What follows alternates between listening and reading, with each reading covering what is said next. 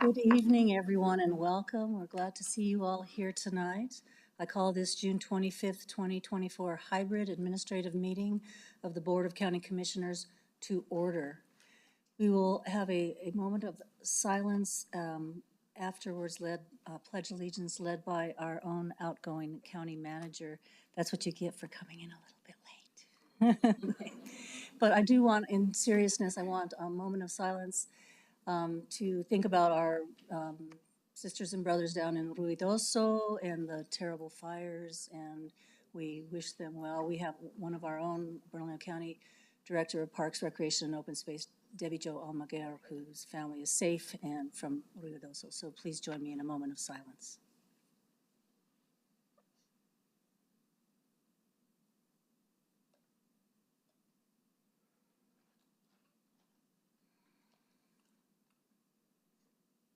Thank you.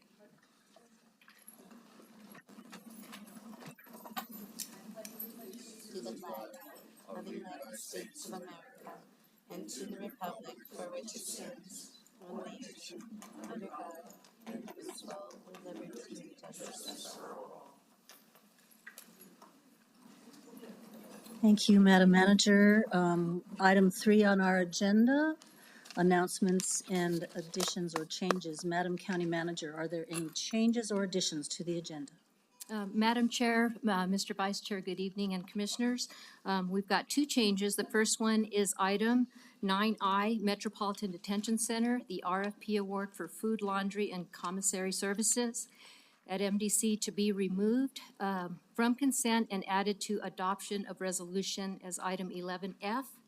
And the next change is item 12A, Economic Development, amendment to Economic Development Financing Policy and Procedures to be deferred to a future meeting. And Madam Chair, a vote is required for the changes. Thank you. Thank you, Madam Manager. Commissioners, any other changes to the agenda? Commissioner Barbeau.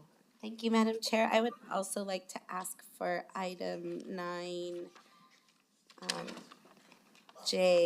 to be removed from the consent agenda. I've had a request from public to have that as heard out loud. And so, Julianne, will you help us? Where will that go on our agenda tonight? Thank you, Madam Chair. So that will become the new 11G. Sorry. 11G.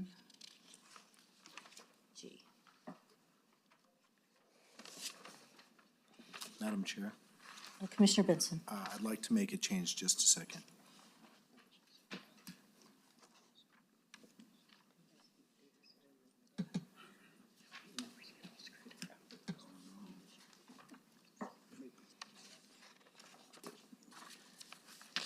Thank you, Madam Chair.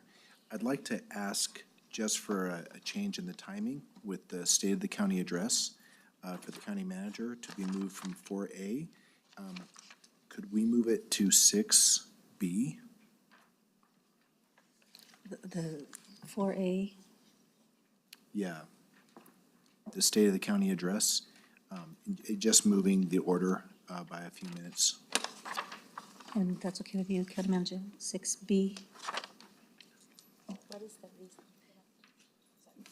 The question is, what's the reason, Commissioner Is it- Benson? Just a personal request, please. State of the county. Okay, so with those changes, do I have a motion for these amendments to the agenda? Motion to approve as amended. Second. It's been moved and seconded. All those in favor, say aye. Aye. Aye. Great, and that agenda as changed is adopted. Thank you. Okay. So I offer the following statement regarding the closed meeting held today, Tuesday, June 25th, 2024 at 3:30 p.m. Only those items described on the published notice and agenda for the closed meeting held today on June 25th, 2024 were discussed at that closed meeting. I need a motion for approval of this statement, and it will become part of the minutes of the meeting. Motion to made. approve. It's been moved by Second. Commissioner Benson and seconded by Commissioner Quesada. Thank you. I will make a second statement, and then we will approve both statements. I move that the Bernalillo County Attorney be authorized to proceed with the matters discussed in the closed meeting held on Tuesday, the 25th, 2024, within the parameters set by this commission. And that's been moved Second? and seconded. So we need a vote on those statements. All those in favor? Aye. Yes. Thank you. We will now move on to item 5 on the agenda, proclamations.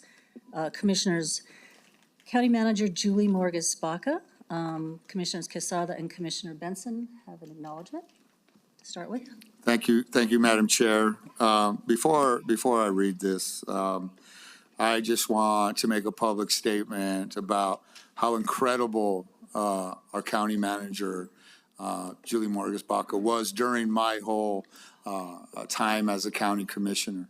She had taught me that leadership sometimes doesn't come with an iron fist, that sometimes leadership comes with compassion and trust and really being a listener more than a speaker. And the things that I was able to accomplish through the mechanisms that we have through our ordinances and our policies here at Bernalillo County, I trusted her.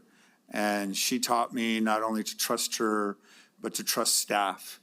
And as you drive around the South Valley, all you see is orange barrels and roads being ripped up and new sidewalks coming in and new lighting and upgrades to all our community centers and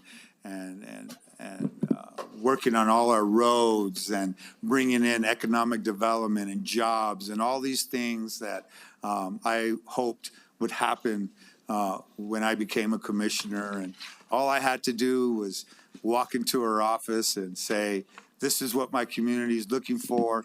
This is what my community needs. And she listened not only to me, but to our state elected officials, for those who funded a lot of these projects. And if we didn't have it, she guided me on how to accomplish so many things, not just through Bernalillo County, but being able to put water in Los Padillas in my first 7 months. There was no water in Los Padillas when I became a county commissioner, which was amazing to me. And she heard me. She listened to my community, and she helped me guide not only through the Water Utility Authority, but as a county commissioner. And there's just a long list of things that she had helped me, and listening to the constituents and to our state elected officials on how to get things done in Bernalillo County, and especially the unincorporated area of Bernalillo County. And I just want to thank her, because she's the reason for that success. It's okay to give funding, and it's okay to give a wish list on what you wish something happens, but it takes that true leader, that one person, to make sure that it gets done. And on behalf of District 2, thank you, Julie. I didn't want to look at you. Thank you, Julie, for making my experience here as a Bernalillo County Commissioner not only successful, but enjoyable.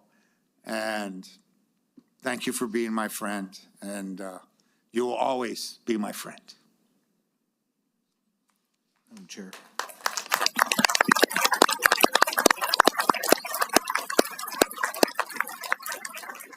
Mr. Benson. Thank you, Madam Chair. I have the honor of also presenting with Commissioner Quesada tonight this proclamation, or this acknowledgement. But personally, I just want to also say thank you so much to you, Julie. You're such an amazing woman. a strong leader, such strength, but not strength that you just go around flexing all the time. It's just, strength like the Sandia Mountains that is just there, and that's who you are. And you were the county manager when I first got elected, and anytime I would ask a question, typically answers, I would go to you to ask how to get something done, or just, please do this. Or sending my constituents with complaints to me, I would introduce them to you, and they all raved about you. And it didn't matter who the constituent was, who the employee is, who the community member is. You take the time to meet with each of them where they are and solve problems. And that's why I've talked to state legislators who don't live in Bernalillo County, who talk about Bernalillo County is the best run county in the state. And you've been the executive here. It takes a whole team, but it also takes a leader, and you've been that leader. And thank you. Thank you for the honor to serve with you, and I'm gonna miss you. But you're in my district, so now you're my boss. And so anything I can do for you to serve you, don't hesitate. Commissioner, I'll let you start. An acknowledgement, the Bernalillo County Board of Commissioners does hereby acknowledge Julie Morgus Baca for her service to the people of Bernalillo County. Acknowledging that Julie Morgus Baca has faithfully served the citizens of Bernalillo County as their county manager for the last 9 years. And acknowledging that during this time, she has overseen numerous critical projects as a devoted and accessible public servant. But just as important, she has fostered a sense of family and community within the county. For these reasons, she will truly be missed. And acknowledging that Julie's services to the county started in 2004 when she served as a deputy county manager for Community Service Division until 2011. She later returned to Bernalillo County in 2015 to serve as the county manager. And Acknowledging that Julie's leadership resulted in many successes for the county, including overcoming the county's 2014 through 2017 operational budget crisis, establishing the Behavioral Health Initiative, overseeing criminal justice reform, and co-chairing an interagency collaborative committee, making progress on the McClendon Settlement Agreement that involves a Metropolitan Detention Center, making road and utility infrastructure improvements, securing a design-build public-private partnership to construct a new public safety training facility, helping to secure economic development revenue bonds and other job-creating measures, and catalyzing the new county headquarters at Alvarado Square, which has the resources for the county to serve the public better than it ever has. And acknowledging Julie's kind influence and strong, knowledgeable leadership leave a positive, lasting impression on the county, making it a better place than it has ever been. Now, therefore, be it resolved that the Bernalillo County Board of Commissioners thanks Julie Morgus Baca for her years of service to the people of Bernalillo County and wishes her the very best on her much-deserved retirement. Done this 25th day of June 2024 in Bernalillo County, State of New Mexico, presented this day, June 25th, 2024. Thank you.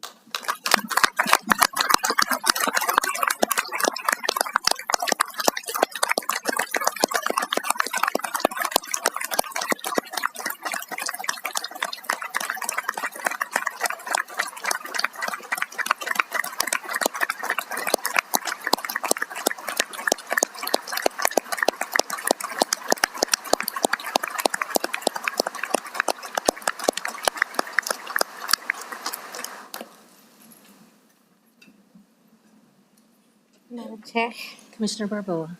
thank you so much. Thank you for the wonderful proclamation, Commissioners Quesada and Benson, and thank you, County Manager, for your leadership. When I started in 2021, we were at the peak of a pandemic, and I walked into a county that was ready, that was moving, that was secure, that had all systems in place to make sure that our residents had a well-developed system to be safe in what none of us knew. And I think of how much leadership it must have taken in those times when our whole world was in disarray. And your leadership was proven as I walked into a smooth, well-running operating machine at the county that not only internally but externally we were providing the best services, the most access, the most up-to-date information. And I just really thank you for your leadership in all these years before and during my time here. I'm really grateful for you and thank you. Vice Chair Olivas. Thank you, Madam Chair. Madam County Manager, it's been about a year and a half that we've gotten to serve together. From day one, you've just been a collaborative servant leader. I think it speaks volumes to who you are and how you've led the county, that you've truly run through the tape. Every day, as I'm asking questions still, and trying to figure things out with different projects and initiatives and constituent concerns, you're the first one to reply, and you're always following up, and it speaks volumes to your leadership. And the legacy that you leave behind in the DCMs and the directors and all the staff that you have empowered and put in place really do cement your legacy as an incredible leader and as somebody that truly cares about this organization that we all care about. And so I just want to commend you for such a legacy that you leave behind, the lessons that I've learned from you, and just your incredible work ethic and the incredible staff that you leave here for your successor. And I just think that it's a great legacy, and it's been an honor to serve with you. Thank you. Thank you, Vice Chair. And Julie, Madam Manager, it has been an honor and a privilege to serve with you these last year and a half. I've known you longer than that when I ran for the Conservancy District. You're in the Valley. We have common interests and common goals, and I've gotten to really appreciate sharing those with you. I have a little something. I know that it's not a proclamation to hang on your wall, but this is something to hang on your person. And I went to get a little gift for you that I wanted something that's rare and elegant, like Julie Morgus-Baca. And so this is for you to represent, and thank you so much for your service. So I'm going to pass this to you.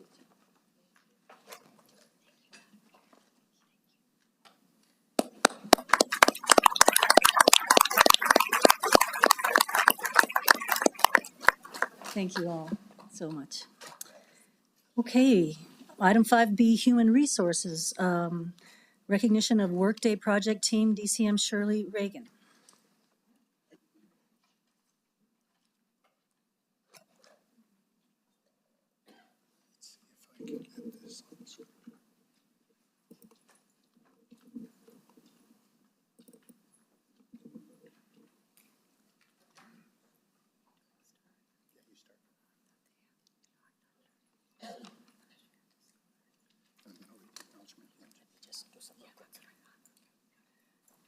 Madam Chair, Commissioners, I'm Shirley Reagan, Deputy County Manager for Finance Division.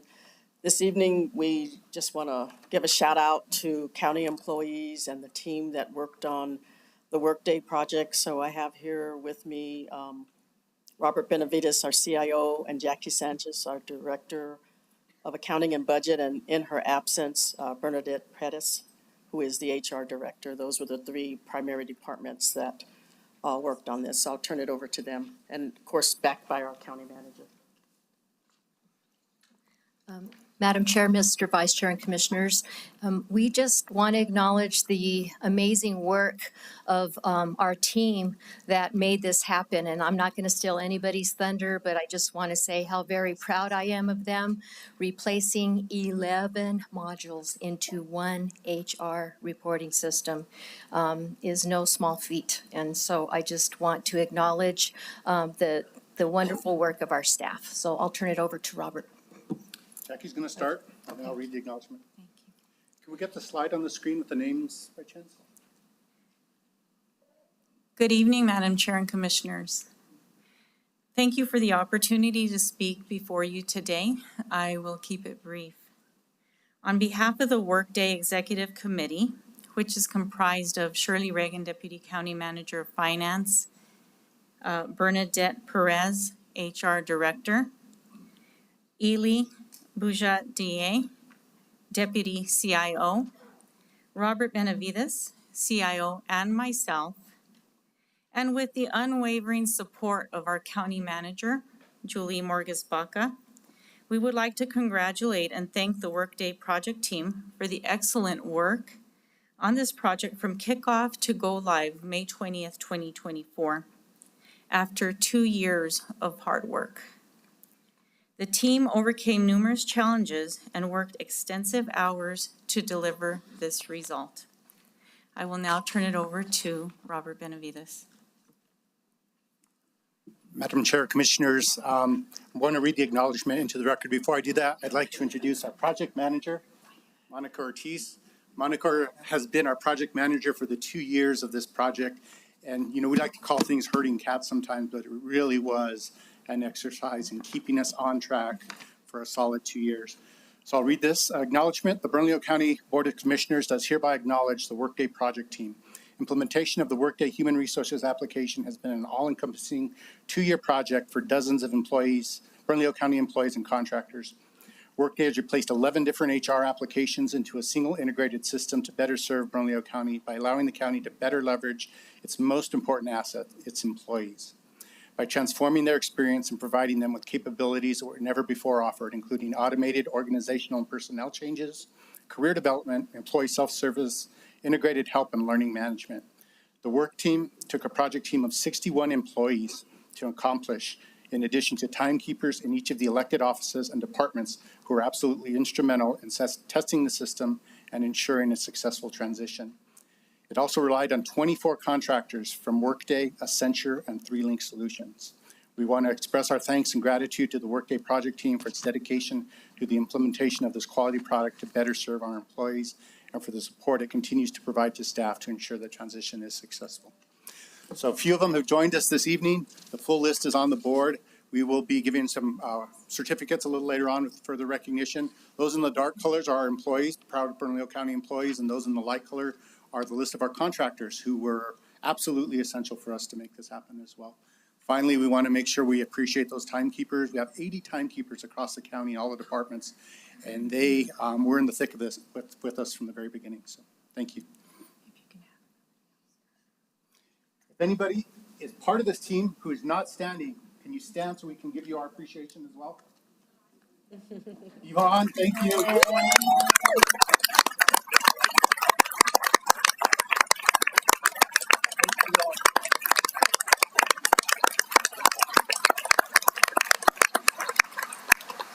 Thank you, Commissioners. Thank you, and a shout out to Director Bernadette Pettis, who couldn't be here today, the Director of HR. So thank you all so much. Okay, we will move on to public comment and communications. I know there's many of you here for many different issues, but if you are here for the behavioral health ordinance, your public comment will be at that time when we open that public hearing, and that is item 10A on the agenda. So this is for general public comment. They could choose to still do it after we're discussing. Each person has 2 minutes, and you will be alerted about your remaining time. When your name is called, please make your way to the podium if you are speaking in person. Before making your statements, please state your name for the record. To maintain order and decorum and in the spirit of professionalism and respect for everyone present, we ask that you adhere to the 2-minute time limit. Julianne will read the names. I believe we have 14 speakers for general public comment. Is that right? Thank you, Madam Chair. Yes, correct. So we will start off with in-person participants, starting with Mr. Don Schrader, followed by Patrick Schaefer.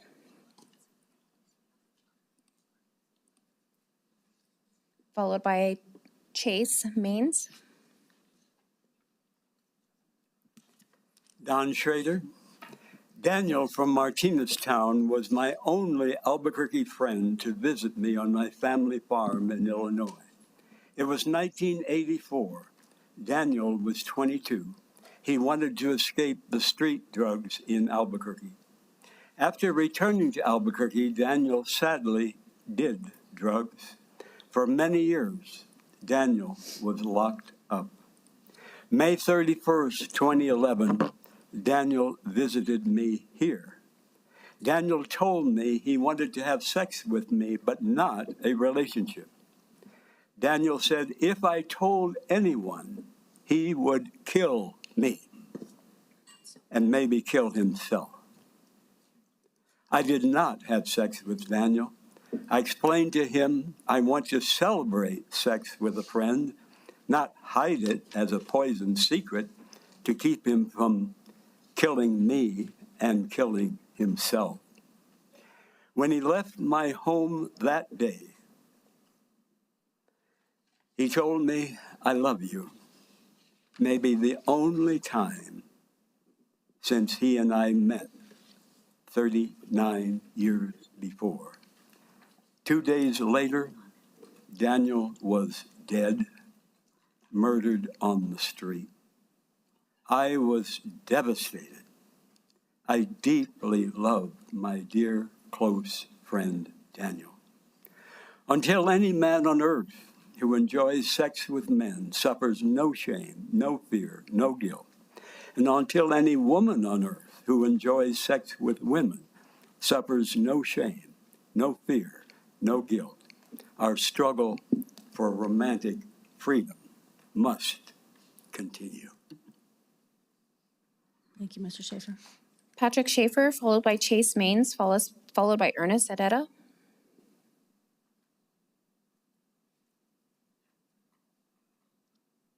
Moving on to Dr. Gerardo Cionello, followed by Rudolph Serrano, followed by John Garlish. I think we skipped someone that's raising their hand. Okay, when I call your name, if you can make your way to the podium. Sorry about that. Patrick Schaefer, Chase Maines, Ernest Herrera, Dr. Gerardo Cionello.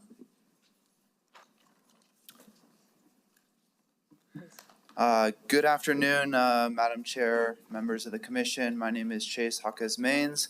I'm here speaking with you today on behalf of the Alameda Community Center, the Raymond G. Sanchez Community Center, and I'd like to call you to vote for option A so we can get adequate funding for this project. All the community members need full funding for this project, and as I understand it, it is not okay to only fund projects partially. So I'd really call on you to support option A to fund a full $4 million to finish the project and finish the pool in this area. Thank you. Thank you, sir. Ernest Herrera.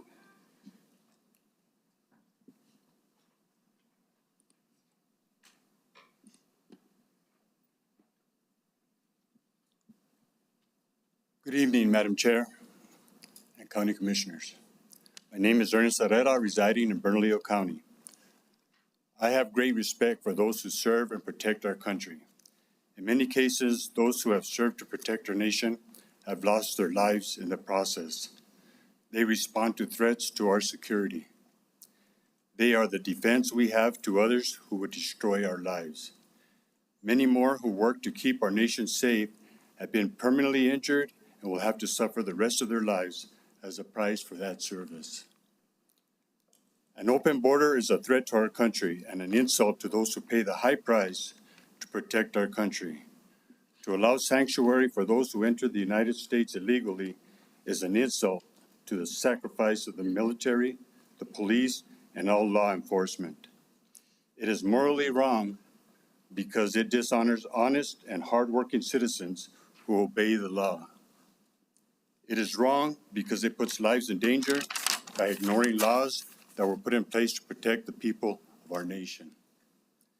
It is wrong because it has contributed to an increase in sexual slavery. It is wrong because it has made drug trafficking much easier for criminal organizations.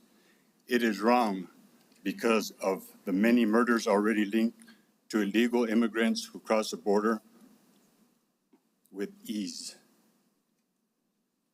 It gives away resources that should go to citizens of our country who need assistance and are legal citizens. Catch and release is not compassionate when it is not just. It is not just or merciful to put money in the pockets of criminal organizations or give other nations who mean us harm easy access to our borders. It is wrong because it is needlessly overwhelming an already overburdened system. It should be stopped immediately for the good of our nation. Thank you, sir. Thank you. Thank you. And may God bless you with the wisdom to make the right decisions. Thank you, sir. Gerardo Cionello, followed by Rudolph Serrano, followed by John Garlish.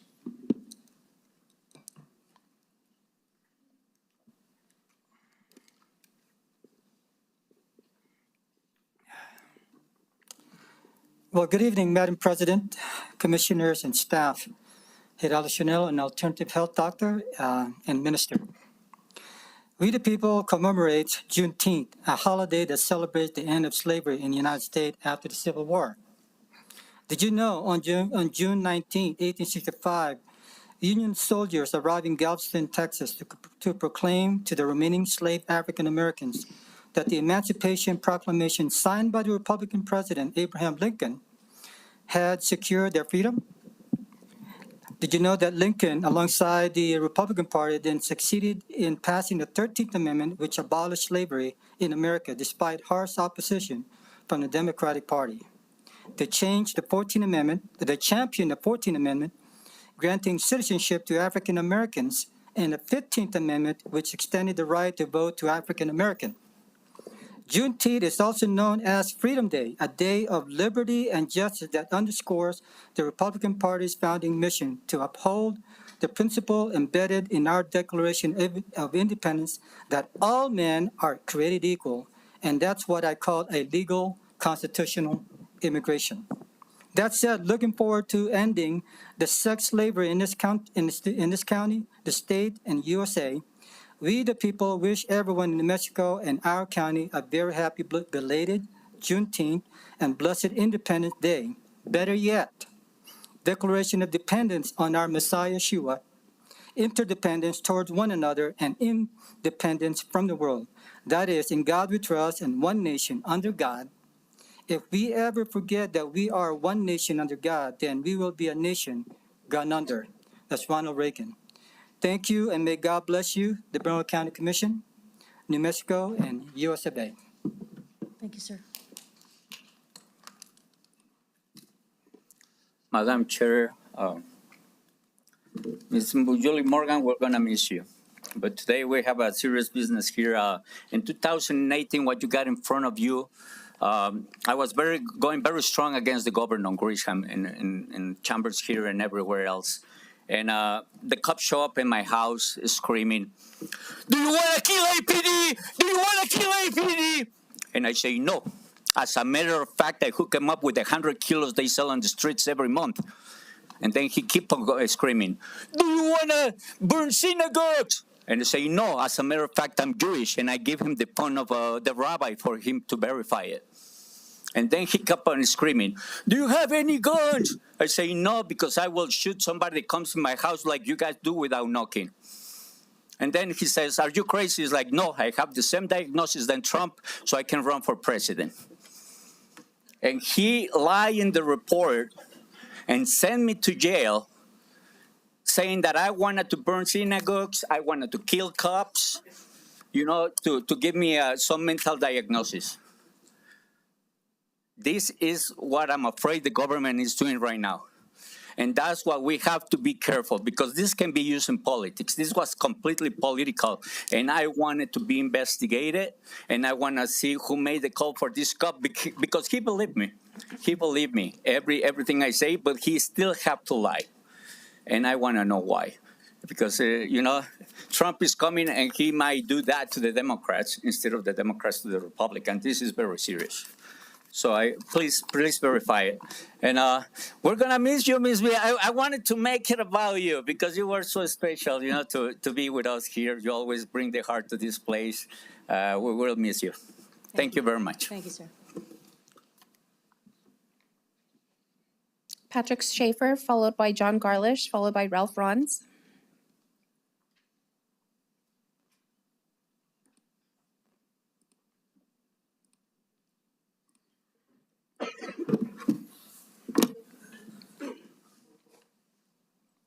Madam Chair, members of the commission, standing here, I can only imagine what it must be like to take votes and make decisions that impact and move our county and community forward.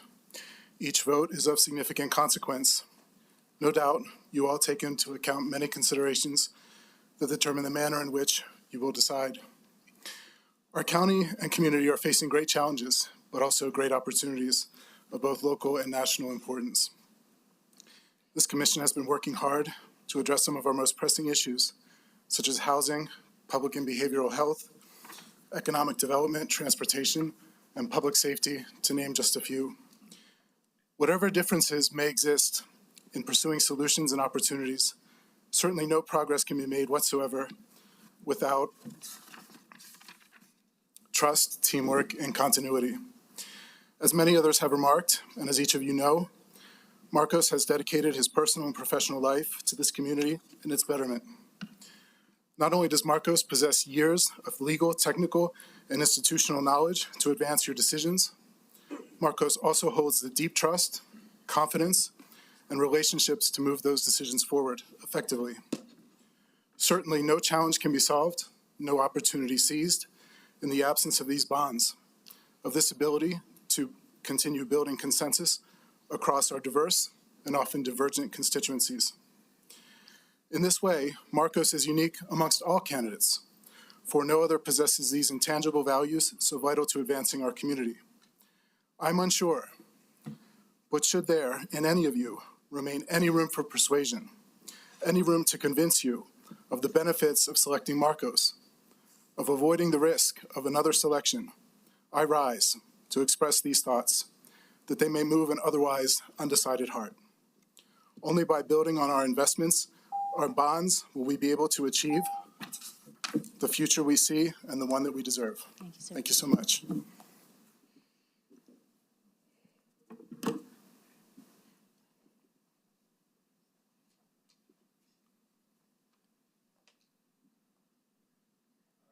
Chairwoman Baca and fellow commissioners, good evening and thank you for the opportunity to speak. My name is John Garlish and I currently serve as the Program Director for the Bernalillo County Extension Office. And we at the Extension Office would like to express our support for the bond proposal for the Sandia Ranch design and planning phase. The Extension Office is excited to move to the Sandia Ranch property, which will provide new and enhanced opportunities, as well as ongoing support for the educational and outreach programming we do in agriculture, food preservation, health, wellness, diabetes education, and 4-H youth programming. That the extension provides not only for the residents of Bernalillo County, as well as for the surrounding region. We realize that the next step in the overall development of the Sandia Ranch and are supportive of the bond effort to start the planning and design process. We thank you for your continued support of the extension programs and look forward to the new site. Thank you very much, Commissioners and Madam Chairwoman. Thank you, sir. Ralph Ronz, followed by Joel Villarreal.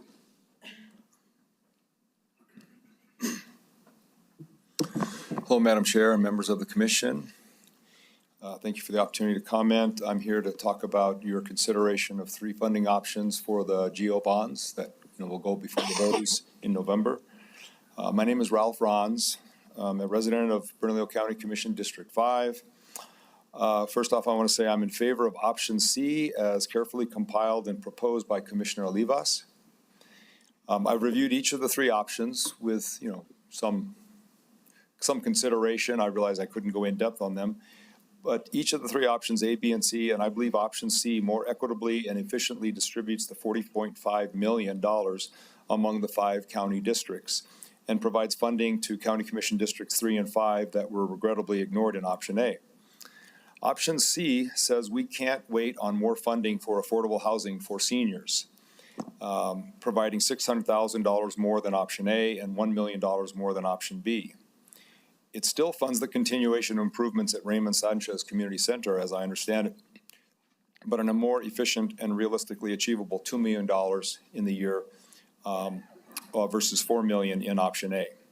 It funds improvements to Los Vecinos Community Center that were funded in option B, but not funded at all in option A. It funds 1 million more sorely needed for the Han Arroyo fixes and trails that is ignored in option A, and 500,000 more in option B. Thank you for this consideration when you are going to be voting on the GO bonds. Thank you. Thank you, sir. Joe Villarreal.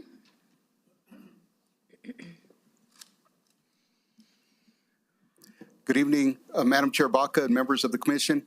My name is Joel Villarreal. I'm a staff representative with AFSCME Council 18, here representing the white-collar employees, here to give the good news and hopefully to ask for your support here in support of our contract. We had very good negotiations this year, as you know, with the raises that were allocated for our unions, but also for our union, it was very special as well. We were able to secure health and safety rights into our contract for the first time that I've seen in there. So that was a very good thing for our employees, and we would ask you all for your support in approving our contract tonight. Thank you. Thank you, sir. And that concludes in-person commenters. We'll move to online participants. Oh, there's one in the audience that wasn't called. Your name? Is this a general comment, or is it for the behavioral health ordinance or the 1% for art? So general. What's your name? I'll defer to the chair. I don't have the sign. I think we'll, thank you.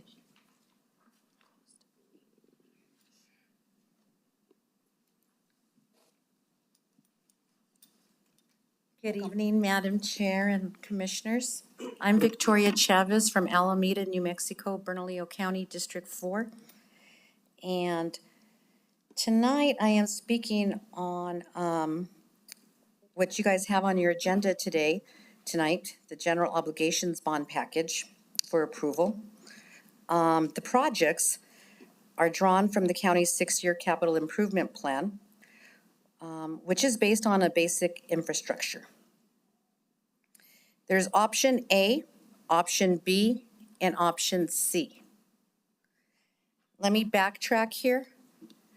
In Alameda at the Raymond G. Sanchez Center, where I grew up 56 years ago, we never had a swimming pool. We haven't had a swimming pool. We played in the arroyos and the ditches in the river, which is not allowed anymore. Anyhow, there is a swimming pool which has started construction and ready to be completed. In option C, the funding has been depleted and will not complete this swimming pool. Option A will complete this swimming pool at the Raymond G. Sander Community Center. And option B is a negotiation, won't fully funded. But one thing I know at working at the state capitol and funding projects, we need to fully fund them. We need to fully fund projects. And the Raymond G. Sander swimming pool has been already preliminary funded, and we need to fully fund it to get it complete for our children in this community. We don't want them in the arroyos. We don't want them in the ditches. We want them in the swimming pools. So please do not vote for option C. Let's get this swimming pool done. I also had another concern. In option C, we have two Albuquerque projects, City of Albuquerque projects that are being funded. Tijeras Biozone Education Center. Thank you, ma'am. Your time is up. And one other. Thank you. Okay, moving on to online speakers, Gloria Faber, followed by Peter Robertson, followed by Stan McCoy.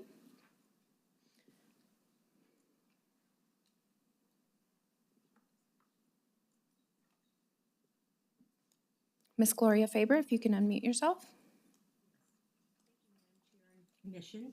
My name is Gloria Faber. I am the Executive Director for New Mexico Youth Soccer Organization. Excuse me, Ms. Faber, can you speak a little bit more closely to your microphone? We can barely hear you. Yes. Can you hear me now? Not very well. My name is Gloria Faber. I am the Executive Director of New Mexico Youth Soccer. We are the largest youth sports organization in the state of New Mexico and in the Albuquerque area, serving over 6,800 youth soccer players and coaches.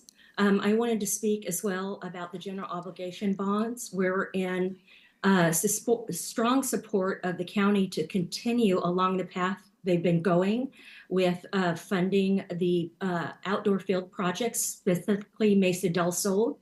Our sports organizations came out in full force to vote for the county's general obligation bonds. And at that time, funds were earmarked for Mesa del Sol and other projects. We've had a great relationship with the county, a great dialogue. They know what our membership wants, and they have been working hard to make that happen. We have witnessed, as many of you know, a high demand for quality sports facilities, but we are lacking places for our children to play and to participate. We know we cannot grow our sports unless we have places to play. And so we're asking the commission to stay on the path, to unite as a commission and finally turn the corner and finish these facilities that we need for the youth in our community. We also want the commission to know that our membership has been a strong voice for all sports projects in the community. And so if you all would look to each other and look to actually finishing the projects that are on the table, we'll continue to support any project that relates to sports. Thank you very much for your time and consideration in this matter. Thank you, ma'am. Peter Robertson, followed by Stan McCoy, followed by Janet Sayers.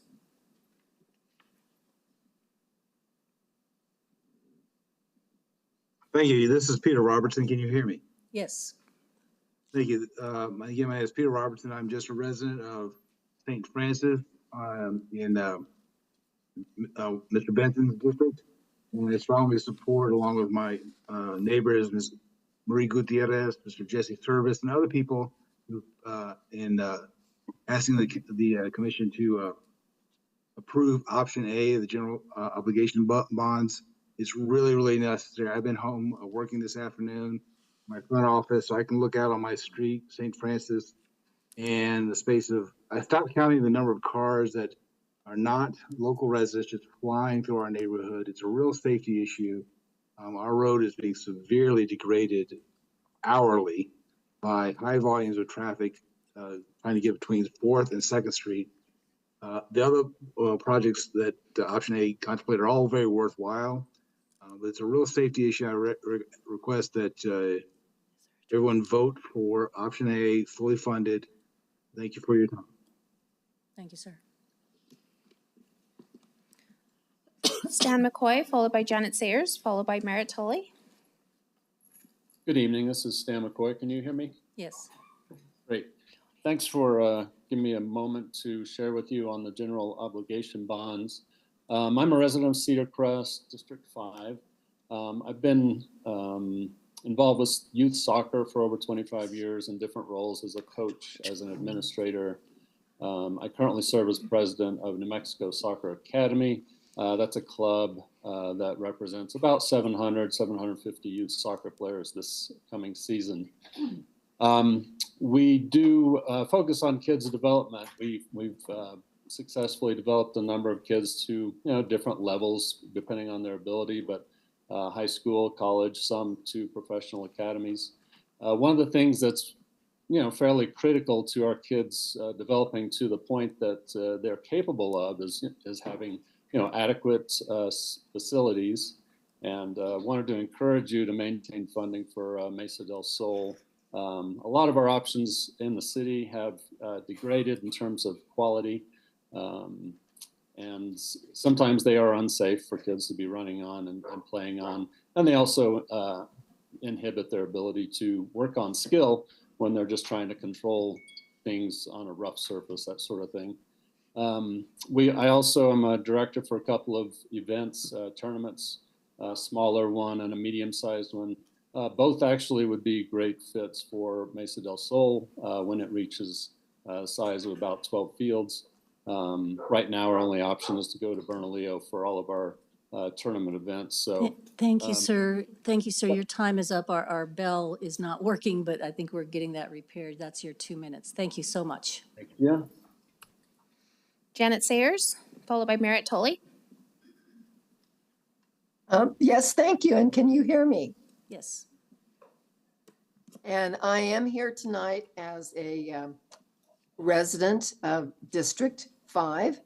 I've lived in the same home since 1986. Oh, and thank you, Madam Chair and members of the commission for taking this testimony tonight. I was recently appointed to serve on the Library Advisory Board, and I consider that an honor. So I am here tonight to speak in support of option C for the capital improvement program, which does provide more funding for our library system.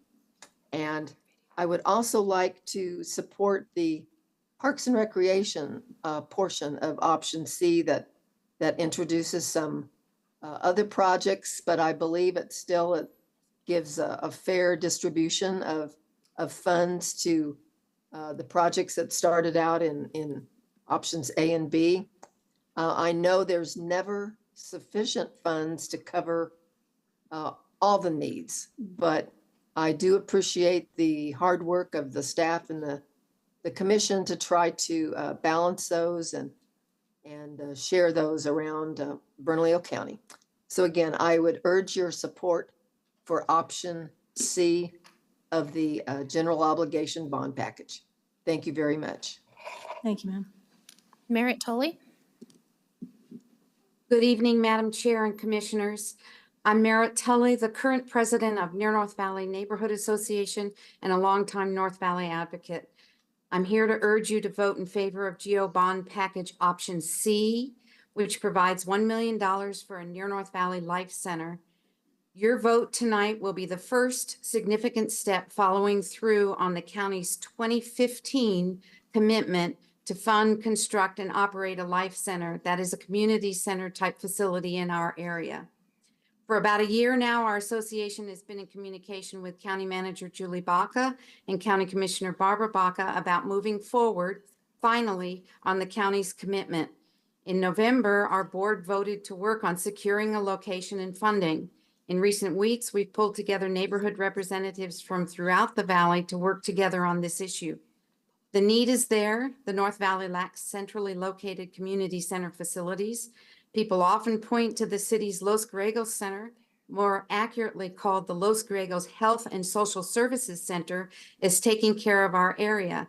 That facility is essentially a medical facility overseen by the city's Health, Housing, and Homelessness Department. It is not a community center. It has no community center programming.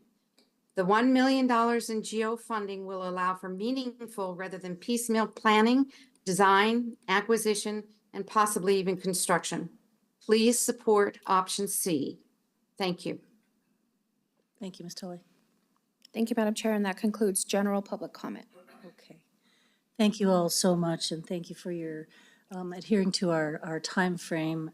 Again, the behavioral health ordinance and the 1% for art are both public hearings later in the agenda, and we will hear comment at that time. So we move on to 6A, Office of Criminal Justice and Behavioral Health Initiatives, Addiction Treatment Advisory Board Report. And the county manager is heading down, and I believe we have Dr. Rivka Stern and Barbara McCready. Hello, Madam Chair and Commissioners. Thank you for letting me speak tonight. I am Dr. Laura Rivka Stern, a family physician here in town, and I'm chairperson of the Addiction Treatment Advisory Board. Barbara McCready, our vice chair, was unable to come in today. Thank you for coming. I'm here with, I want to take a moment to thank Pam Acosta for all the work that she has done with us on the advisory board, and she will be very missed. And to thank Amber Salazar for all the great work that she has done organizing us, getting our minutes and meetings going. This is our annual report. Very briefly, I want to say that the ATAB was formed in 2017 to be an advisory body staffed with medical professionals and addiction specialists that would make policy recommendations to help align the county's programming and methods used for service delivery related to addiction treatment and harm reduction services. We have up to 15 board members, and we meet monthly. So in this last year, there have been some major accomplishments in the county that we're very pleased to announce. At MDC, they are now finally using buprenorphine for withdrawal management for people detoxing from opiates. That has made a huge difference for withdrawal management, has made it much safer, decreased the risks of severe complications. So we're very pleased that this has finally come to pass, and we've been pushing for this for many years. We're also pleased with progress at the Care Campus. There is now clinic at the campus that can prescribe medications in conjunction with people who are detoxing from different drugs. So it's really made a better handoff where people have medications that they can get and counseling and get established with a provider. So that has been a great improvement at the Care Campus. And we are pleased that Bernalillo County has helped fund the Youth Detox Center at Serenity Mesa, and that's hopefully going to open in the next number of months. So these are great accomplishments that have been done. We're very pleased about that. Our recommendations to the board are that ATAB would like to be represented in any major addiction-related county planning initiatives. We want to support the city and county working together on the opioid settlement funds. And again, we're happy to have a voice in that to give our expertise.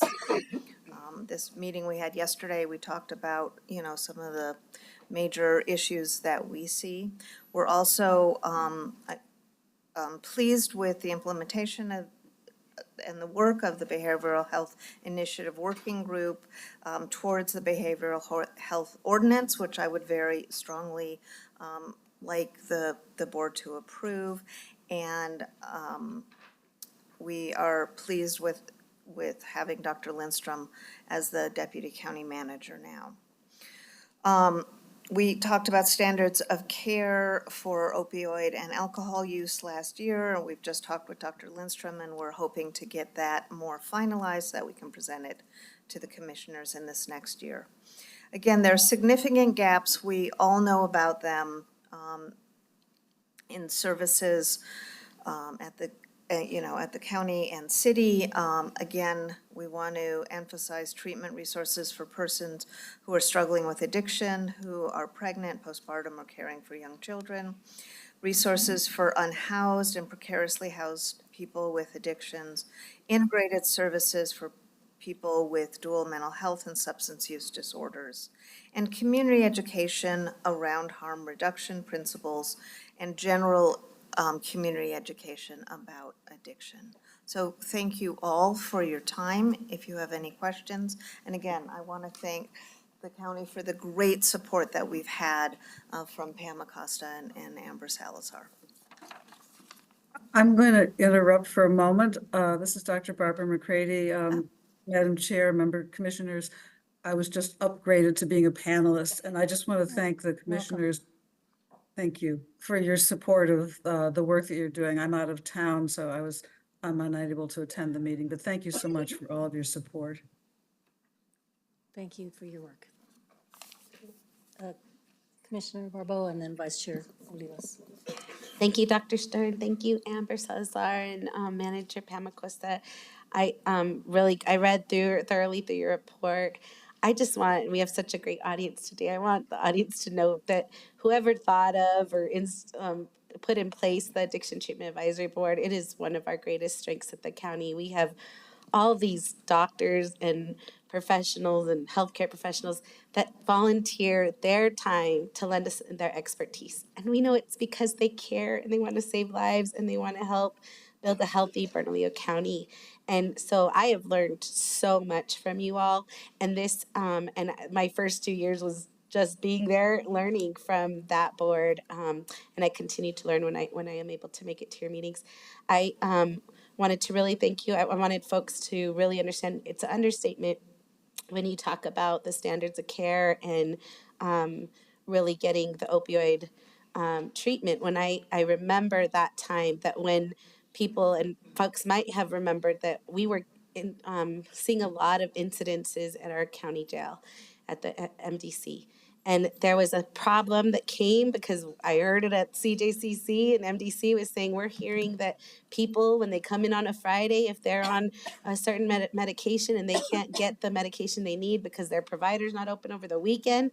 And ATAP stepped up and provided a solution, created standards of care, made sure that we were able to dose people at a level that wasn't going to harm either way without reaching their provider. So that's just one instance of the many times I've seen this board just act with such strength and care for our communities. And again, Pam and Amber, you've been the ones moving that work through. So thank you. I agree with your gaps. It makes me feel really good that that yes, these are the gaps that I think we're aligned around, how we better meet the needs of pregnant using substance women, people using substances during their pregnancy, and the housing supports. I think we're trying to work on some of those. Number 3, the dual diagnosis. We are, and I ask everybody to save the date for September 11th, University of New Mexico Health, and thanks to our county manager's leadership, the county will be partnering to hold a dual diagnosis summit that I hope does start to address and really make way on your third gap here. And last, I feel like number 4, that we have that great need, and I hope now with Dr. Lindstrom's expertise as well, we'll be able to really do the education needed, the the buy-in from community about how we truly become a harm reduction champion for our community. So thank you for this thorough report. And thank you all for your service. Please tell all the folks on that board that they are so valued. Thank you. We're very happy to serve. Thank you, Madam Chair. Thank you, Dr. Stern, and to all the members of your board and the staff that supports you. It's been a pleasure to work with you over the last year and a half, working with you on the opioid settlement planning resolution and our efforts there, and also working with you on the behavioral health ordinance. Your expertise and your on-the-ground experience is just invaluable, is not even a word that describes it. But I just wanted to thank you for this. It is really a very brief but incredibly comprehensive report, and that's really helpful for us.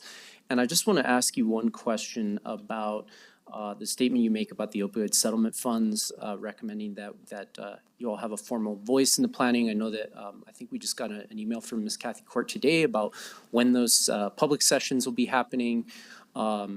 Do you feel like, and I know there's many players here involved, both on the city side, county side, contractors, all the folks involved. Do you feel like we're moving in the right direction there, and do you feel like you have a voice in that process? I do. I think you are moving in the right direction, and there's a lot of work by a lot of good people who are coming together and really trying to do this in a thoughtful and careful way so that the money is spent well. And we just, again, from being, on the ground with the group of professionals that we have, we are coming up with we had a brainstorming session yesterday where we came up with many other ideas, encouraging, I'll just read it briefly just so that you know. Number 1 was peer support, expanding peer support and aggressive case management for people in all areas of transition. So that was a big one, and the ways we can have more peer support people and make sure they're incorporated in treatment services. Again, housing, making sure Narcan is available, transportation's a huge issue. We talked a lot about infrastructure. I mean, we need to build spaces where people can be in treatment. We need more inpatient treatment. We need more outpatient treatment.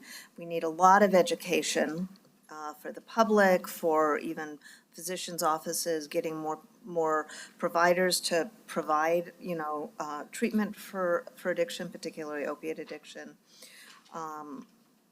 harm reduction. So these are all the things we were talking about. So yes, we just were asking to, again, be a part of those conversations. I'm really grateful to hear that that engagement is happening and you guys are doing the good work. And I just want to add one thing in there. I know that you all are the treatment professionals, but let's not forget prevention, because if Absolutely. we start before it starts, Absolutely. then we don't need to invest in treatment ongoing. So I really appreciate your work and thank you so much. No, and we agree with that as well. Thank you. Thank you so much.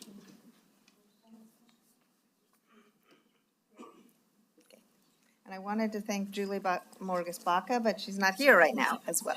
Oh, there you are. right here. Okay, thank you. It's been a pleasure to work with you. Thank you.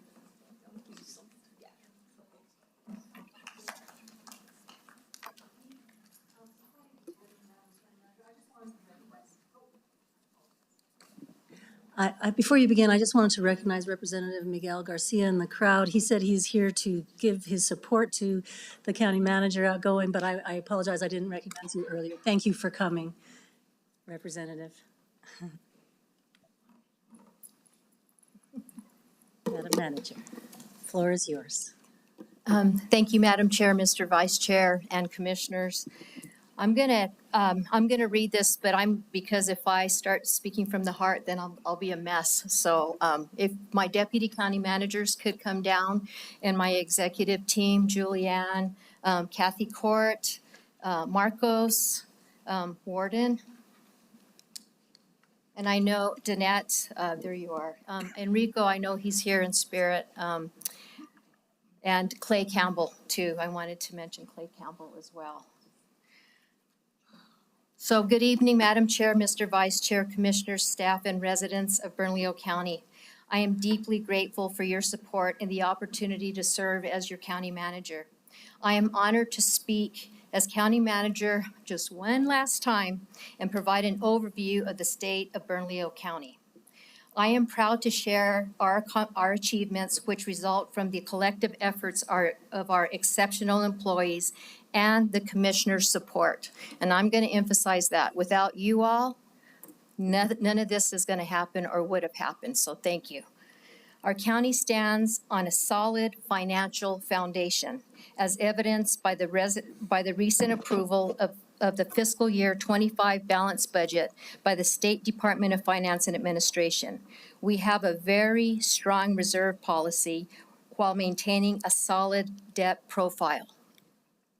We have built up healthy reserves, a crucial safeguard for unforeseen circumstances. So some examples are like the recent settlement of the 10-year lawsuit with ASME Union, a $7.5 million settlement with the New Mexico Department of Transportation, civil rights legislative insurance, and potential settlements for the McClendon lawsuits. It's important to note that each New Mexico county is mandated by state law to set aside 25% of its annual operating budget. The county has maintained its AAA bond rating on the general obligation bonds from 3 rating agencies, Standard & Poor's, Moody's, and Fitch, and additionally, Moody's upgraded the bond rating on our gross receipts tax revenues to AA1 to AA2 in January of 2024. That's amazing. The upgrade is based on growth in GRT revenue, which is based to repay the debt service on bonds. This is significant. It's the highest rating Moody's gives GRT revenue bonds. Due to the county's AAA bond rating and favorable market conditions, the county has taken advantage of lower interest rates. This is a testament to how our credible management practices and strong financial management policies benefit the county and its residents. We also administered and successfully reported the American Rescue Plans, which is ARPA, better known as ARPA, state and local fiscal recovery funds, in the amount of $13.2 million. We partnered with the Albuquerque-Bernalillo County Water Authority on approximately $64 million in water and sewer infrastructure projects. Bernalillo County, we are a leader in our community. There are many examples of this. We've taken the lead on the behavioral health programs and initiatives through our behavioral health tax in collaboration with over 60 nonprofits. And I see that our nonprofits as a very important service that they provide that we cannot. They're an extension of us. And I appreciate all their efforts and everything that they do. We provided crucial assistance, including housing, recovery programs, and medical triage. Our most recent achievement, as everybody knows, is finally the inauguration of the Crisis Triage Center on UNM Hospital campus, a beacon of hope for individuals experiencing a mental health crisis, offering an alternative to jail and also the emergency rooms. Although along those lines, we're going to talk a little bit about the Care Campus. We expanded the Care Campus, which assists our most valuable citizens with behavioral health care, which includes very robust addiction and treatment services. In collaboration with our partners, again, the Second Judicial District Court Young Adult Program, we now have a wing dedicated just for our young adults. The Care Campus Living Room received a 2024 National Association of Counties National Achievement Award. And as you know, the Tiny Home Village, a transitional housing community, is currently at 100% capacity. And let's not forget the opening of the Resource Reentry Center. It's the very first step for inmates being released from jail. We offer a supportive environment for individuals to have a cup of coffee, catch their breath, and figure out what their next steps are to integrate back into our community. There are successes to report at the Metropolitan Detention Center. Reaching a settlement agreement in the McClendon lawsuit provides a roadmap for the county to exit the lawsuit. Together, we cultivated a partnership with UNM Hospital, as we've talked about, to provide medical, dental, and behavioral health services for inmates at the MDC. And I want you to note, deaths have decreased significantly over the last year, ever since they took over on July 26th. There's more good news in the public safety arena. We've just completed the Joint Fire and Public Safety Training Academy on Broadway and Rio Bravo. It's a state-of-the-art facility for our well-deserved public safety heroes. Bernalillo County Fire and Rescue has also had the privilege of partnering with Sandia Pueblo to staff their beautiful state-of-the-art fire station. In addition, we are in construction phase of our first new fire station in 25 years. And that's Station 66 in your district, Mr. Quesada. We're calling it Station 66. I think it was your idea, Route 66, on Route 66, which is set to open in December. This is a big deal. We completed 10 new soccer fields at Mesa del Sol, now a regional recreational complex. This is great news for our youth and our economy. Economic development has taken a front seat in our state and county. We have invested more money and resources, which have resulted in Amazon, Netflix, Maxion Solar Technology, Array Technologies, and many manufacturing companies creating good jobs, good pay, and opportunities for our citizens. During the pandemic and afterwards, our Economic Development Department dispersed $12.3 million in ARPA dollars to assist residents with emergency rental assistance. Also during the pandemic, while working remotely, we mobilized county employees to provide over 2,000 vaccinations in our community. I can't leave out Alvarado Square. I hope we are still in agreement that how this beautiful chambers is, and also other parts of this building. Customer service friendly. People are intimidated when they go into government facilities, and I'm hoping that we provide a welcoming environment to the community and the public that we serve. We successfully moved into the state-of-the-art customer service focused headquarters in 2021, which has again resulted in exceptional public service and also a place where employees could be proud of. We have an awesome clinic for them to go to if they're not feeling well, basically replacing you could replace your doctor if you wanted to go to them. You could go in there if you're just not feeling well or you just need a immunization. So it's also, this service is also provided for families of our employees. In January of 2022, Bernalillo County was hit with a ransomware cyber attack. We all remember that. We avoided paying a ransom sum and restored services much faster than anticipated. Since the ransomware attack, the county has increased the percentage of its IT budget focused on cybersecurity.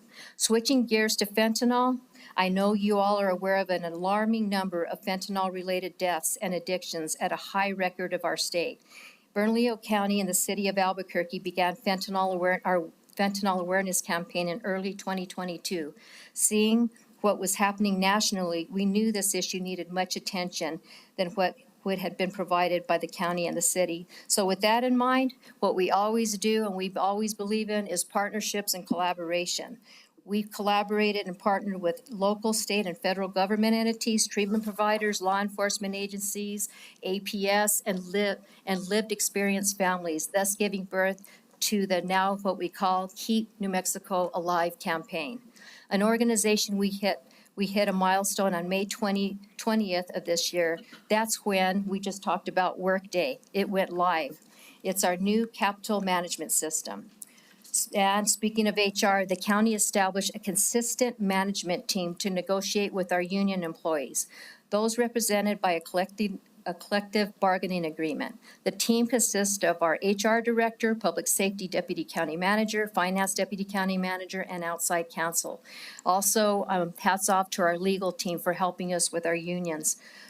We also have our subject matter experts, which we involve in to help us with our union negotiations. The final two contracts have been ratified by the union membership, and we will be presenting to you for final approval tonight. I just want to thank all our unions for always being respectful and professional. It's been my privilege to work with all of you. We have developed a positive and collaborative relationship with you, and we are proud of that. We have developed a 5-year strategic plan, which has been submitted to you for review and approval, as well as you know, our comprehensive plan, which you approved at our last commission meeting. I feel really good about leaving the new county manager with a fully staffed executive team that includes a strong chief operating officer, 6 very experienced deputy county managers, a robust legal team, and a new warden at MDC he comes in with 25 years of experience. Their support and expertise have contributed to our many, many accomplishments. And Kathy, thank you for all you do with our federal delegation, with our New Mexico delegation, with all our grants. It's amazing the amount of money through the efforts of you and your staff that you have brought into the county. So thank you so much. Really, really appreciate and couldn't do it without my great staff. So, you know, I just want to let you all know, you have made me a better, I better not look at you. You have made me a better county manager, and this team can help the new manager hit the ground running. I want to thank our county attorney, Ken Martinez, and his awesome legal team for their work and experience in various areas that impact the county. And I also want to thank our federal delegation, our governor, our legislators. Thank you, Representative Miguel Garcia, for being here and to support me. I want to take a moment to recognize the residents of Bernalillo County. Thank you for trusting me to serve our community and to preserve our unique and diverse county, our diverse county with its rich and beautiful culture. We must continue to respect our community members by being transparent, asking for their input, and cherishing the values we share and that they represent. It has been my privilege to work with the residents of our county. And thank you for allowing me to serve as county manager. Striving daily to improve our community for every resident is what I try to do every day. In closing, reflecting on my tenure as in Bernalillo County, one sentiment that resonates deeply is the exceptional quality and competence of our county staff.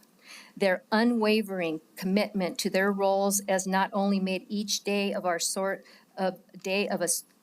source of joy, but it also has been the driving force behind our collective success.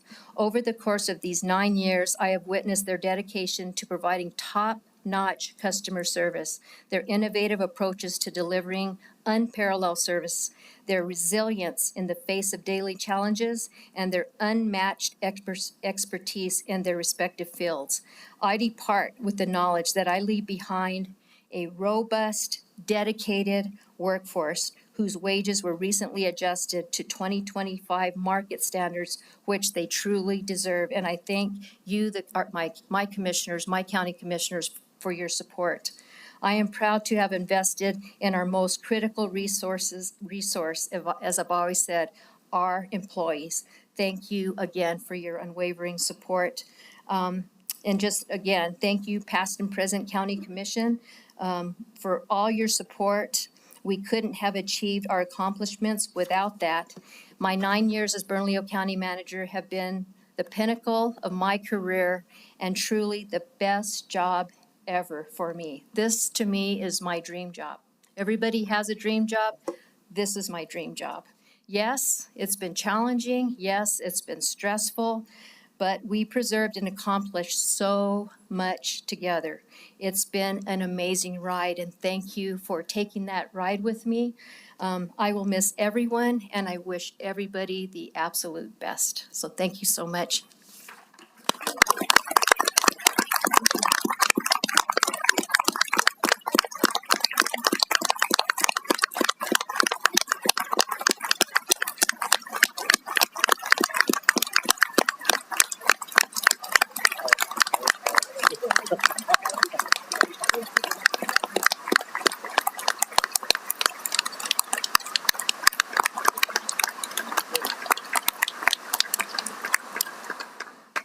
And thank you to staff. Can staff please stand up, remain standing? And I just want to thank you all, and for those of you that aren't here, thank you honestly for making me a better county. I really feel that because of you all, we've done so much together. We've been so successful, and thank you to the community for standing behind us and trusting us. Thank you all very much. From the bottom of my heart. Thanks.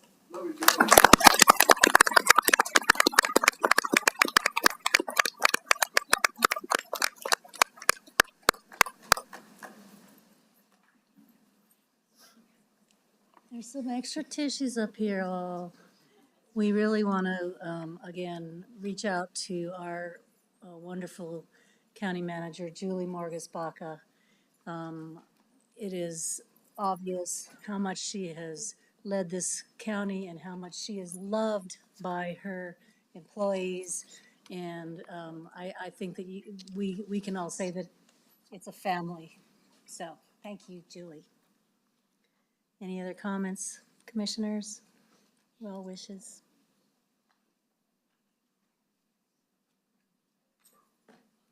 You did it. We now move on to item 7, the county manager search. And I will introduce this item. And I would be remiss if I didn't recognize the staff. I mean, it takes a family to run the county, but also as we move forward in this transition. And so I wanted to read a list of county staff that have really helped us through this. This has been, I believe, a very important effort where we conducted a national search, where we had a local search committee, where we had all members of our HR, IT, legal departments, county manager department, communication services. We did Zoom call, public engagement. So from our legal department, Ken Martinez, Mara Demule, John Grubasek, Pamela Ortiz-Reed, Bernice Vigil, Jennifer Rodriguez. Thank you. From our IT, Robert Benavides. From HR, Bernadette Pettis. From the County Manager's Office, our wonderful Julianne Baca. Thank you so much for your expertise and work on this important effort. The Communication Services, Tracy Dingman, Kristen Ferguson, Victoria Araujo, Kristen Fox, Paul Evans, Chris Paul, Tia Blatt. And from our reception, Tammy Adolph, Angela Lucero, Rita Martinez, Josh Lucero Gonzalez, and Ariela Gonzalez Lustig. We really do appreciate the effort in moving forward. I know Julie's shoes are very hard to fill. We will not fill them, but we do need to go into this important next step, and thank you all for helping us to do that. Also, our local search committee, chaired by Juan Vigil. Members were Tim Cummins, Venice Ceballos, Maggie Hart-Stebbins, and Yolanda Montoya Cordova. We really appreciate your professionalism and your expertise in helping vet these wonderful candidates. And I do believe that what we have here is a stellar group of candidates, which we were provided 5 top candidates from our search committee. This commission, in unanimity, went to a top 3 group. And if you were here last Tuesday, the community was introduced to those top 3 candidates, and they were able to make their case for why they were the best fit for our next county manager. With that, I would like to make a nomination for Cindy Chavez to be our next county manager. Second. And that's been moved and seconded, and I will say a few things and then open up to other nominations. Cindy Chavez is coming to us from San Jose, California. However, she is a New Mexican. And I think if you were here and lucky enough to meet her last week, you know that that is true. Her family and her heart and her understanding of New Mexico is deep. She was educated in California and has served in San Jose, California, most recently Santa Clara County. She is a servant leader and a senior executive offering 25-year tenure in the public sector, crucial for transformative change amongst donors, corporations, government, and community partners. I think we have a stellar candidate in Ms. Chavez, and I encourage support, but I will open it to nominations from the floor. Madam Chair. Commissioner Quesada. Yeah, I'd like to nominate Marcos Gonzalez. Second. Thank you. Seconded. And so, you know, I think that he is definitely the future of Bernalillo County. He has proven himself to be a great leader. He's done tremendous work, not only in my district, but throughout Bernalillo County. He's homegrown. And as you know, I always advocate for us lifting up our own. I come from an industry which is really not hard. It's really hard for that to happen. And so always in my career, whether it's been my professional career or my career in public service, I've always backed up the people who come from here because they have a unique understanding of our culture and who we are. And that matters. That matters in leadership. That matters on direction, on how we move forward and how we move forward together. I think that he brings all the elements of a good leader, which means if you haven't worked with Marcos Gonzalez, he is also like Julie Margus Baca. He is compassionate, he is kind, and he is thoughtful. And those are the type of leaders that are successful in my eyes. And it's been proven many times. I'll revert back to Albuquerque Public Schools when we decided to make one of our own the superintendent, Raquel Reedy. And as you know, she was the most successful superintendent in the history of APS. And they overlooked her at first. So to stay true to who I am and to stay true to, I think, the direction of Bernalillo County. I put my support behind Marcos Gonzalez. Thank you, Madam Chair. Vice Chair Olivas. Thank you, Madam Chair. I just want to say that this has been just an incredible process, and we are just so lucky to have three incredible candidates before us. I really think, really and truly, that any of these three candidates would serve us exceptionally here at Bernalillo County. And so, while I think this is a blessing to have three very talented individuals at the table to choose from, it's also been a curse because it's a very difficult decision to weigh the different options. But I have to say that I believe Ms. Cindy Chavez has shown incredible leadership in San Jose and Santa Clara County, where she currently resides. But she also knows our local culture, our local community. Her family lives in the East Mountains.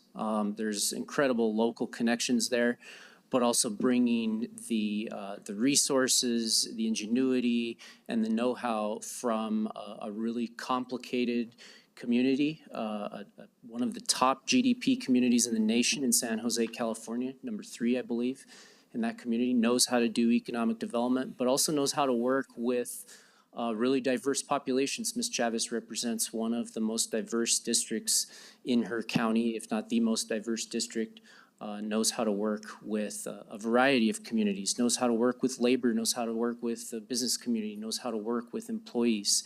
It was when she was here before us, before the public, and in our meetings, what she said is the first thing, the main thing that she needed to do on the ground is learn and listen, right? To sit down and really understand what our staff is doing, what our departments are doing, how they do it, why they do it, listening first and then leading. And I really do believe her and trust her to do that. I think that we have an incredible opportunity. As I said, I think any one of these candidates would serve as well, but we have a job.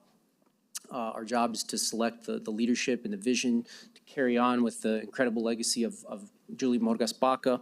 And I really believe that Cindy Chavez possesses the skill and the know-how to be a truly transformative leader in our community, somebody that can take us to the next level and do incredible things here, building on the work of our current county manager. And I wholeheartedly support her, and I think that we have an incredible opportunity as a county to move forward. Thank you. Commissioner Benson. Thank you, Madam Chair. I agree with Commissioner Olivas. We have had 3 excellent candidates. Originally, more than that, and very, very pleased with the quality of the 3 candidates. But I do believe that Marcos Gonzalez has stood out.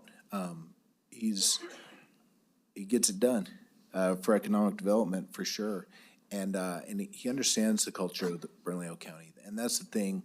That's part of what's important to me is not just a resume, but also an attitude. And Marcos has the attitude of you just get it done, you just make it happen. And he also understands politicians, which is important in this role because you got 5 of them right here.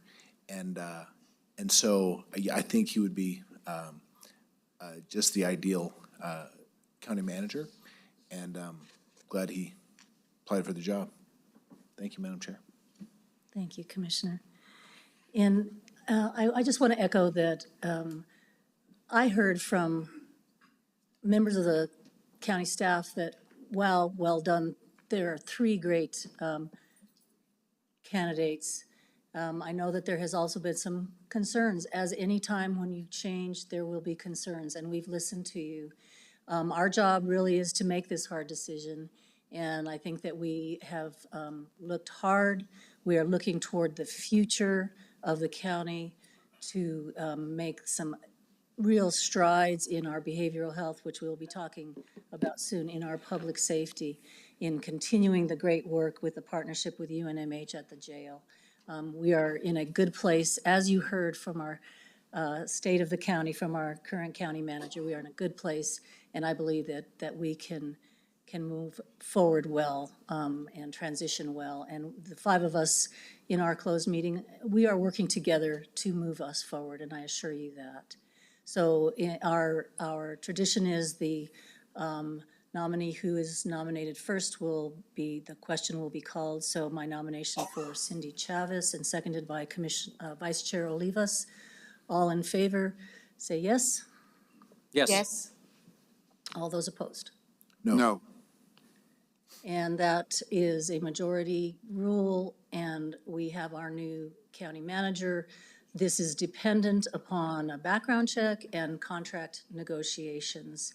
And again, I would like to thank my colleagues for being at the table today, being in this process. We have had disagreements, but I think that we all understand that we love the county. We are moving forward for the betterment of our community, and I think that we will get there.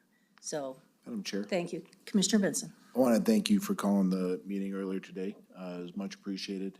We were able to discuss openly the current process and appreciate it. Thank you. Thank you, Commissioner. Our next item for approval is the appointment of an interim Bernalillo County Manager. In our initial resolution that called for this, we knew that we were on a tight time frame and that we were going to have to identify an interim manager as we negotiate the contract, as we move through this transition. So I would like to nominate DCM Shirley Reagan for that role. Second. And it's been seconded by everyone up here, I think. I don't know if there's any discussion needed, but all those.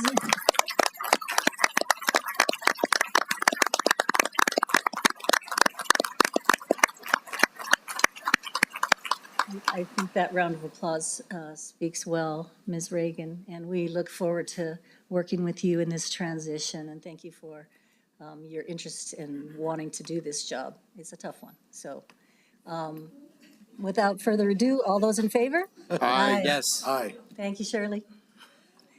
So there we go. We move on. Item 8, approval of minutes. I move approval of the June 11th, 2024 administrative minutes. Do I have a second? Second. It's been moved and seconded. Item 9, Madam Clerk, can you please provide resolution numbers for item? Madam Chair, point of order, do we need to vote on minutes?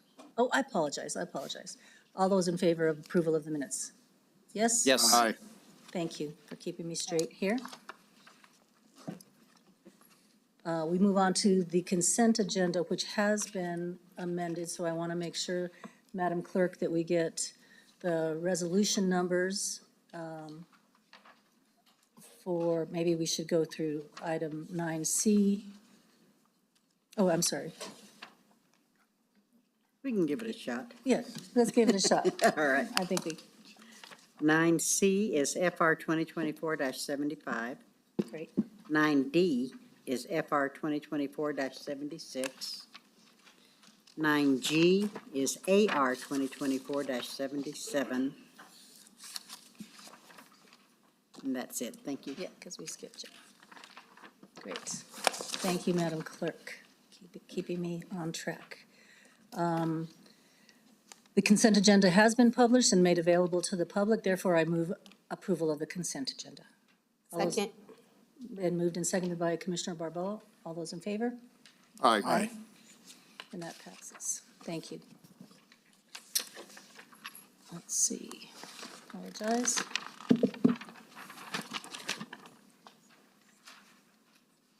Item 10, adoption of ordinance amendment to county code. Madam Clerk, can you please provide ordinance numbers? Yes, ma'am. 10A, ordinance 2024-15. 10B is ordinance 2024-16. 10C is 2024-17. Thank you, Madam Clerk. So we move on to item 10A. We will now proceed with the public hearing on the Behavioral Health Authority ordinance. And do we move forward with the public comment first or presentation, Julia? Pardon me? Presentation yeah. first. Thank you. And sponsors, Vice Chair Olivas and Commissioner Barboa. Thank you, Madam Chair, and Commissioner Olivas, Commissioners. I'm excited today. Many know that why we often say the reason why I ran for office was because of our behavioral health resources at the county, because of the behavioral health tax that we ran, and because of the changes. I ran to make changes. I ran to improve our county services. And so today, with the addition of our deputy county manager and this ordinance, I believe we will have the structure needed to move forward positively for our communities. This ordinance, if folks have hopefully looked at it, has now been in the public view for over 45 days. We have now, if you read the purpose, which is the very first paragraph, is really creates a division of behavioral health. So we created, voters voted in significant numbers to say, we believe that we need the resources we'll take out of our own pockets as taxpayers to say, we need the resources to make sure we're running a system of care that meets the public health and safety needs of our community. And we have not had an ordinance that structures that for our county. We've done a lot, as you've heard of tonight, from, it was such an honor, and I got chills to be at the space where we were opening that crisis cutting ribbon at the Crisis Stabilization Center. All of the work that you heard from the county manager tonight, we've done great things. And now I believe we need a structure that creates a system of care that meets our public health and safety needs. This ordinance has now is really intended to do that and unify both our budget, our programs, and put leadership at the top of the structure that really has the expertise to lead us into a future that meets that need. It institutionalizes transparency and accountability. It institutionalizes a strategic plan that can be held in compliance from an advisory board with the new Deputy County Manager of Behavioral Health. It has 3 boards, one that consists of 13 representatives that really can be the folks that see the landscape. We have the opportunity to be the lead. Really, we have the most resources in the state. My great mentor, Terry Schleider, who's here today, has really been an advocate to say most counties that have this population size have a public health or a behavioral health authority to guide them in that. That's what this is moving to create. This has been in the eyes of hundreds of people from, personally, I've taken it to our Homeless Coordinating Council, Addiction Treatment Advisory Board that you heard of, the Criminal Justice Coordinating Council, our diversion courts that you heard about this evening, as well as the Behavioral Health Working Group. It is also, we've done one provider meeting that had over 80 people in attendance, another community meeting with over 60 people in attendance, and I myself have gone to the CARES campus to meet with leaders about their concerns, and even offered to another meeting to step through each section of the ordinance to make sure folks could give input.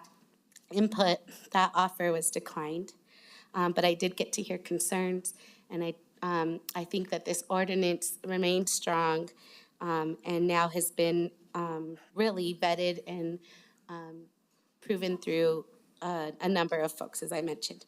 So without further ado, I'll lend the voice over to my co-author, Mr. Commissioner Olivas, Vice Chair Olivas.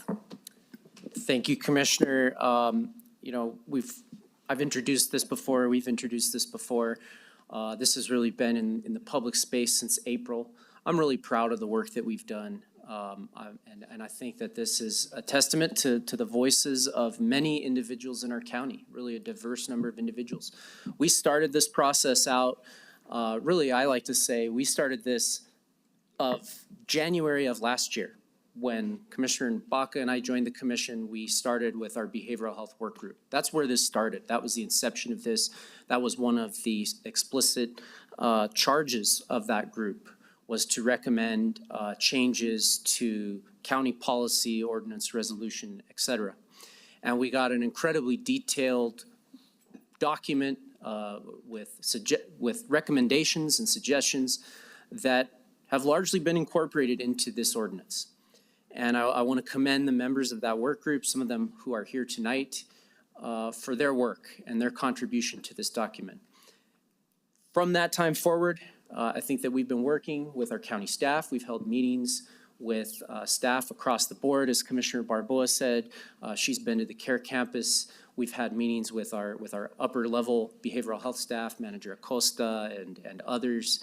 We've had meetings with community. We've had meetings with providers, with other stakeholder groups, very well attended, I might add.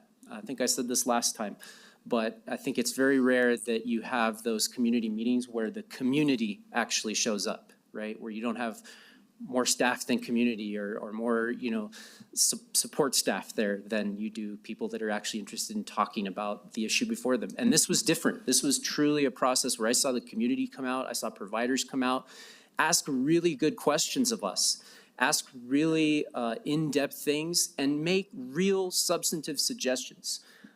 In the comment forms that we've sent out, we've received literally hundreds of comments, and many of them including substantive changes, suggestions, additions, deletions, most of which have been incorporated into the ordinance over its various iterations. And I'm really proud of that. I think that's an incredible testament to the community for stepping up, because the whole point here for me is this is about moving forward. Right?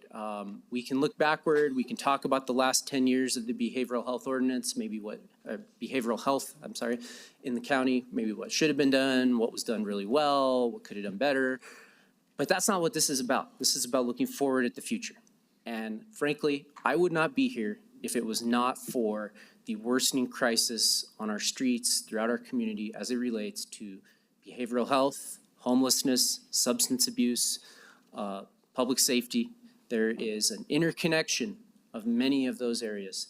And I wouldn't be here. I wouldn't need to be here if that was headed in the right direction. And unfortunately, I think that while we've made a number of substantial improvements through the enactment of this behavioral health tax and the work of our incredible staff, our county manager, it hasn't reversed the direction.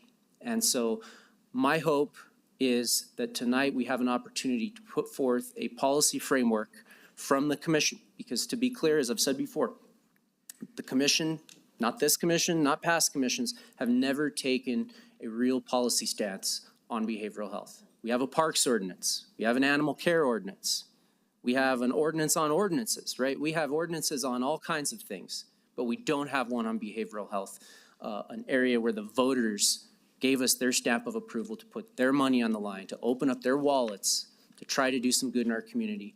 And we haven't put the guardrails on that. Tonight, we have the opportunity to change that. And I just want to, again, close by thanking the community that has showed up to talk about this, to give their input. I'll be the first to tell you, we're not going to make everyone happy. Change is very difficult. It's never an easy process. And especially when you can't necessarily see the future, when you can't see the forest through the trees, so to speak.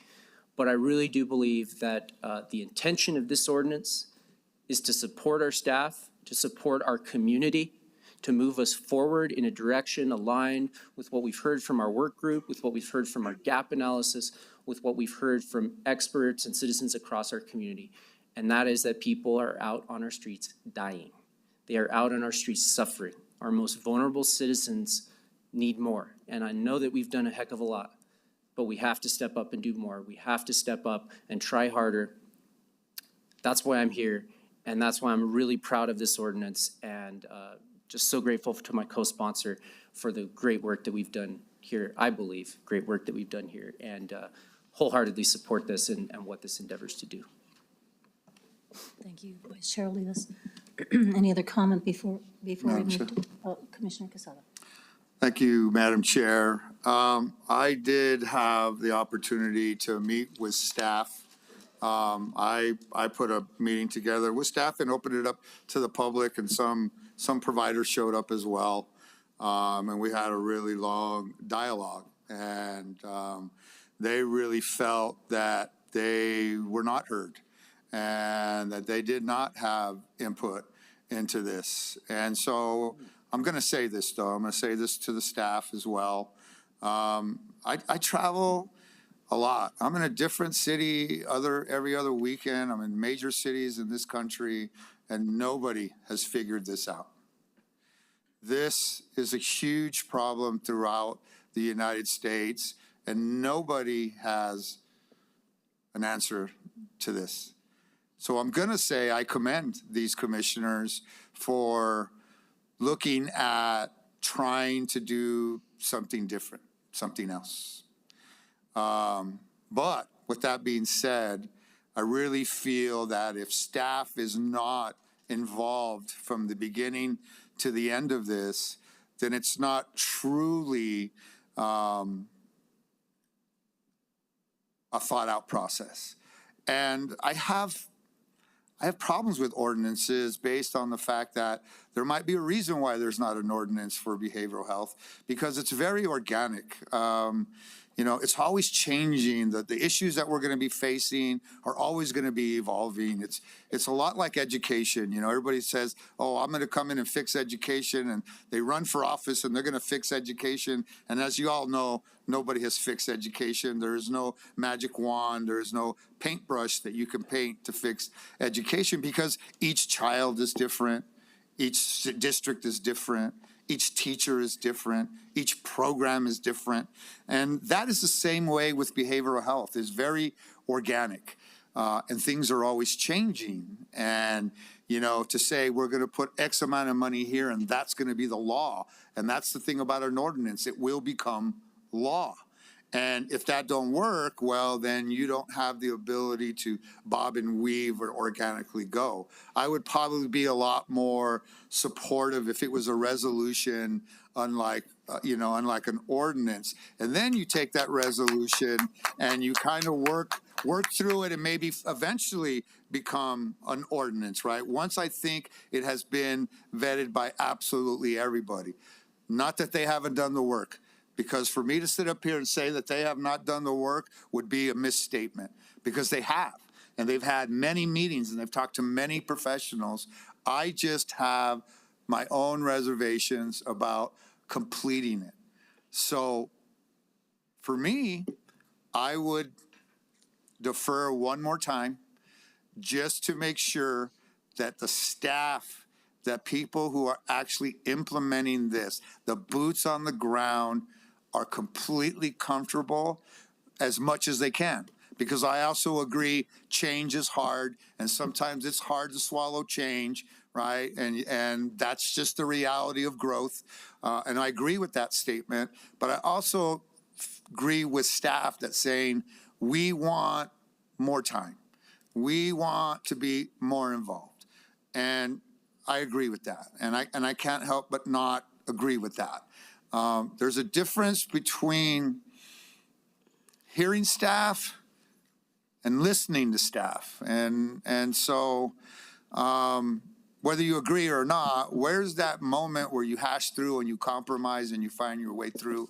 I think we could do that. I think that the commissioners have done enough work that they could do one more step, which is that step, and have everybody up here agree with what we're doing moving forward, because that's what I'd like to see. Again, ordinances are hard for me because it's law, and it's really hard to change an ordinance. It's a big process to do that. I've always said this as a commissioner, we write things down on paper so we can change it. Because things are always evolving and things change, right? We're not as confident as the Egyptians and the Mayans. We don't chisel things in stone and move on, right? Because we know that you're going to have to go back and change it. I would like to have that much confidence in an ordinance before I would support it. So with that being said, I'm not going to support this ordinance today, and I'm hoping that we will defer and give the staff one more opportunity. And then when it comes back, that's it. The work has been done. We have to move forward. I agree that we are in crisis. We can't sit around much longer. I agree also with the great work that the staff's already done. You are the heroes of this community. And because you're the heroes of this community, I wish that we could hear and go through one more process with you before we make this a law. Thank you, Madam Chair. Thank you. I have one Madam Chair. comment, and then Commissioner Barboa, and then Commissioner Benson, sorry. I would take exception to one thing, a couple of things you said, Commissioner Quesada. The education analogy, what this ordinance does is similar to what we do in education. We need metrics. We need accountability. That is something that we do in education. We know that it's fluid. It's a human problem that we have with behavioral and mental health crisis in Bernalillo County. This behavioral health initiative that was, as Vice Chair Oliva said, the community said, yes, tax us. We want to put some money toward fixing these problems. It was an initiative, and we've been doing that for 10 years, and we've had great successes, and we've had learning experiences, and we have great staff working with us on this, and commissioners through these last 10 years have tried to resolve this problem. I do feel that we need to go from an initiative now to an ordinance with those accountability measures, with a real forward-thinking movement. And one of those, a lot of the suggestions in this ordinance came from our working group, which came from providers.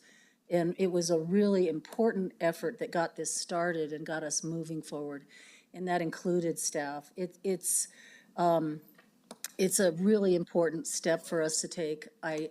The other thing I think that's extremely important is that we now have a deputy county manager with great expertise and experience in New Mexico moving us forward. So nothing is ever perfect. I don't think that this is flawed. I actually applaud my colleagues for doing a version, taking it to the community and providers, changing that version, and then once again, changing it again and not adopting it last meeting, but taking even more time for this conversation. So I think it is actually an admirable effort. I think we agree on that, Commissioner Quesada, that we have here, and we do need to move forward.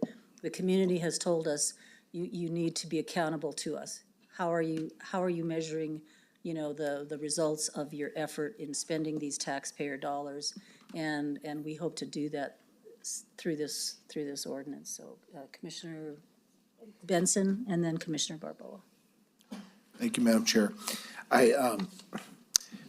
I'm mixed on this ordinance. I agree. I think resolution would probably be more appropriate first. I'm not opposed to behavioral health ordinance, and I fully agree that it's a crisis that we need to continue to put our shoulder into and pursue full force.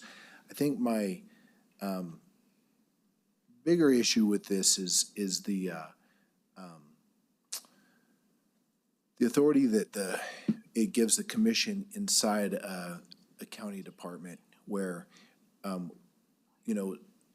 leaders are supposed to be hired, and very excited with Dr. Lundstrom being here,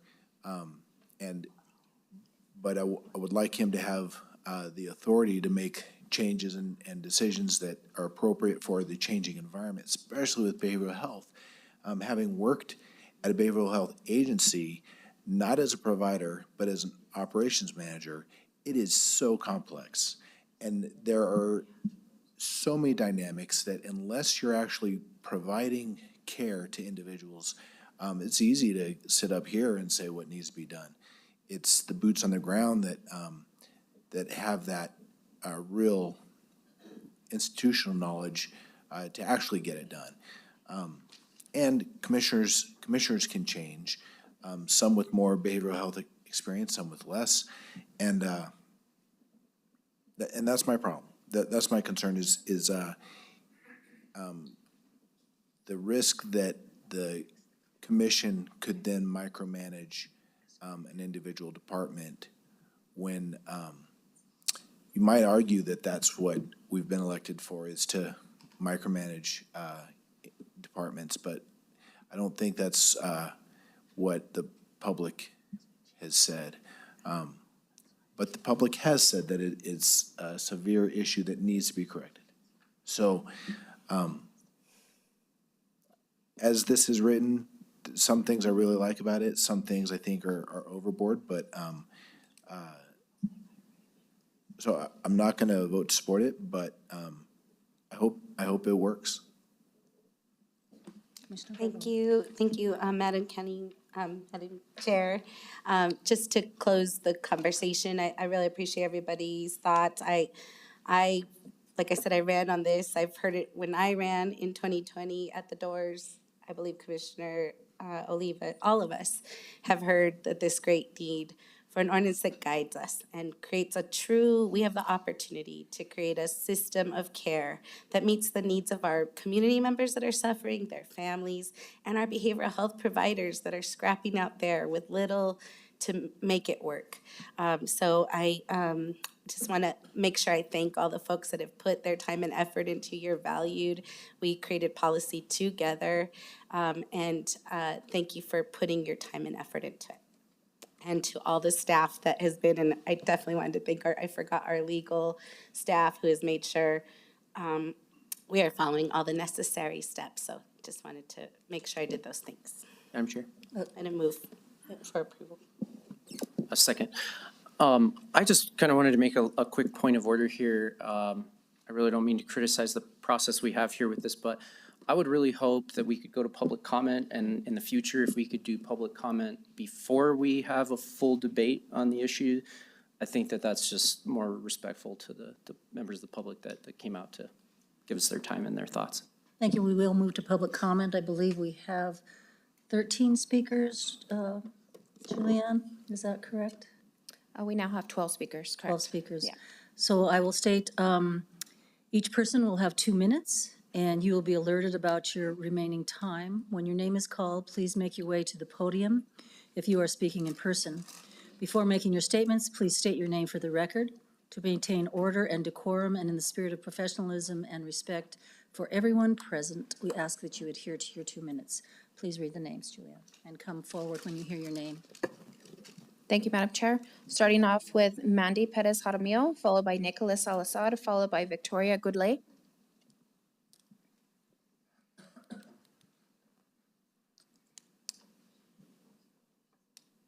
Mandy Perez Jaramillo.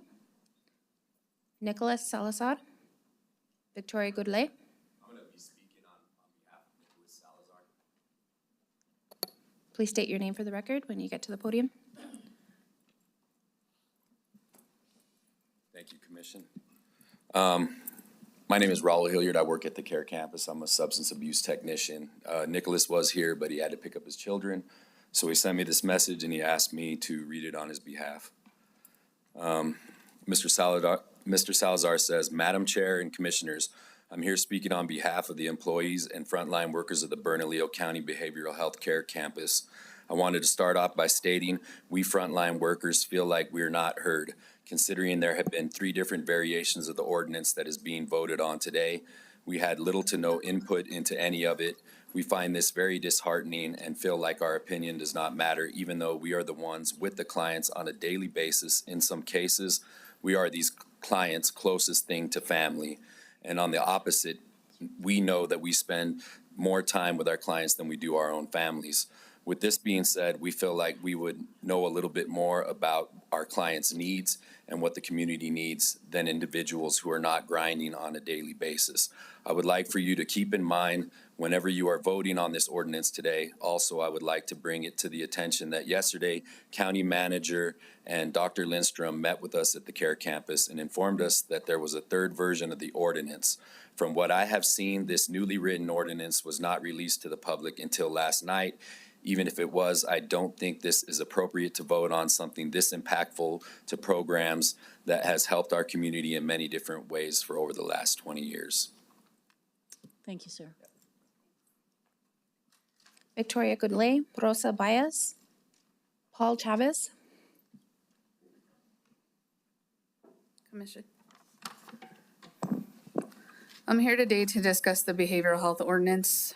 What has transpired over the past couple of weeks has made me question my employment with Bernalillo County, an entity that once represented nobility and honesty, now represented by bullying tactics and political rhetoric. Care Campus staff have voiced their concerns pertaining to staff safety, job security, and an ordinance that was written without our input, only to be devalued by a commissioner who clearly values control and ignored by 2 others. My fallibility is an open book, and it's disappointing to see that this isn't the reality of all individuals who lead the county. On the record, again, this ordinance is a mistake. We were told yesterday by DCM Lindstrom that our jobs were safe, programs were safe, and nothing would change. However, this path has been led with misinformation from the beginning, so there's very little trust in that statement. The revised ordinance still gives the commission an extensive amount of control, which isn't necessary. My concern is that once the county manager is gone, the red light changes will be put back. Our newly appointed director, Jessica, will be let go as it has happened with previous leadership, and staff will be retaliated against for speaking up. This so-called behavioral health reform is tearing apart an infrastructure that has been effective for years. It does not take 53 years of experience to know that mixing populations will be detrimental to all involved. Staff and clients will get hurt, and that will be a liability for the county. This same model was implemented by the DCM in Dona Ana County and ended in a failed venture. That impact would be devastating to the disadvantaged community in Commissioner Barboa's district. I'm deeply grateful for the support of the county manager and the support of Commissioners Quesada and Benson. Thank you for allowing us to be heard. Thank you, ma'am. I'm going to have to ask, please refrain from applause. Thank you. My name is Rosa Baez. I'd like to state for the record that I am in fear of retaliation against me for my comments here today. I would like to speak about this. I don't know what edition the ordinance is that you guys are proposing to pass tonight, but we've seen two, and you guys are saying it's been posted for 45 days, so I'm not sure what we're even discussing here, but it seems to me it's very unethical the way it came about. It was made clear yesterday by the meeting that we had that you, commissioners, are not really supposed to write an ordinance or have any kind of direct input on how county facilities are actually operating. Commissioner Barboa has made it very clear that herself and Commissioner Olivas have in fact written this ordinance and written it in such a way that they will have full control over over the newly appointed DCM and Care Campus and what we do. She went on to tell staff when she met with them privately at Care Campus that if they did not care for the changes, that they could find other employment. You did say that. It also seems that you guys are pretty politically motivated, Olivas and Barboa, and it seems like you want your names attached to this law instead of being attached to the bad publicity that you have been receiving due to your unethical practices. I would just like to say that, Ms. Barboa, you should understand the importance of having the Care Campus Detox in your neighborhood. I mean, you can't even pass a art bus stop without seeing somebody smoking with their foils and acting like it's just the normal behavior. So the ordinance that you guys are proposing is making mental health the issue instead of addiction. And it's very clear when you actually do read the ordinance that that is what it is. So I just want to let everybody know that, you know, again, as Victoria stated, there has been the same exact plan that has failed in several counties that you guys are trying to propose now. So there's an empty building in another county, and there'll be an empty one the taxpayers are paying for on Zuni. Thank you. Thank you, ma'am. Paul Chavez, followed by Tanya Mullen, followed by Azalea Echeverria Alcala. Thank you, Madam Chair and Commissioners. I appreciate the time to share. My name is Paul Chavez. I'm the Executive Director and founder of State of the Heart Recovery. My life work is focused on substance use and mental health, and I think I represent the community, and also I think we got about 60 staff over there on the ground, boots on the ground, as somebody mentioned earlier. And so I'm very excited, and I'm here to support this ordinance. I think that we're hearing a lot of fear, and I think in this industry, fear is common. And so I think, you know, accountability and transparency are probably two of the biggest reasons why I'm so supportive of this ordinance. I think, as Commissioner Quesada mentioned, change isn't always received, you know, everybody's not usually excited about that, but the ordinance mandates strategic planning, data sharing, and public reporting.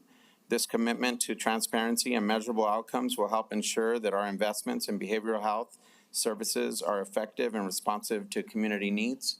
And so as a provider and community member, I've been invited many times in this process, and I think the fact that the ordinance has changed is evidence of the fact that you're listening and you're putting thought into it and listening to what the feedback has been. And so I just want to urge everybody here to be willing to move forward with change because we do need that transparency and accountability. It's critical. Thank you. Thank you, sir. Tanya Mullen, Azalea Echeverria Alcala, Raul Hillard. Hello. Hello, my name is Tanya Mullen. Thank you all for being here tonight. I spoke last month, so I'll be brief this month, but my comments from last month stand. I'm a nurse with 20 years of experience. I've worked in behavioral health, substance abuse recovery. I have personal history with substance abuse treatment and recovery. I've worked at the MDC here in the psychiatric unit, as well as in other behavioral health units around the city for several years. I believe that the creation of an ordinance specifically is important because it makes it more difficult for politicians down the line to remove the money and the funding that's necessary to maintain the stability within the behavioral health system. I think that there hasn't been enough accountability in the last 40 years for the consistent care of people who are experiencing behavioral health issues in our city. I'm sorry, I had written something a little bit longer and I've gone off script because I'm a little tired and some of the comments made me want to change what I had to say. But I just want to reiterate that I think that this ordinance will go a long way to resolving a lot of the issues that we see every day in our community. I'm a member of the South San Pedro Neighborhood Association, and we live with this constantly. Something has to change, and I think that this is a big step in that direction. So thank you. Thank you, ma'am.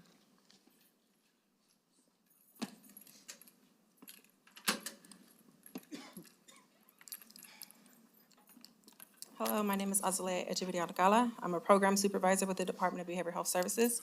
I want to go on the record and say that I am in fear of retaliation against my job for the comments I make here today.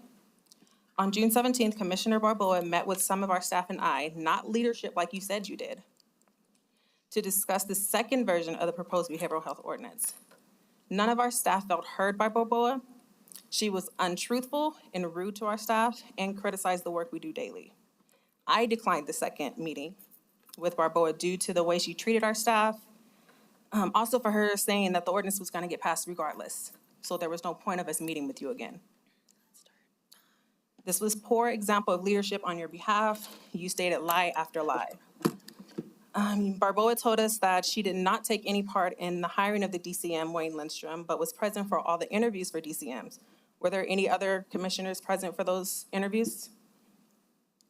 One of the major concerns with the ordinance that we have is that 2 commissioners were allowed to write the ordinance as it pertains to us at Care Campus without knowing the work we do and what our clients really need.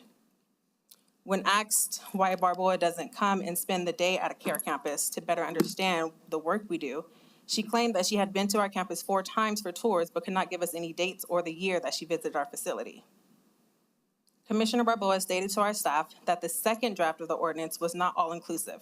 She stated that there were items not in the written ordinance that would take place.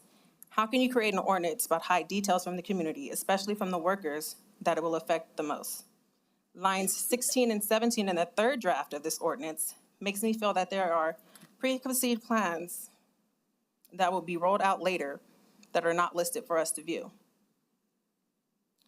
Revised or not, how can we be sure that the ordinance is not going to include hidden information once again? To vote in favor of an ordinance that is not all-inclusive is a slap in the face to all the staff that work with our clients daily. Thank you, ma'am. Raul Hillard, Rosie Messenger.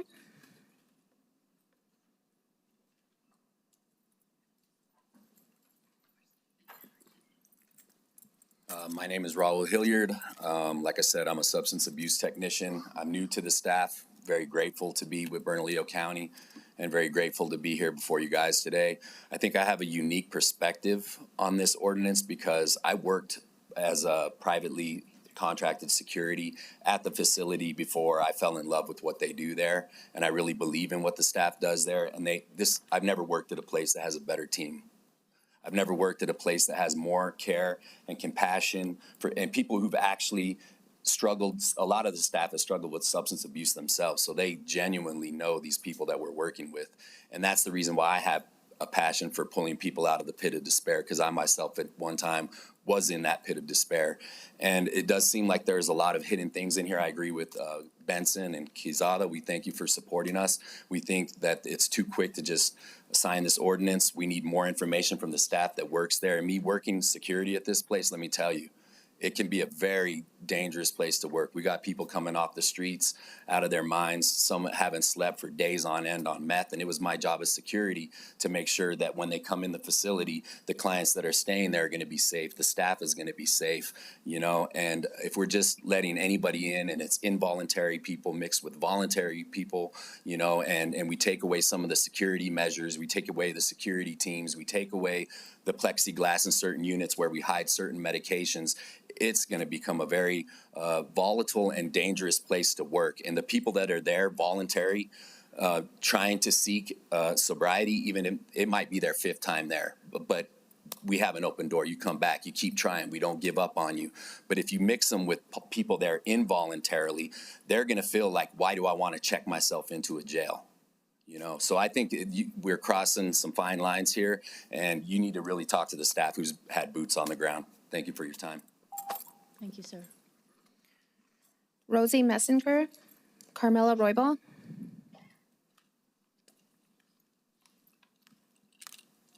I'm Rosie Messinger. I work for Care Campus. I'm a CPSW there.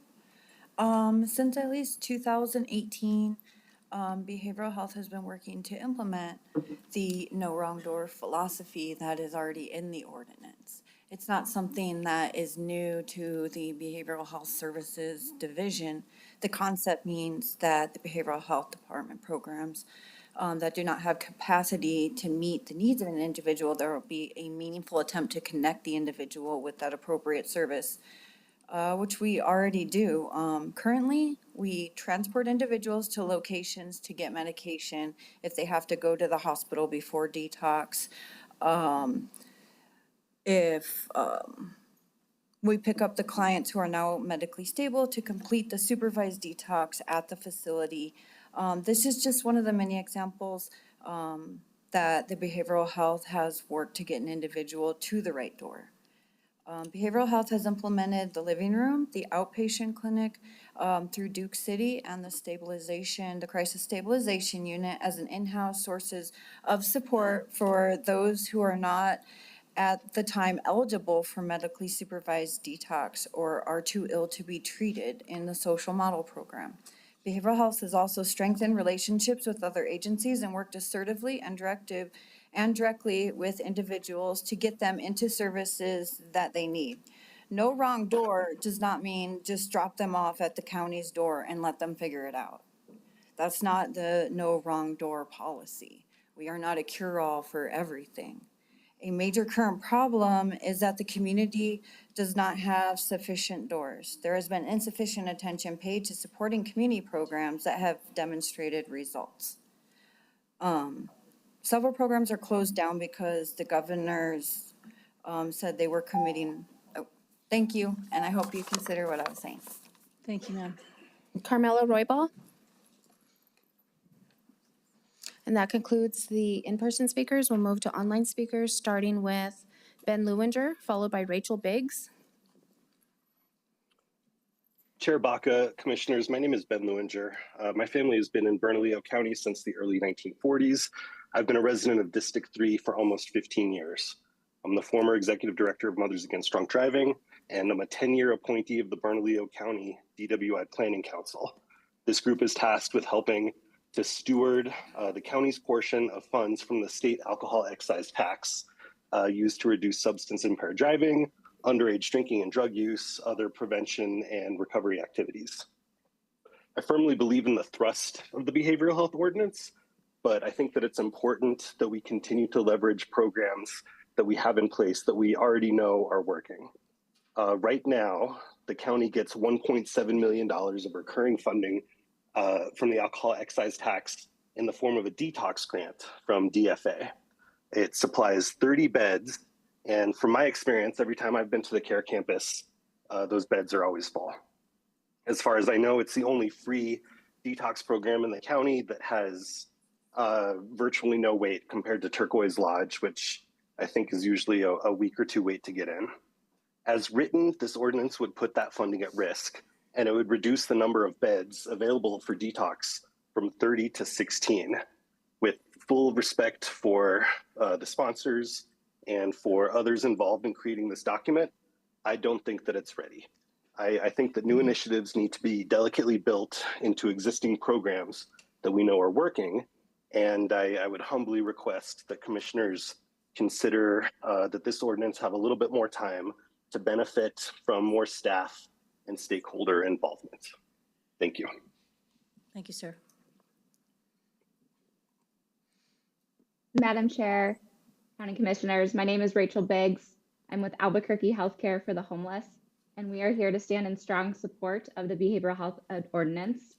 We really appreciate the process that this ordinance went through to get feedback. We feel the providers were really heard and centered in a lot of the conversations.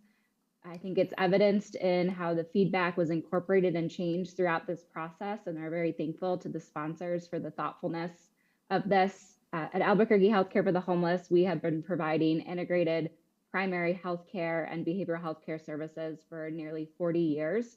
And we have long advocated for the need for a centralized behavioral health authority.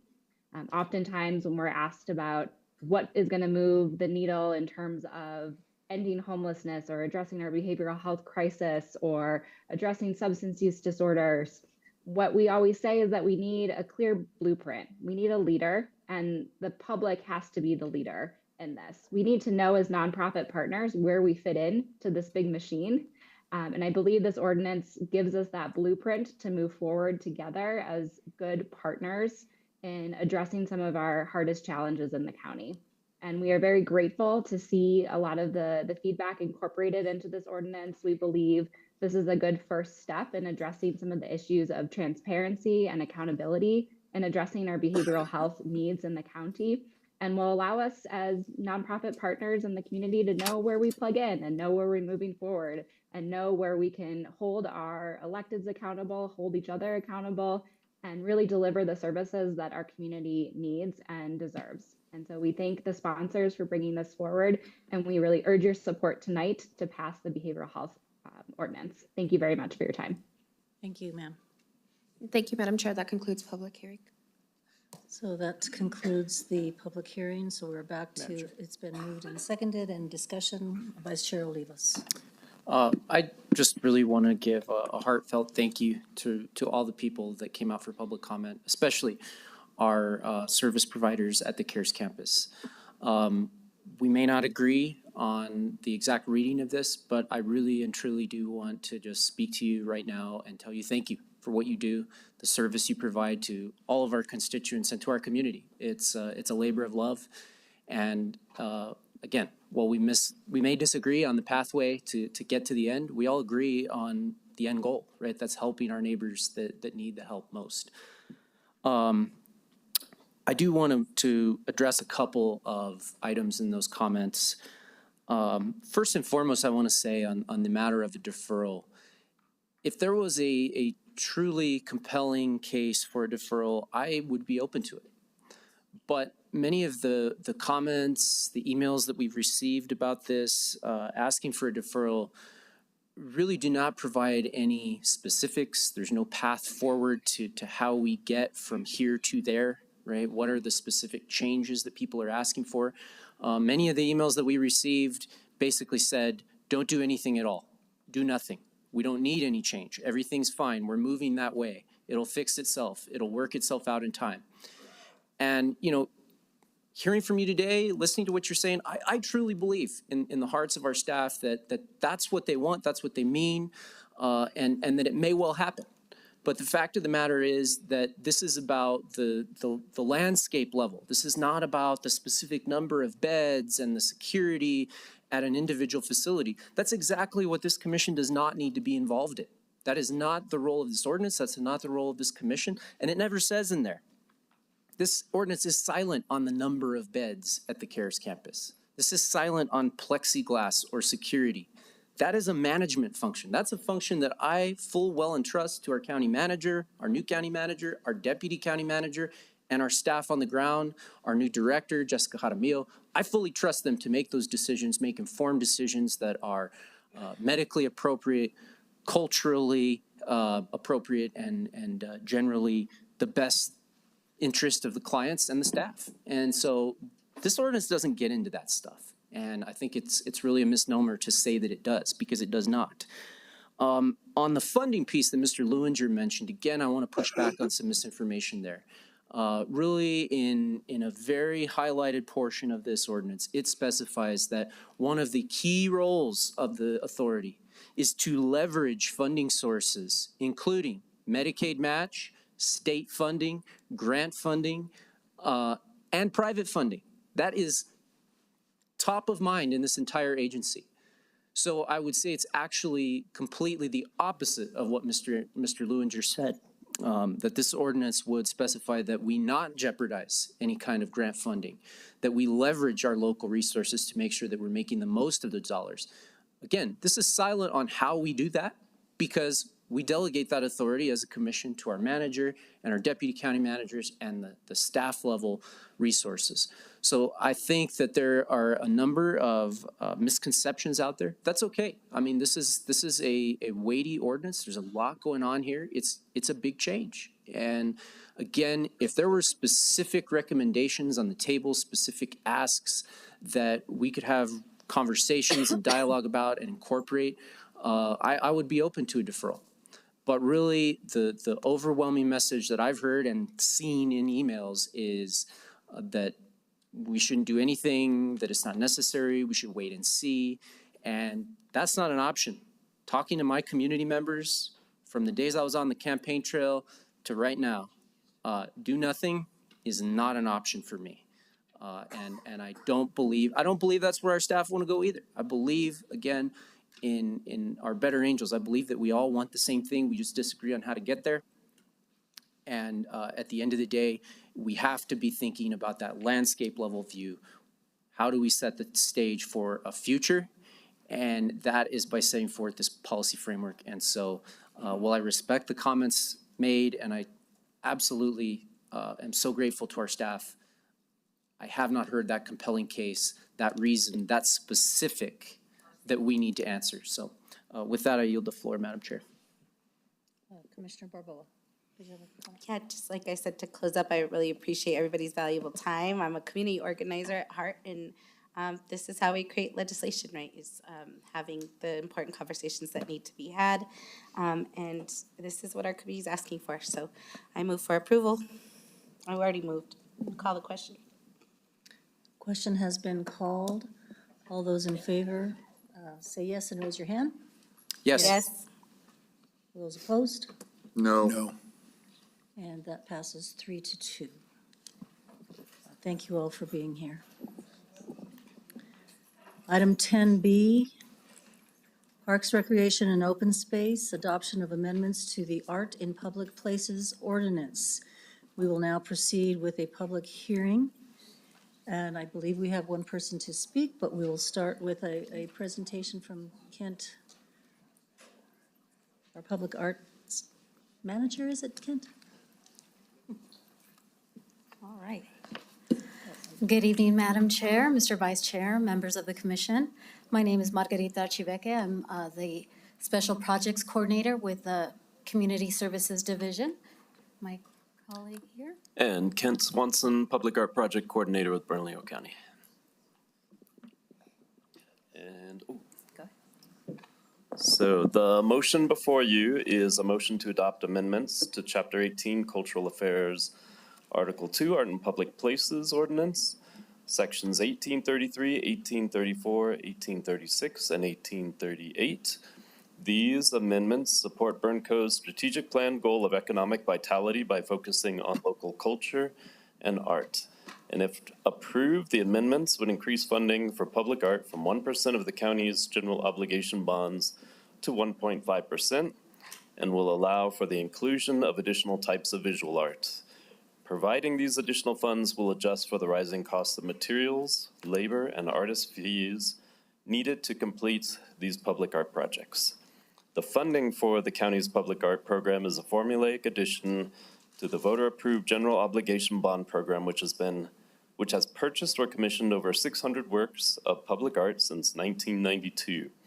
The costs of materials for artists working in all media have increased and continued to increase since the passing of the 1% for the Arts Ordinance in 1992. That ordinance that began in 1992 is to promote and encourage public awareness of the visual arts and cultural properties and to integrate art into county facilities and structures. The New Mexico State Statute, Section 13-4A-4, 1978, directs that these funds are to be expended for the acquisition and installation of works of visual art to be placed in, upon, or around the new building or the building in which the major renovation is to occur. At the May 14, 2024 County Commission meeting, you unanimously voted to approve the publication of a notice of intent for amendments to the ordinance, and that notice was published for the required 30 days. There were no comments received during that time, but I do believe we have one public comment this evening. So thank you so much for your consideration. We stand for any questions. At the request of the Vice Chair, I agree. Let's bring on our public comment first, and then we'll open for discussion. Thank you, Madam Chair. Mr. Evencio Torres.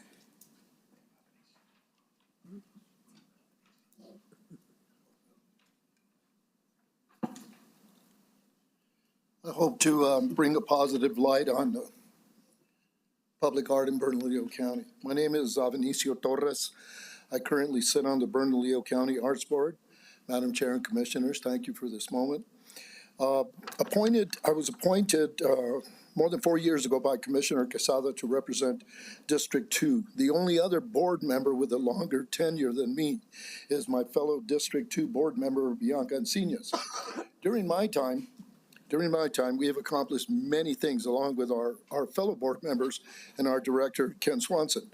In District 2 alone, our completed projects are, this is during my time, South 2nd Street Animal Control Center, the beautiful multi-animal sculpture there, Blake and Coors Expansion Project, the mural depicting South Valley agriculture, the multi-purpose senior center, 3 artist compilation sculpture, the South Valley Aquatic Center, the mosaic tile and mural with depicting our We Love Our South Valley, the Sunport and I-40 extension project. That sculpture was so large it required a crane for installation. The Bridge Boulevard Phase 1 combination mosaic tile and mural, the Artist Paz, that dedication's coming up. Those 9 oversized mosaic panels in the lobby, that happened. Dozens of unsolicited proposal art pieces purchased, dozens of high school art pieces purchased. The unfinished projects are what I'd like to address in District 2. This is just District 2. This stuff is happening all over the city, all the districts. The Phase 2 and 3 Bridge Boulevard project, the Tom Tenorio Park project, which is 3 generations in use. Westside Community Center, the Dolores Huerta Park renovation. You know, it's just extremely important that the original project bond funding remain in place so that half-finished projects can come to fruition. This board has also established, oh boy. Thank you, Mr. Torres. We really appreciate you being here, and thank you for your service. I wanted to say, Julie, thank you. Well done. Thank you, Madam Chair. That concludes public hearing. That concludes public comment. Vice Chair Olivas, sorry. Thank you, Madam Chair. Thank you all for bringing this item for final approval here. I'm going to support this. I think it's really important to have art in public places, and I think the county does an amazing job of really doing some unique installations. I said this last time, but I have folks that come into town and drive down 2nd Street for the very reason of looking at the Outpost project, and I'm excited that we've got one coming to District 5 along the historic Turquoise Trail North 14 corridor. It's going to be, I'm really excited for that, and excited to make sure that we have the resources to continue to expand this program and make sure that we have art in public places. Again, just reiterating what I said last time, we're increasing this because costs have risen. I think it's also really important that we think about how we fund housing, how we fund really critical priorities that, again, costs are rising, cost of lumber, cost of paint, the same things that go into sculptures go into buildings. And we don't have any dedicated funding source really for housing. And although we just sort of did that a little bit in our behavioral health ordinance, it's really important as a county that we think about housing holistically and how we can support that, just like we support public art, economic development, behavioral health. And I commend you guys for bringing this and look forward to seeing what you have. Thank you. Thank you. I move approval. Madam Chair. Second. Commissioner Benson, second. Commissioner Quesada. Thank you, Madam Chair. Art's extremely important to me. I think one thing that people don't realize is that art is the keeper of time, of culture. It is the memories of the history of who we are and where we're going and where we've been. So, of course, you know, I know that costs are always going up. And I fully support these amendments to make sure that the dollars are there for us to continue projects. My only heartburn is, and it was something that I wanted to do from the get-go when I became a commissioner, was to include performing artists. Performing artists are also the keepers of time and culture, and I think they're very relevant and pertinent to us here in New Mexico. And it seems like the only way we can fund performing artists is through our DDF, and so it's very irregular and you know, and it's not something trustworthy that performance artists say, and so, or do. And so I know that, you know, legal came back and said, hey, that's not something that's tangible, but I disagree. I agree that I think we have all these TV stations, the public access stations, that we can record these performances and put them out there, and they'll be there forever, and we can air them forever, and I think they have the same value. So I know I'm in my last 6 months, so I'll never, ever be able to get something like that done. But I implore the community and the people who support performing artists to come together to try to figure out how we can, you know, find a way to fund performing artists and have them filmed and put on display permanently on our TV stations or public access stations. You could record plays, you could do film, you could record dances, the flamenco. I mean, I could go on and on. What you could put in something that will last the test of time, just like a sculpture, just like a painting. So I know that's not in here, but I wanted to say that I'm hopeful that in the future here in Bernalillo County, that we are gonna add value to musicians, to dancers, to actors, to filmmakers. Thank you, Madam Chair. Other comments? Just real quick, Commissioner thank you, Madam Chair. Just to say, I think the public art is part of a spectrum of our needs for behavioral health. I think it increases quality of life. It helps people and engaging. I would encourage our board to think about how do we engage our communities in these public art processes. But I'm really grateful and support this. Any other comments? It's been moved and seconded. All those in favor? Aye? Aye. Yes. Aye. And that passes. Thank you both. Thank you. Thank you. Item 10C, Technical Services, Amendments to the Bernalillo County Water Well Ordinance. We will now proceed with a public hearing. Is there anyone to speak on this ordinance? No. No. Yes, please, Mr. Lopez. Good evening, Madam Chair Baca, Commissioners, and Madam County Manager. I'm Brian Lopez, Technical Services Director for Bernalillo County. Before I hand it off to Dan McGregor to present on this item, I did want to take advantage of the opportunity to thank Madam County Manager for your support of Public Works, but especially Technical Services, and specifically my time as Director over the last 3.5 years. I really do appreciate it, so thank you. And with that, I'm going to hand it over to Dan. Mr. McGregor, welcome. So Dan McGregor with Bernalillo County Public Works. First, Julie. Before proceeding with requests for the adoption of the ordinance amendments as published on May 17th, I wanted to take a moment and to extend a word of gratitude to Valerie Joe with our county legal who has worked with me extensively and diligently since last November to review and edit these amendments, and in guiding me while considering and addressing various commissioner comments and concerns. It's because of those diligent efforts I'm able to bring these proposed amendments forward for adoption at this time. The proposed amendments to the water well ordinance were approved for first publication at the February 16 meeting. Due to comments received by the Office of the State Engineer in mid-March, a second publication was needed, and after the April 23rd deferral, were approved by the Commission at the May 14th meeting. The public comment periods remained open from February 6th through last Friday, June 21st, and no additional public comments were received during the extended May to June comment period. At this time, staff is requesting adoption of the proposed amendments as published on May 17th, 2024.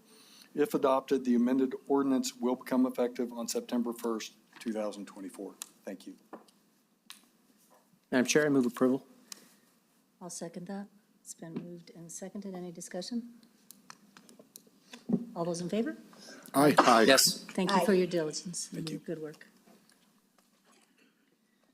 Item 11, adoption of resolutions. Madam Clerk, can you please provide resolution numbers?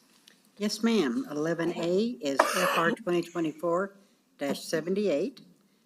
A1, A2 is FR 2024-79. B is AR 2024-80. Come down to C1, AR 2024-81. Okay, D is, But there's a 2 there. no, there's 2. Okay. Number 2 is AR 2024-82. D is AR 2024-83. E is FR 2024-84. Come down to F7, FR 2024-85. And then we've moved 11G down, and that would be FR 2024-86. Thank you, Madam Clerk. So, let's see here, get back to the top here. 11A, budget FY25 budget adjustments. Jackie Sanchez. Madam Chair and Commissioners, I'm Jackie Sanchez, Director of Accounting and Budget. This agenda is the FY25 budget adjustments to approve 2 motions. To approve the financial resolution for unencumbered carryover budget from FY24 to FY25 in the amount of $79,902,022. And these can be viewed in attachment 1, which are the projects. Also, to approve the financial resolution appropriating $1,125,000 in fund balance appropriation for one-time payments, which is the market salary study. Please note that this is normally presented in September, but being presented today so the funds would be available for July 2024. In summary, the fiscal year 2025 budget was approved by the Board of County Commissioners on April 9th, 2024. Submitted to the State of New Mexico Department of Finance and Administration, DFA, on June 1st, 2024, per state statute 6-6-2 NMSA 1978. Upon year-end close, the county is also required to report balances that must roll forward to meet outstanding prior vendor payment commitments as of June 30th and remaining balance requirements for ongoing projects. I stand for questions. I move approval. Do I have a second? Second. It's been Madam Chair. moved and seconded. Vice Chair Olivas. I had a couple of questions on some of the items on the list here. I'm not sure if I could go through a couple of these and ask for additional information. So the first one is going to be on page 2 of the attachment. It's line 3. It just says capital project, $800,000. It's under the Parks and Recreation Department of the Community Services Division. Do you have any information on what that project is? Vice Chair Olivas, if you don't mind, I'm going to defer that to Shirley, DCM Reagan.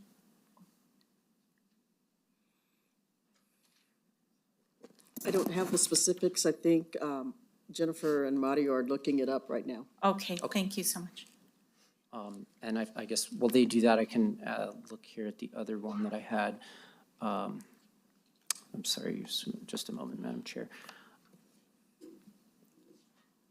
There's another item here for, it says public safety train. It's about $1.9 million, a fairly significant amount. I'm thinking that probably means public safety training, but just kind of wondering what those funds are and why they haven't been utilized, or what the plan is to utilize those for. That relates to the Public Safety Training Academy. Training. It is, because it's going to be starting, we have to pay the lease payment. So that's like $1.6 million. And there is also the utilities that go along with that. That's what that is. So it's just mislabeled, but it's the Public Safety Training. Okay, Academy. very good, understood.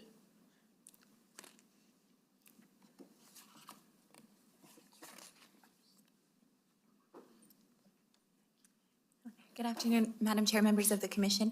The $800,000 that you're asking about for the Parks and Rec item is for the Exequia Memorial. I believe it's a District 1 project. Oh, yes. Atrisco Exequia. Mm-hmm. Okay, very good. I just wanted to get some clarity on those to see what those items were and what was going on. So I really appreciate that. Thank you. I have no problem with this. Thank you. It's been moved and seconded. Any other discussion? All those in favor? Aye. Yes. Aye. Thank you, Ms. Sanchez. Item 11B, Capital Improvement Program, Bernalillo County 2026 to 2030. Chief of Government Affairs, Kathy Court. Good evening, Madam Chair, Vice Chair Olivas, and Commissioners. First and foremost, is this somebody's pair of glasses? Are these yours? Okay. I've been asking everybody.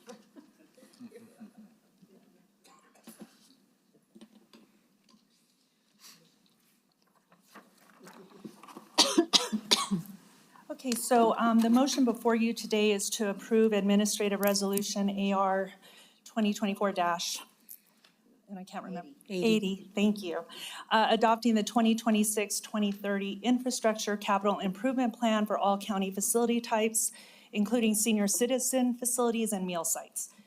So this ICIP, for short, establishes preliminary priorities for 2025 capital outlay requests to the state of New Mexico. The state of New Mexico requires an ICIP for senior citizens facilities that is separate from other project types, but it does allow all projects to be combined into a single adopting resolution.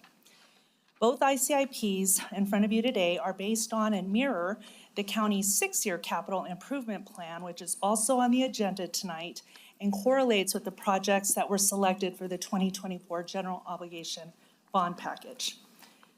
An ICIP is required by state statute to be submitted annually to the local government division of the Department of Finance and Administration if a local government is to seek capital outlay funding.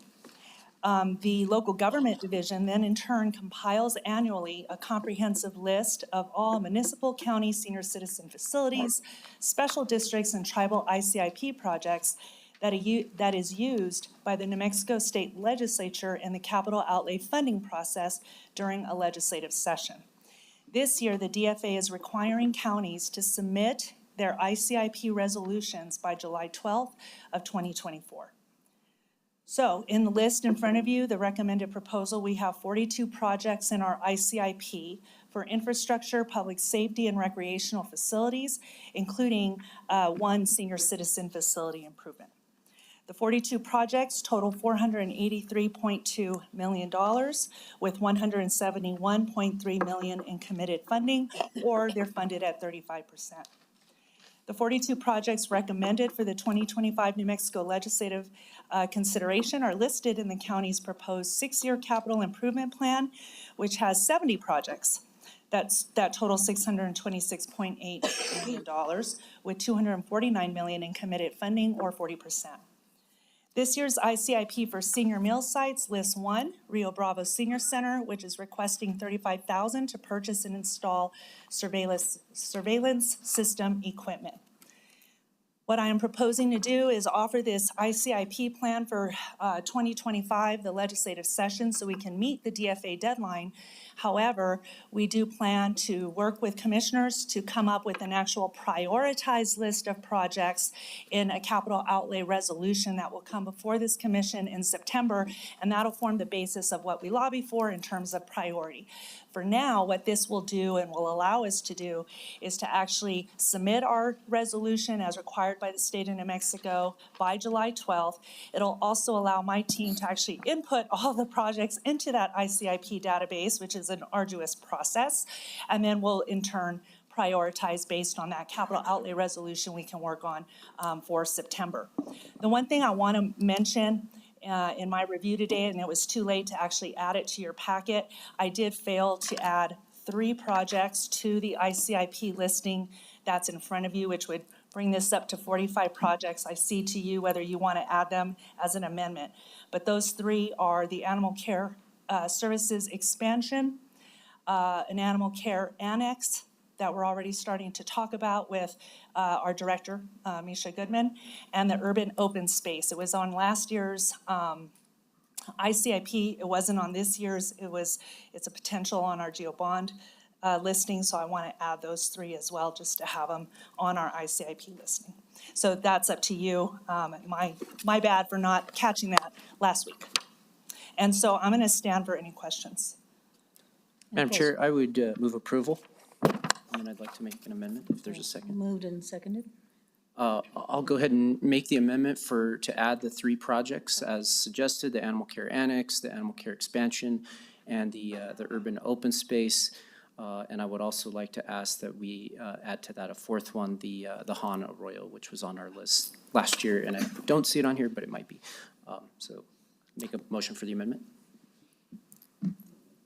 I'll second. I second. Oh, second by Commissioner Barboa. Any discussion? So we will vote on that amendment. All those in favor, say aye. Yes? Aye. Yes.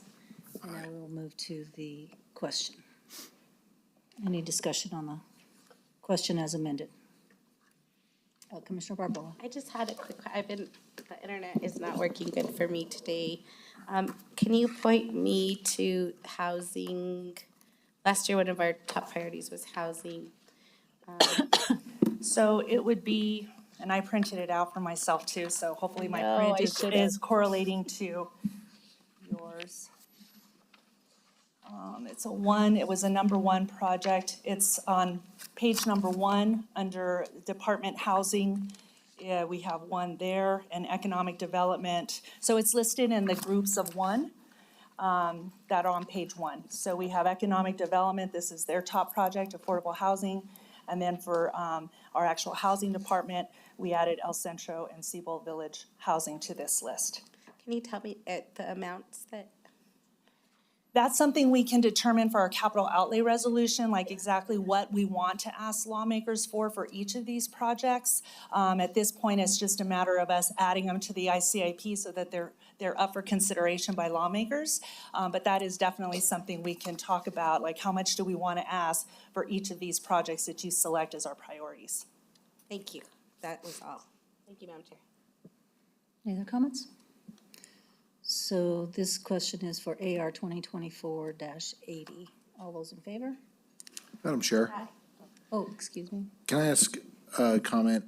Yes. I'm unclear, there was a comment earlier about the Han Arroyo being an Albuquerque project, or a city of Albuquerque property.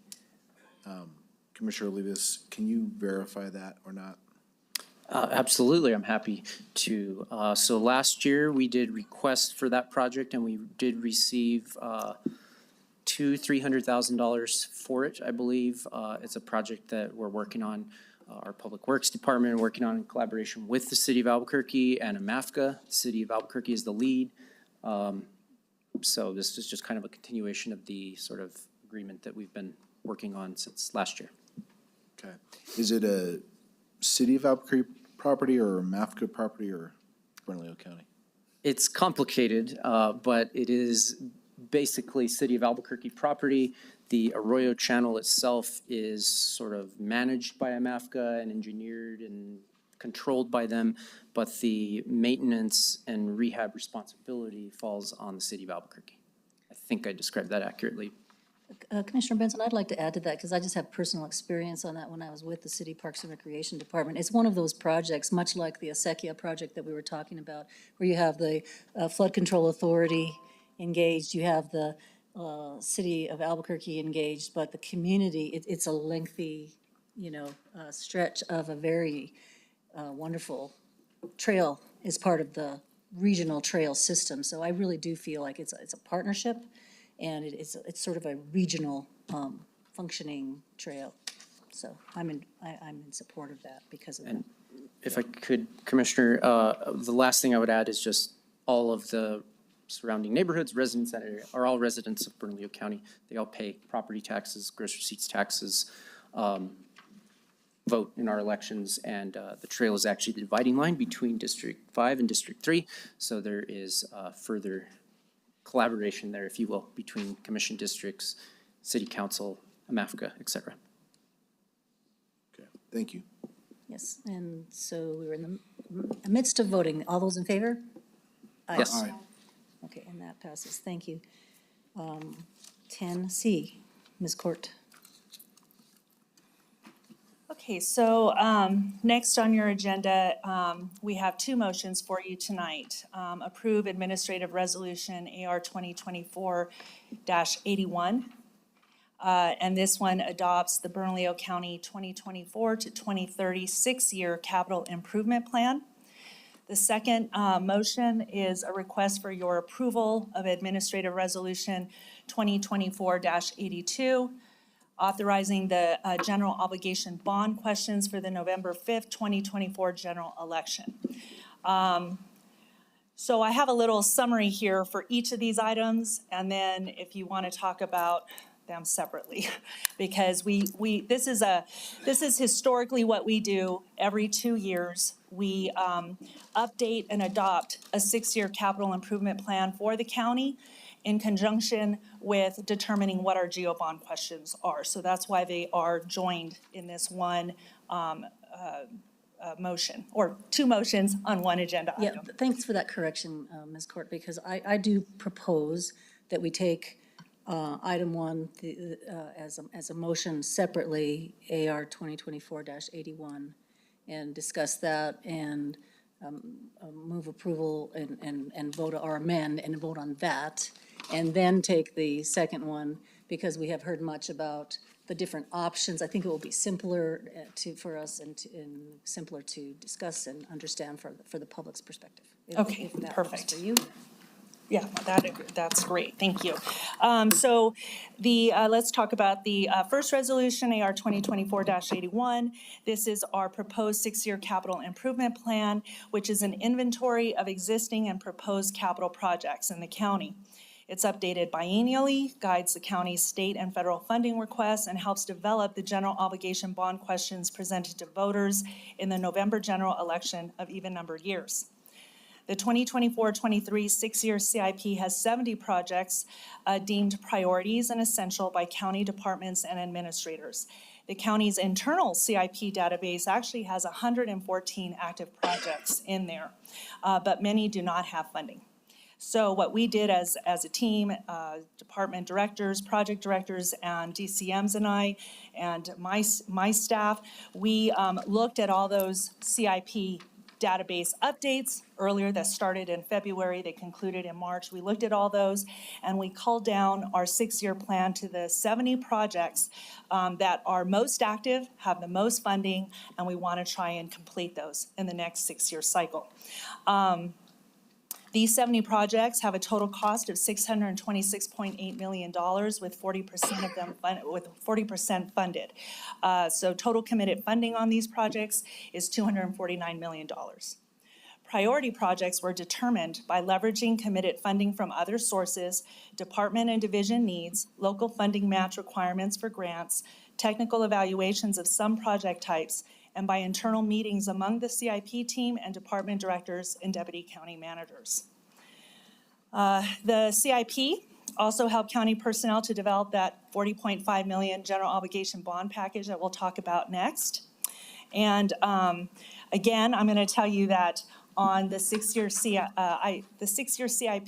in front of you, I'd like to add animal care expansion and animal care annex to that list.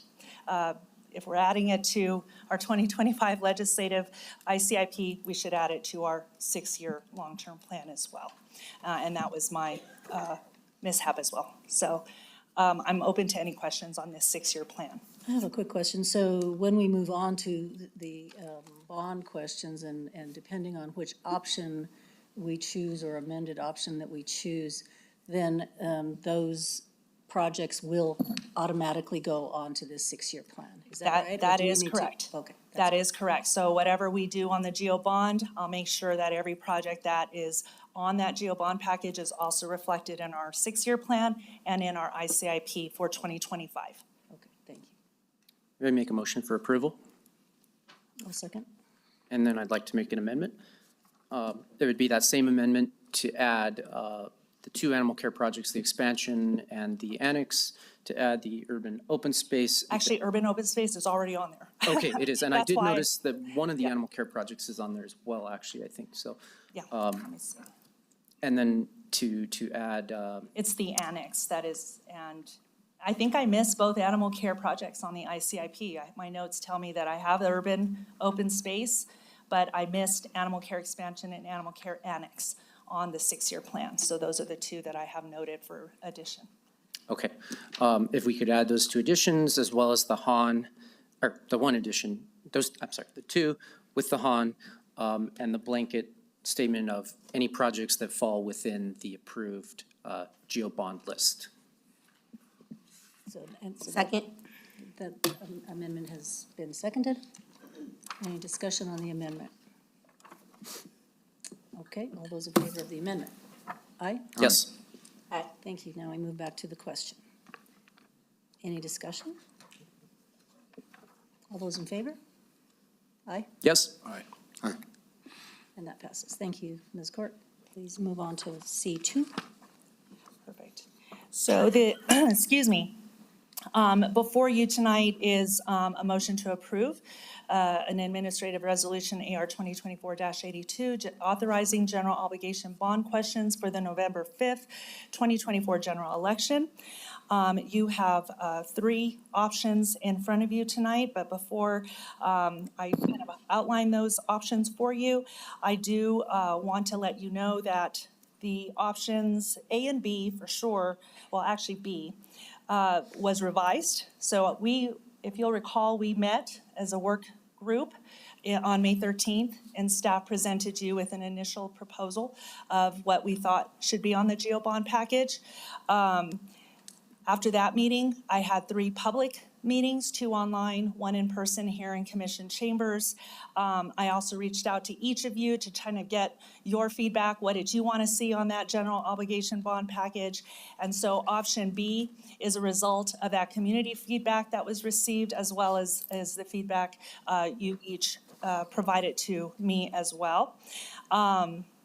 We also have posted this on our website, and obviously I want to emphasize that these are not my GEO bond package proposals. This is my team and me working together. So I want to thank my colleagues in the audience here who really helped me a lot coming up with this, vetting all these proposals, all these projects, and providing their input to me to be able to put together a package for your consideration.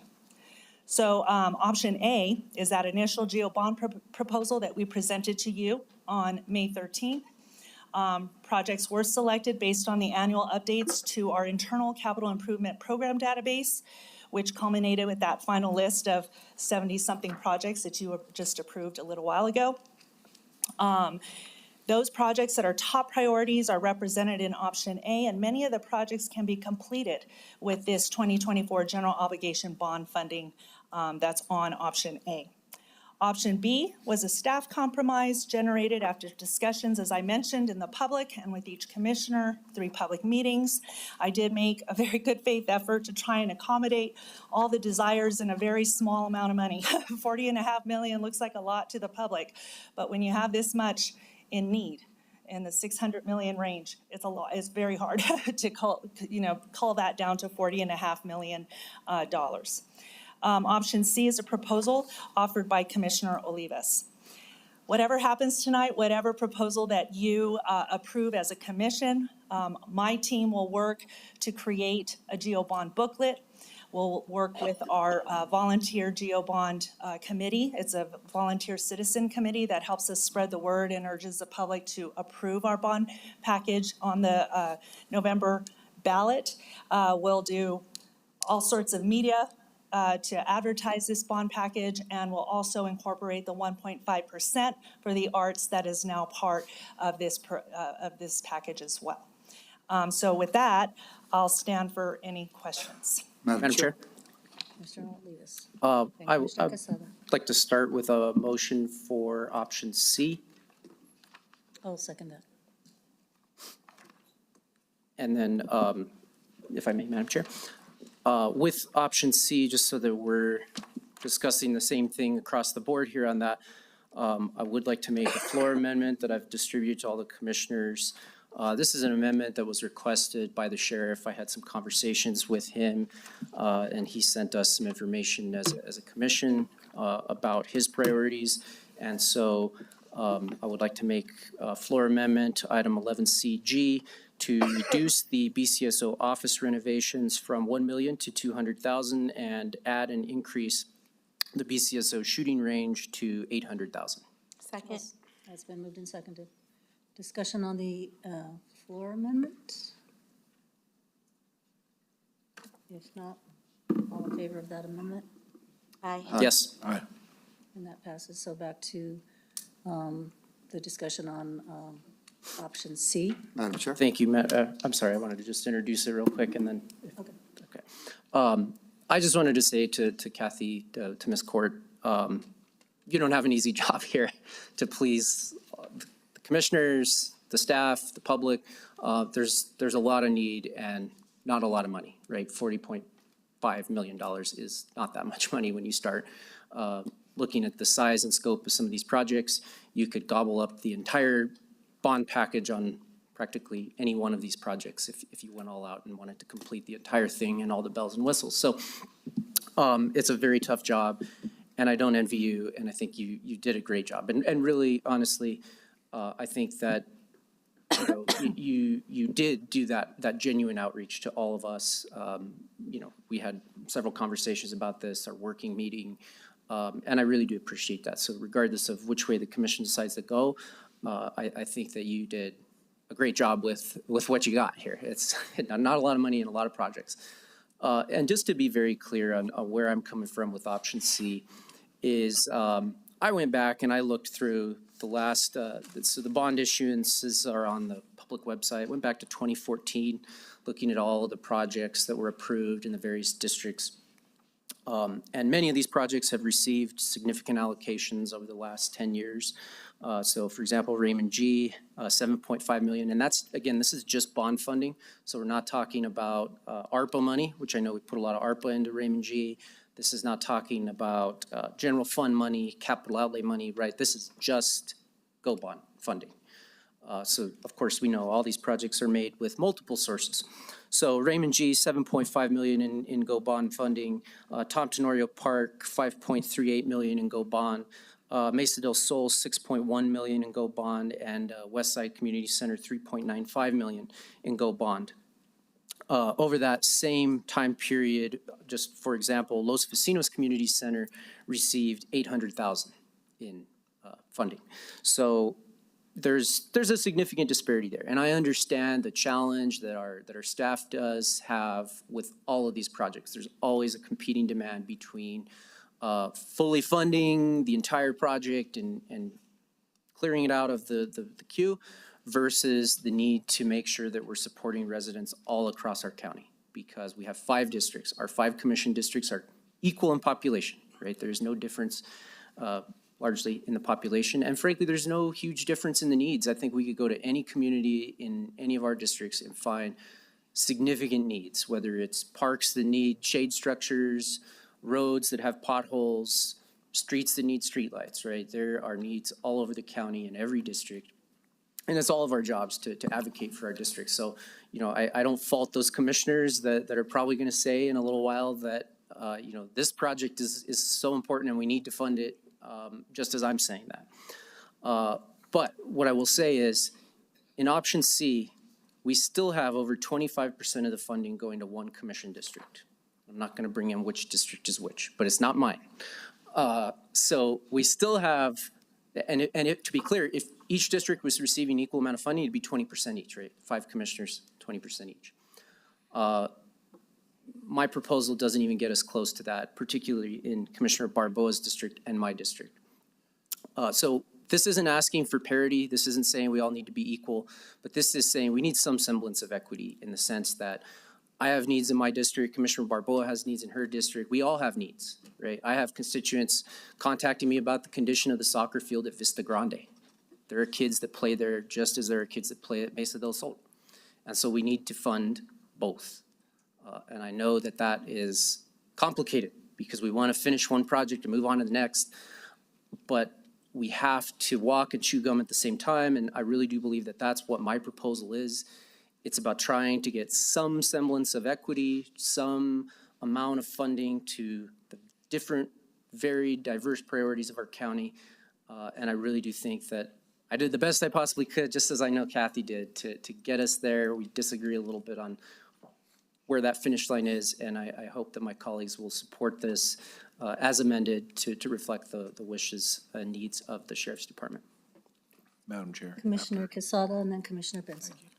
Thank you, Madam Chair. You know, I have a series of questions just based on me getting, option C. I don't disagree, actually, completely with option C. So I did bring in a option C1 that I passed out to the commission when I got here. Unfortunately, a busy weekend. No excuses, but I did bring it in. I agree with Commissioner Olivas when he's saying that there's big needs in the East Mountains and part of the, and a lot of part of the unincorporated area. I will argue that I have the highest population of unincorporated area, and this is the only dollars that we have. We don't get city funding, and I've never seen the city of Albuquerque put Bernalillo County projects on their GO bond packages, ever. We have limited, so I want to ask. Commissioner, can I just interrupt just for a second? Is this the? That's, yeah, okay, so that's, it's not title C1, but yeah, it's a I'm summary. naming it C1 now, I guess, I'm sorry. Oh, okay. Yeah, so that'll be my I just wanted to make C1. sure you're. Yeah, I'm sorry, Madam Chair. Yeah. And so, I mean, and I agree, right? I agree that Commissioner Barboa also has urban open space, and that's something that should be a priority for her since she doesn't have any unincorporated area in her district. So a lot of this stuff I thought it was really thought out. I do have some heartburn about doing projects with the city of Albuquerque, and I'm not saying this maliciously right now. I'm just saying this is what I'd heard in previous commission meetings, that why are we going to support the city when they have plenty of money, right? And that was based on the discussion we had with the Route 66 Visitors Center, which was $250,000. And so I agreed that but some of these projects, in like especially the Mesa del Sol complexes, that's going to complete a phase. And I truly believe that if we have the opportunity to complete phases, that we should keep that there. But these questions are through the process. So when the staff recommends their projects for GO bonds, what was their basis for their selections? Commissioner Quesada, basically, number one, based on last year's work, my first time doing the ICIP with this commission, the CIP database really needed to be buffered up with more data. So this year, all of our staff and our fiscal administrators in each of the departments actually transferred SAP accounting data into our CIP database, internal database. That way we could, and I could really kind of look at the numbers and see, you know, what projects have how much committed funding. And based on feedback from Commissioner Olivas last year, and I agree with you, Commissioner Olivas, that I think we should really focus on the projects that are so close to being fully funded so we can finish them and get them off of our list so we can move on to other projects that need the funding. So, so that was my intent, number one. So after I culled that database down into an Excel spreadsheet, I basically shared it with department directors and said, what do you think? Tell me what you think of this list. Prioritize from 100% funding down to 0% funding. We're going to take off the projects that are 100% and let's start looking at projects that have the most funding and going down.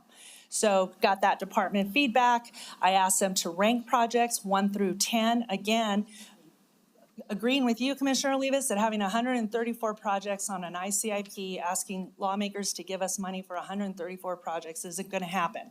So let's focus on the projects that we want to complete. So that was the biggest baseline for that initial proposal. And some of those projects on that initial proposal A, and the same ones that I kept on proposal B as best as I could, are the projects that we could complete a phase or complete a project completely. And that includes like West Mesa del Sol. We have a commitment, 2.5 million every GEO bond cycle. So we want to continue that commitment. It's on all of our public releases on the MDS site. And then the Raymond G, you know, they're in porta potties out there, and $4 million will finish their aquatic center, their locker rooms. So those are the kinds of thought processes that we went through as a team to come up with our GEO bond initial proposal. So I hope that answers your question. It does, but in the compromise proposal, what changes did you make and why? Well, number one, we had a very strong contingent of library advocates who showed up at our in-person meeting, and I absolutely agree with them. I am a library patron, and I used its free entertainment when I was raising my children. So I totally agreed with them, and I told them, yes, we can we can push this up to 2.5, which means I have to cut other projects, right? Every time you add something, you have to cut something. And then after discussions with each of you, I really did try to accommodate each of the desires of the commissioners, but not at the full request. I couldn't do that because at the end of the day, I wanted to give you all something to work with, promising that we'll put all these projects on the 2025 legislative agenda without killing our projects either, so that we can finish them, you know? And there was a compromise, like 3.5 million in option B for Raymond G. Our team said, okay, we can try and get 500,000 from the 2025 legislative session with our lawmakers who represent that area. So those are the kinds of things that went into the compromise, was providing something to everyone on the commission, because I absolutely agree with you. You want to represent your constituencies, but at the same time being cognizant of what that CIP database is showing us, what the updates show us, and what we can complete either phase-wise or whole project-wise. So it was just a balancing act at that point. All right, and so you kind of answered my next question on why, you know, because I think that, you know, Olivas, Commissioner Olivas and Chair Baca, that, you know, that you did put in, you know, a compromise for them based on the fact that some of these other projects are right there to get finished. I understand the frustration. I think every project in my district has been piecemealed since the whole time I've been here. And it's frustrating to think that it took me 8 years to get, you know, West Side Community Center upgraded, right? That because I had to do it $200,000 here, $500,000 there. I get the frustration. I understand that. Unfortunately, that's a big part of how we get money and bring money in for projects. I think you answered pretty much everything. What is the staff's preference? Well, now there's an option C, because when I wrote these questions, it was option A or B. So let's say, for argument's sake, there isn't a C. What would be their option, A or B? Your compromise or the initial one that they put forward? Well, I commend staff. They didn't really like option B either because I had to take money away from some of the projects that they want. But overall, option B is really what we think as a compromise and teamwork approach, and we'll work with option B. Obviously, option A was the first option that they presented to you all. Option B was my trying to make everybody happy, as Commissioner Olivas stated. So we'll work with, we'd like option B.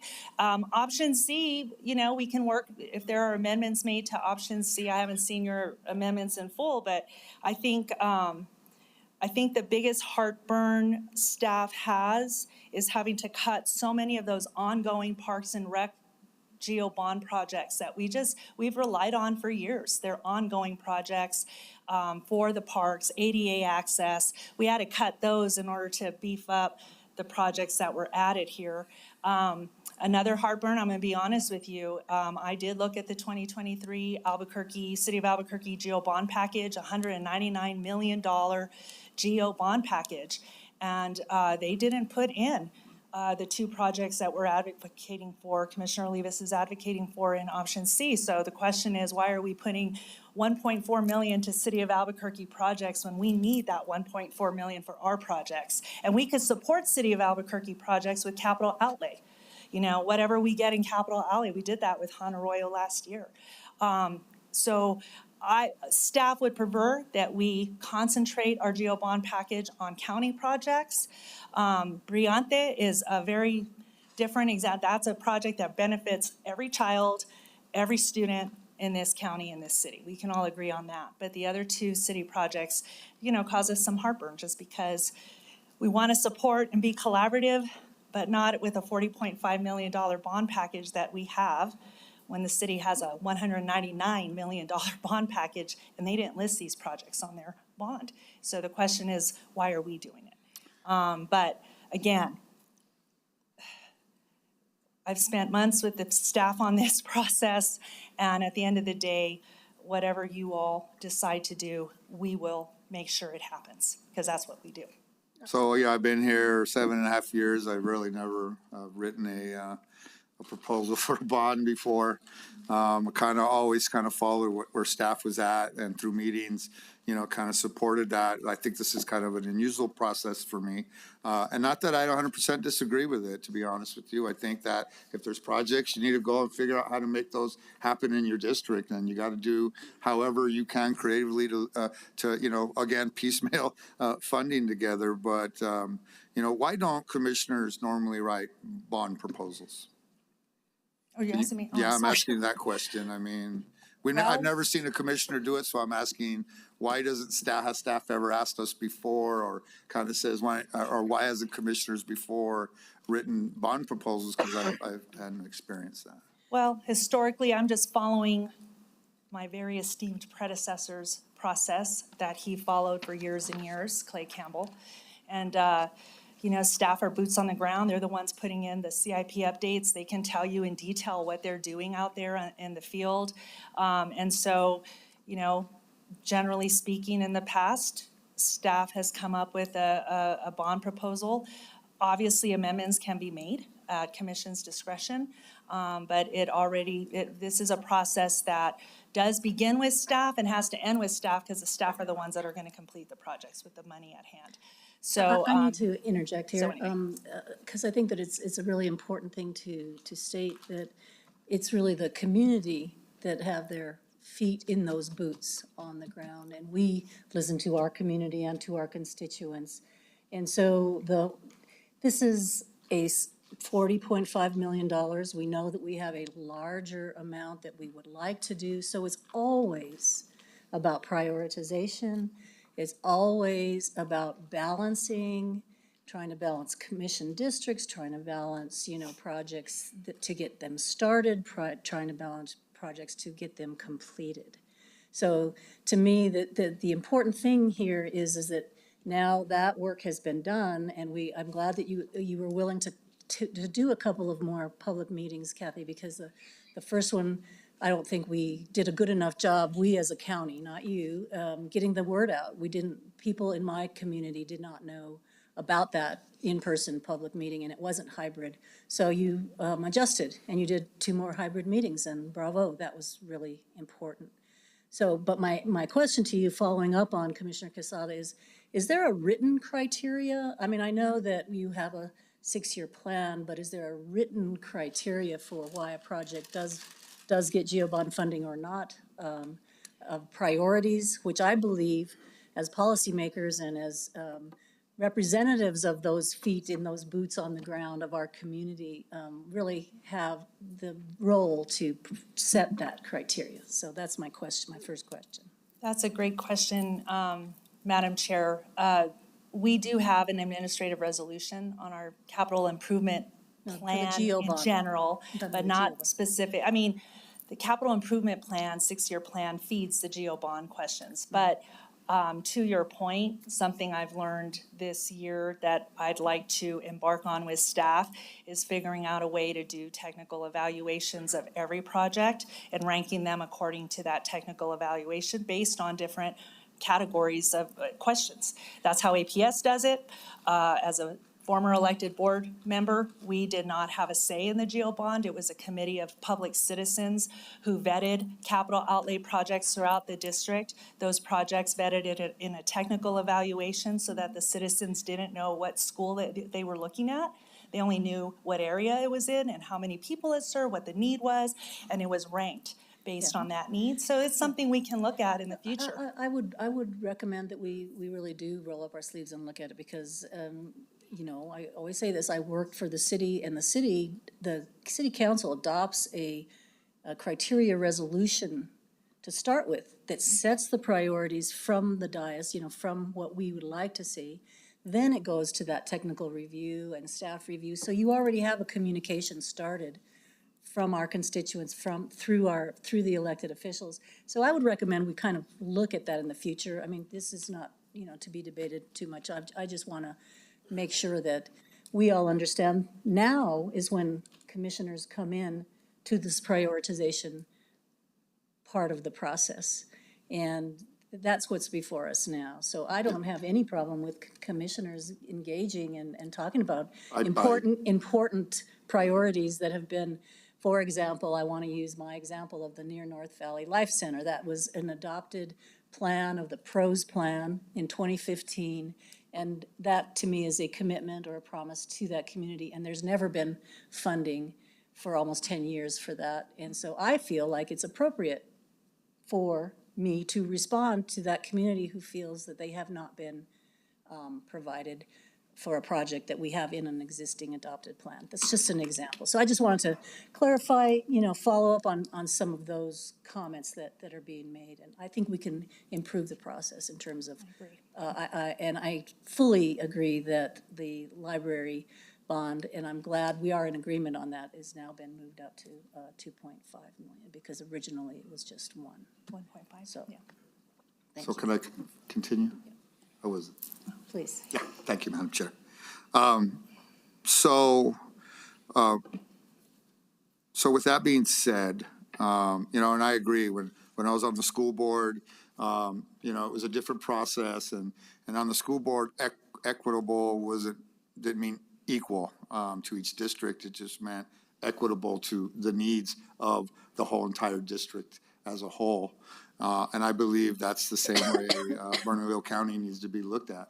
You know, when we're looking at affirmative action, you want to try to make sure that we're righting those wrongs for those areas who've been historically underserved. And if you believe in affirmable action, then you know, and I think we do. I think this commission really looks at the needs of not only their district but every other district.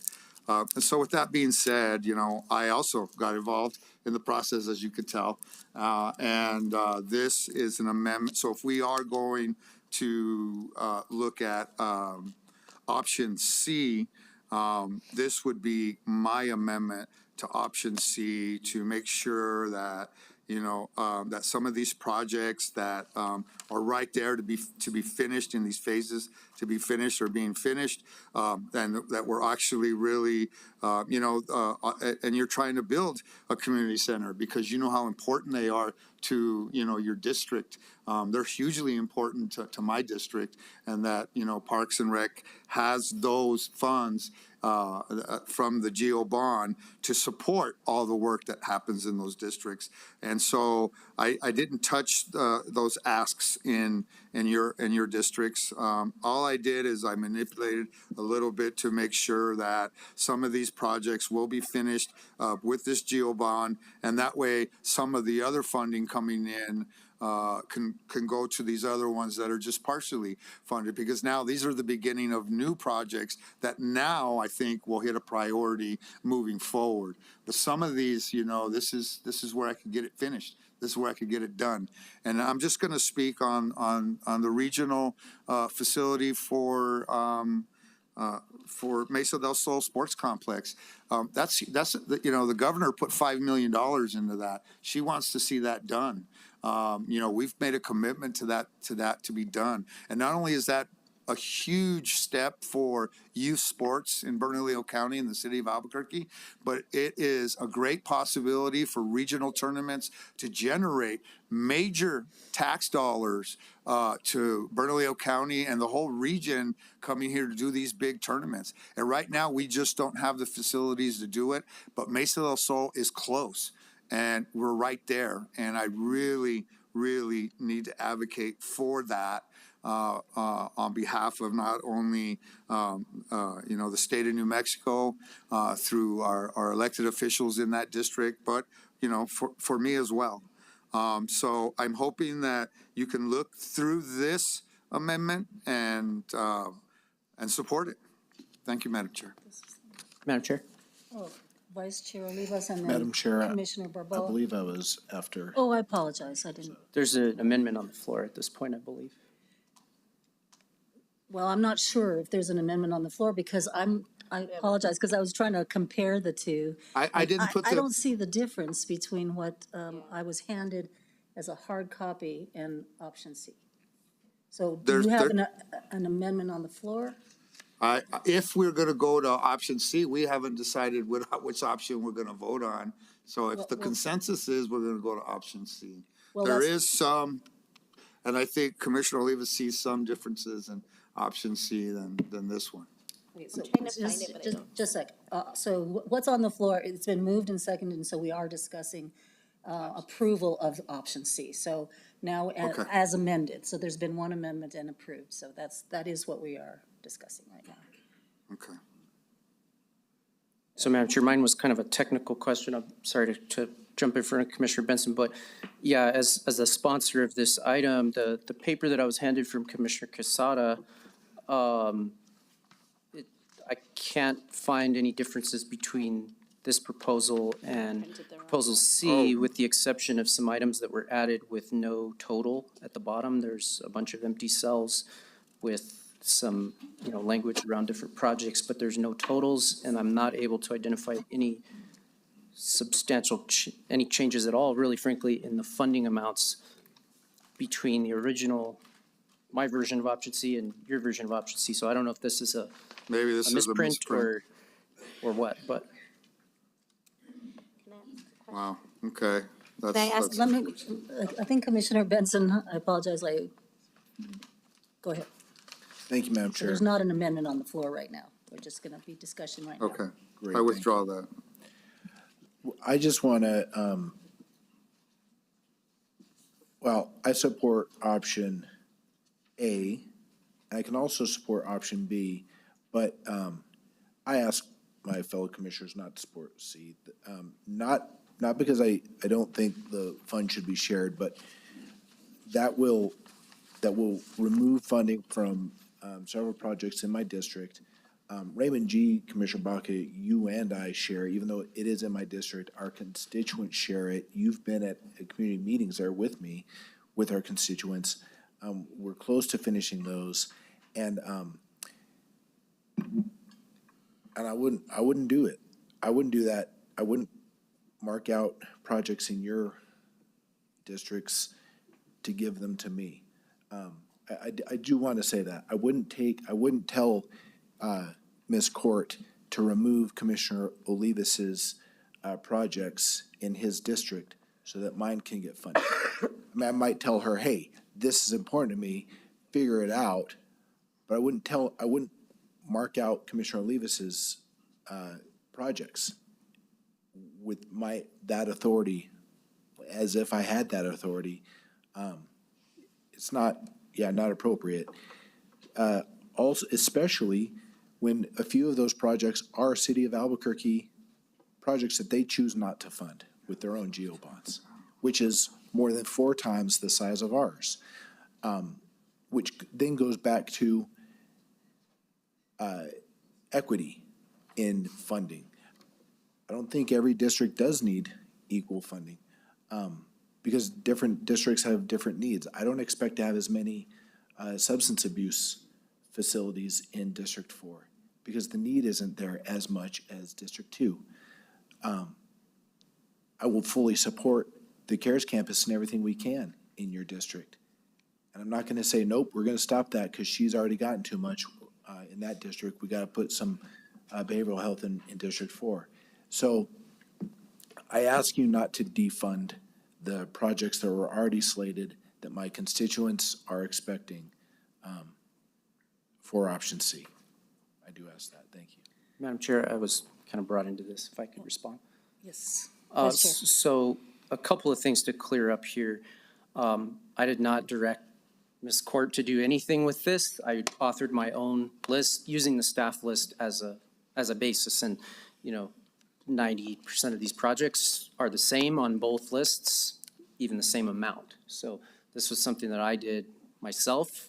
Her and I talked about before option B was out, but we talked about that, talked about some of my priorities, and I shared those with her. But I would never take it upon myself to direct staff for this kind of specificity. This is, you can call it amendment, you can call it an option, whatever you want to call it. This is my iteration of what staff initially put forward. And, this is unfortunately what we have to do, because in the initial option A, $0 were committed to any projects in District 5. And I get it.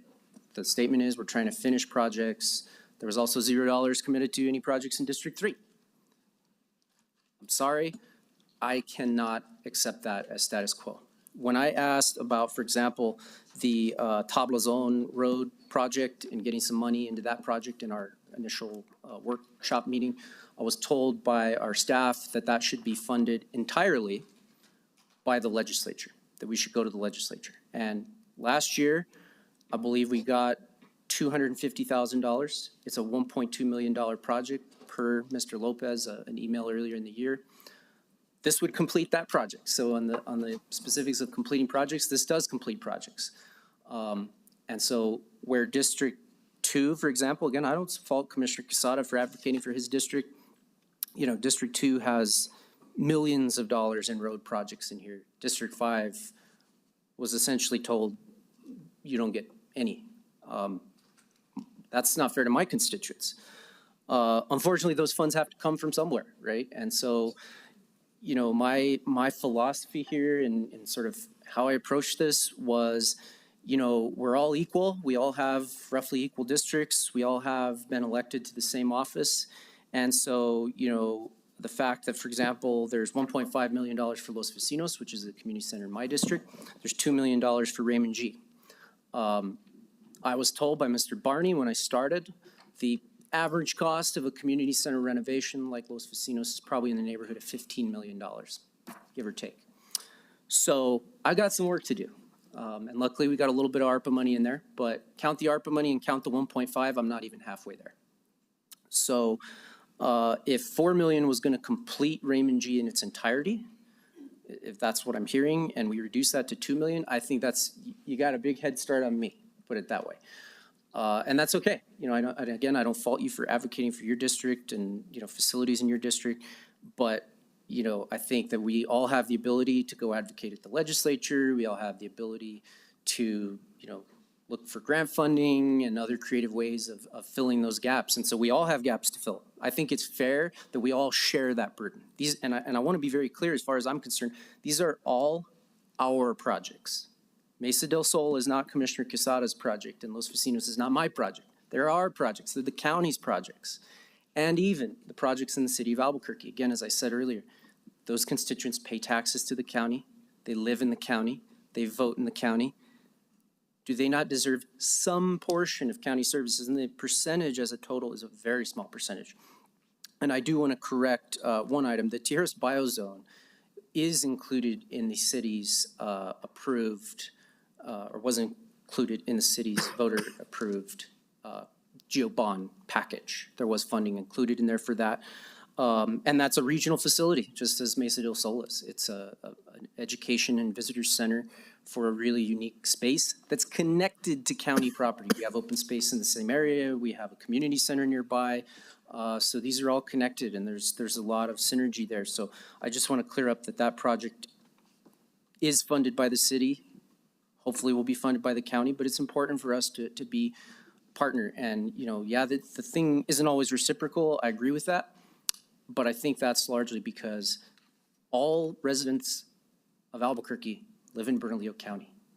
But unfortunately, residents of the East Mountains and South Valley do not live in the city of Albuquerque. So expecting reciprocity doesn't really acknowledge the geographic realities of sort of where these boundaries are drawn. And, you know, maybe it's an argument for future conversations about how we have drawn lines around our governments. But that's a question and a story for a whole another day. But I just wanted to respond to those comments, and I do respect your opinion, but I disagree. Commissioner Barboa. Thank you, Madam Chair, and thank you for the robust discussion. The first thing I want to address, because it just makes my heart, that behavioral health needs are far and wide across our county. They're not specific to my district. It has been traditionally that, just like in Commissioner Quesada's district, has the majority of Superfund environment toxin sites. We put those sites traditionally in communities of color, in our lowest income communities, and that is why Commissioner Quesada's district has the most toxic sites. My district has the most behavioral health services, again, because it's a Black and brown community. It is a majority. It is the most dense community, and it's the only community that hasn't turned away those services. So to say that Commissioner Benson is naive, I think there are plenty of people. Behavioral health needs do not discriminate on race, class, or gender. And so there are, I am sure, people from your district that come to get services in my district for their behavioral health needs. I do want to ask one question. I've been asking for the cleanup. Commissioner Colley commissioned a study. I think that I would expect that folks on this area would understand that while you all are seeing people on the streets and outside your businesses, my district, I would arguably say, has the bulk of that happening. And so when I can't get us to clean up the roadways so that our businesses can have a little support. The folks that choose to do business in my district have challenges that I don't think many see, even though our whole city is suffering. But I did want to ask Commissioner Quesada or Kathy Court, did you say that so it looks like in the original plan, the 2.5 million for Mesa del Sol, and it sounds like that is what you're advocating for the grade is. Does the 2.5 truly complete that project? The next phase. It completes phase 4. Phase 4. Yeah, phase 4, because this is a 6-phase project. Is it 6 phases? 9 phases now. So this would complete the 2.5 million plus the governor's $5 million capital grant would complete phase 4. So then we can start pushing toward phase 5s.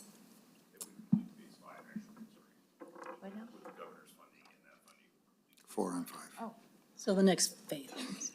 We would complete phases 5 with the governor's money and 2.5 million on the GeoBond package.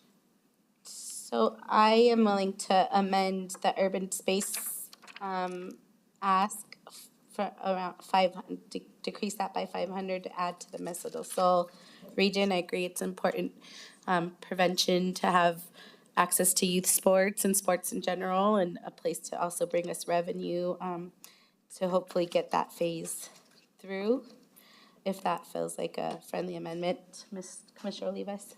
I would second that. Just to be clear, that's, you would subtract 500,000 from urban open space and add that to Mesa del Sol? Yes. So that would be a total of 2.2. Two. Yeah, I would second that. So there's amendment on the floor and seconded. Any discussion about that amendment? Madam Chair, Yes, Commissioner. not to that amendment. I just want to clarify to Commissioner Barboa's statements. I clearly never said that District 4 doesn't have any substance or behavioral health issues. I said the majority of facilities are in your district You said the need. because of the homeless population is greater in your district than my district. I'm not saying there is no homeless population in my district. And if I did, so back to equity, should we put the same amount of dollar amount into District 4? I would wish that as District yours? 4 would start carrying some of the burden of the homeless population, of the behavioral We health. do carry the burden by spending the funds and not demanding that they get spent in District 4. That's how I we would carry the welcome burden. that. I would welcome Oh, District you 4. already do it. You already Okay, did it. just for, our discussion, please You're welcome. address the chair, and then if you have the floor, so we really I want to. did address the chair, Madam Chair. This back and forth is what I'm trying to avoid, so that we can, that there's an amendment on the floor. So I'd like to get back to that, if we may. I'd like to make a statement on the amendment. Thank you, Madam Commissioner Chair. Quesada. Thank you, Commissioner Barboa. And I just want to make it clear that, you've advocated very, very well for your urban open space and that there was a grant written and we have purchased the property. So this doesn't eliminate the open space. We want to develop it. And so that puts some money in the development, and it gets the Mesa del Sol 4 and 5, it looks like now, which with the money completed, and which is true. This benefits everybody in the city. It's everybody's project. It just happens to fall in my district, but that is a true statement, and I will follow through with that statement, that this belongs to everybody.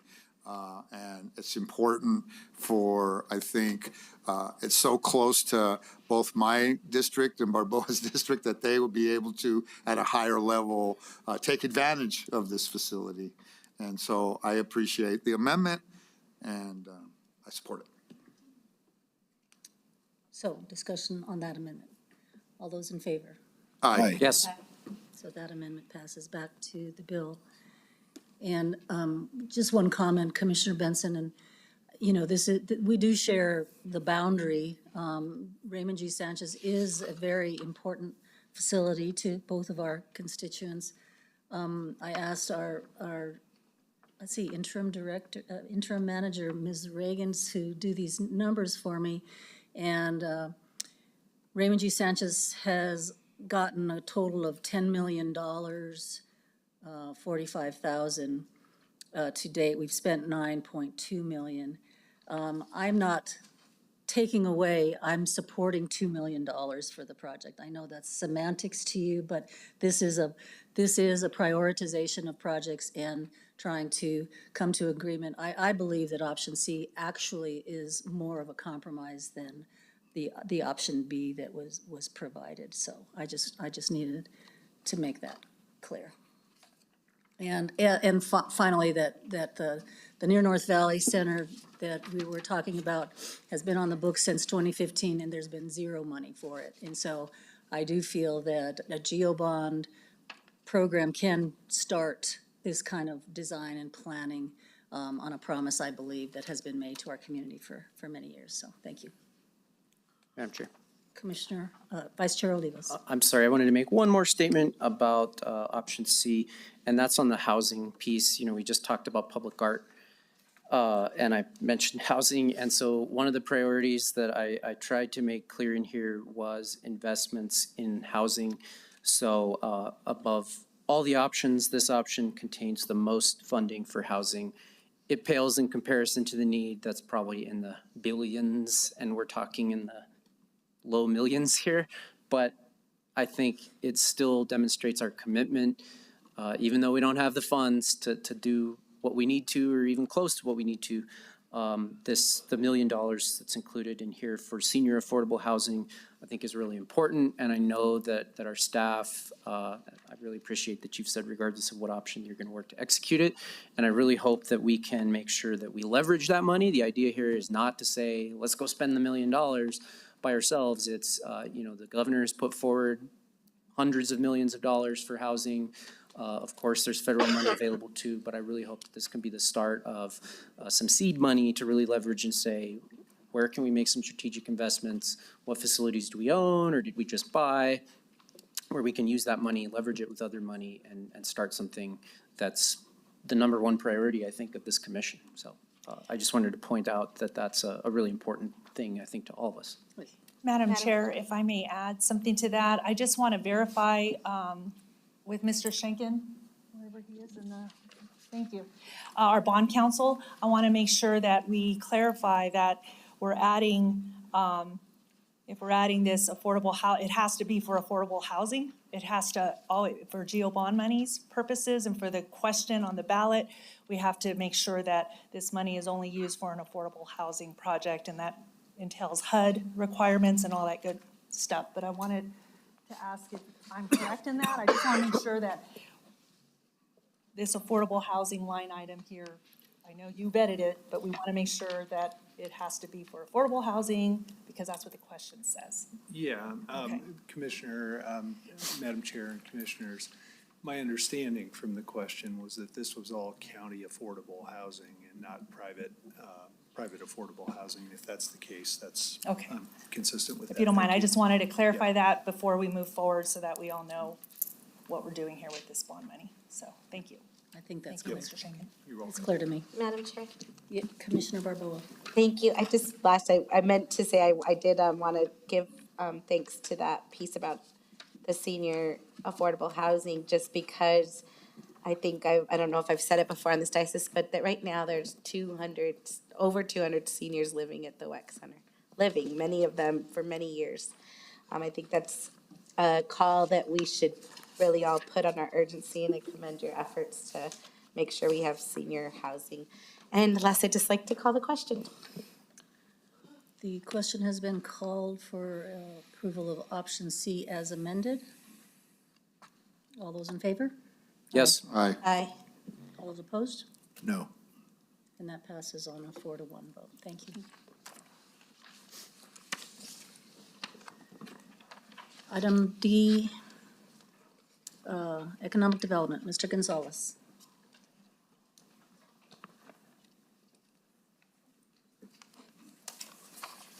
Madam Chair, members of the Commission, Marcos Gonzalez, Executive Development Officer for Bernalillo County.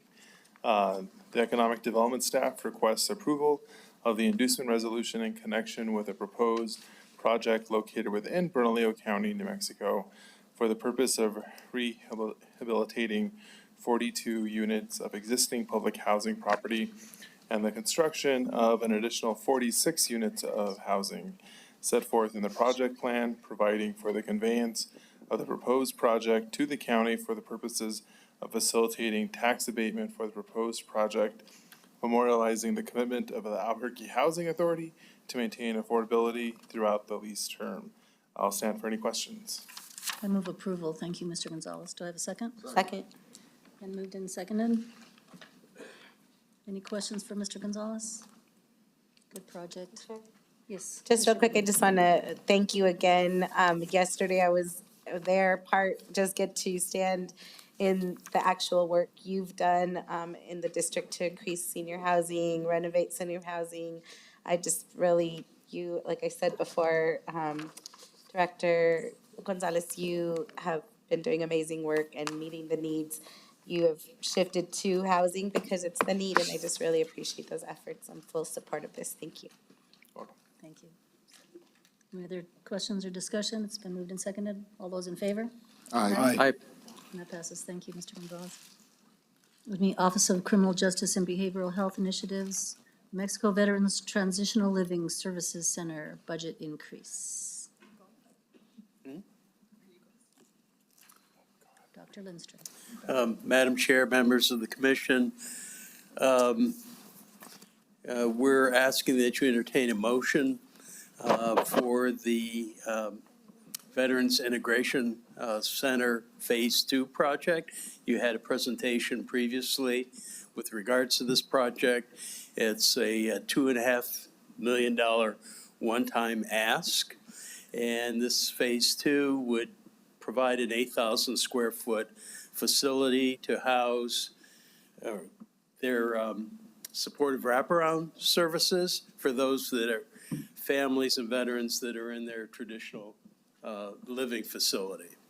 And with that, I know that our Economic Development Director would like to make some additional comments. Madam Chair, members of the commission, myself and Kathy Court have been working with our bond counsel and legal department with the governor's office, who also wants to support this project at that $2.5 million mark. And we're pretty close to meeting those anti-donation concerns that the governor's office had. So really this element, this item tonight, if we adopt it, it puts forth that money, but we're still gonna work on using the governor's money first, essentially, to be able to use it for the project. So in a sense, kind of hedging our bets, so to speak.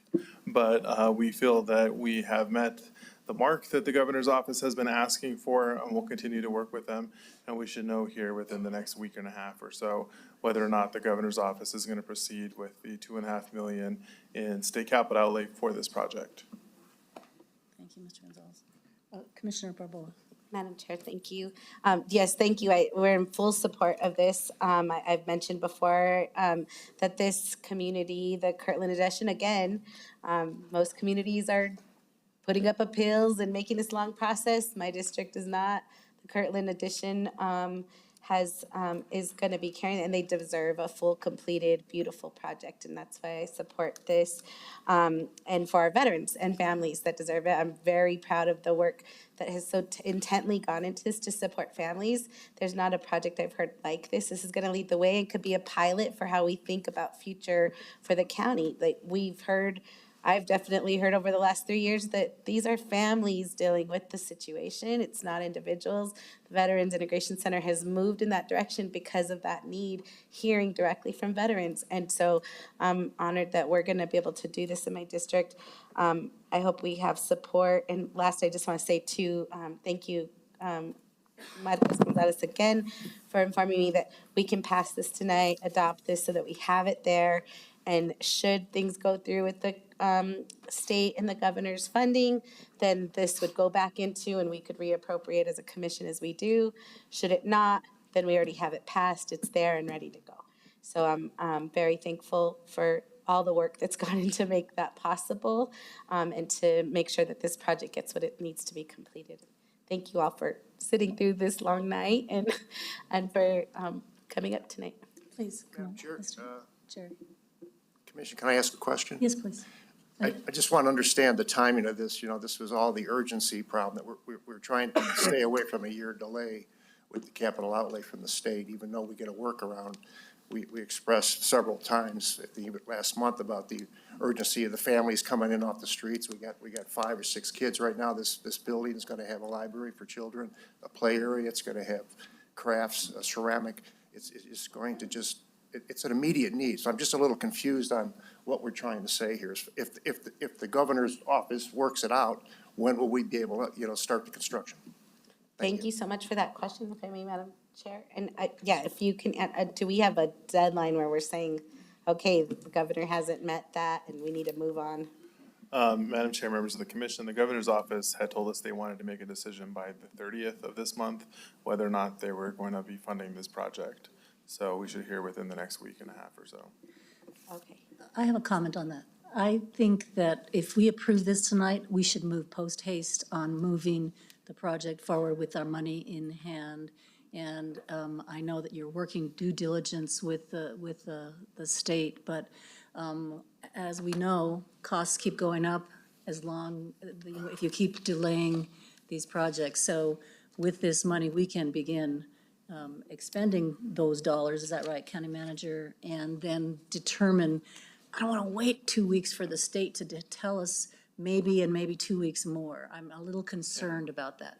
It doesn't mean that we would be slamming the door on the state, but we can move forward with this money. And I'm hearing the county manager say, yes, that's possible. So I would like that to be told to the VIC, and we'll move post haste on this. Great. I move to approve. Second? It's been moved and seconded. All those in favor? Yes. Thank you. Thank you all.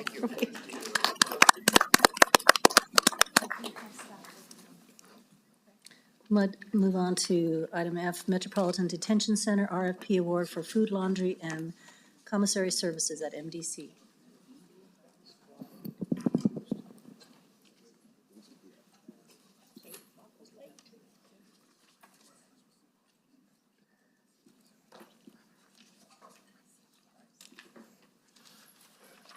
Good evening, Madam Chair, members of the commission. Roseanne Otero Gonzalez, I'm the deputy warden at MDC. The motion is to award the request for RFP 3024 EM to Summit Foods for food laundry services at MDC.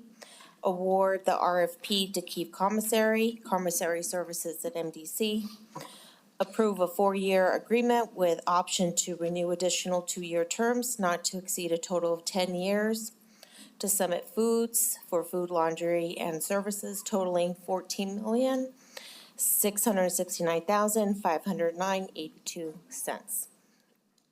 Approve a 4-year agreement for a period of 4 years with the option to renew additional 2-year terms not to exceed a total of 10 years for Keefe, and that's for commissary services. Authorize expenditures exceeding the county manager's $300,000 signature authority limit pursuant to Administrative Resolution 2023-77. Authorize the county manager to execute subsequent amendments to the service agreement. And we're requesting an additional motion to be added, and that's for the financial resolution, and that's for the additional funding needed for food, service, commissary, and laundry. So we would need the clerk to add, to issue a number on the record for the financial resolution that was submitted, and that's for $379,000. Yes, ma'am. FR 2024-86. Thank you. I believe you did already, 85. Yeah, we did issue it. We You just did it. have talked a lot. Yeah, yes, we have. We apologize for that, but it's 85, right? Earlier, Oh, 85, okay. We still have one more to go. yeah. Right. So I move approval, including FR 2024-85. Do I have a second? Second. It's been moved and seconded. Any questions? All those in favor? Aye. Aye. Thank you. Yes. Thank you. And we move to the new 11G, FR 2024-86. That was, yeah, you were good. You were ahead of us. Commissioner Barboa, did you want to? That is still, if the warden and deputy warden could say, I think it's still you all. We're talking about or maybe it's to the county manager. So, sorry. Metro Detention Center, Maybe FY not. 25. Yes, the MDC Detention Health Center Health Authority. Authority budget.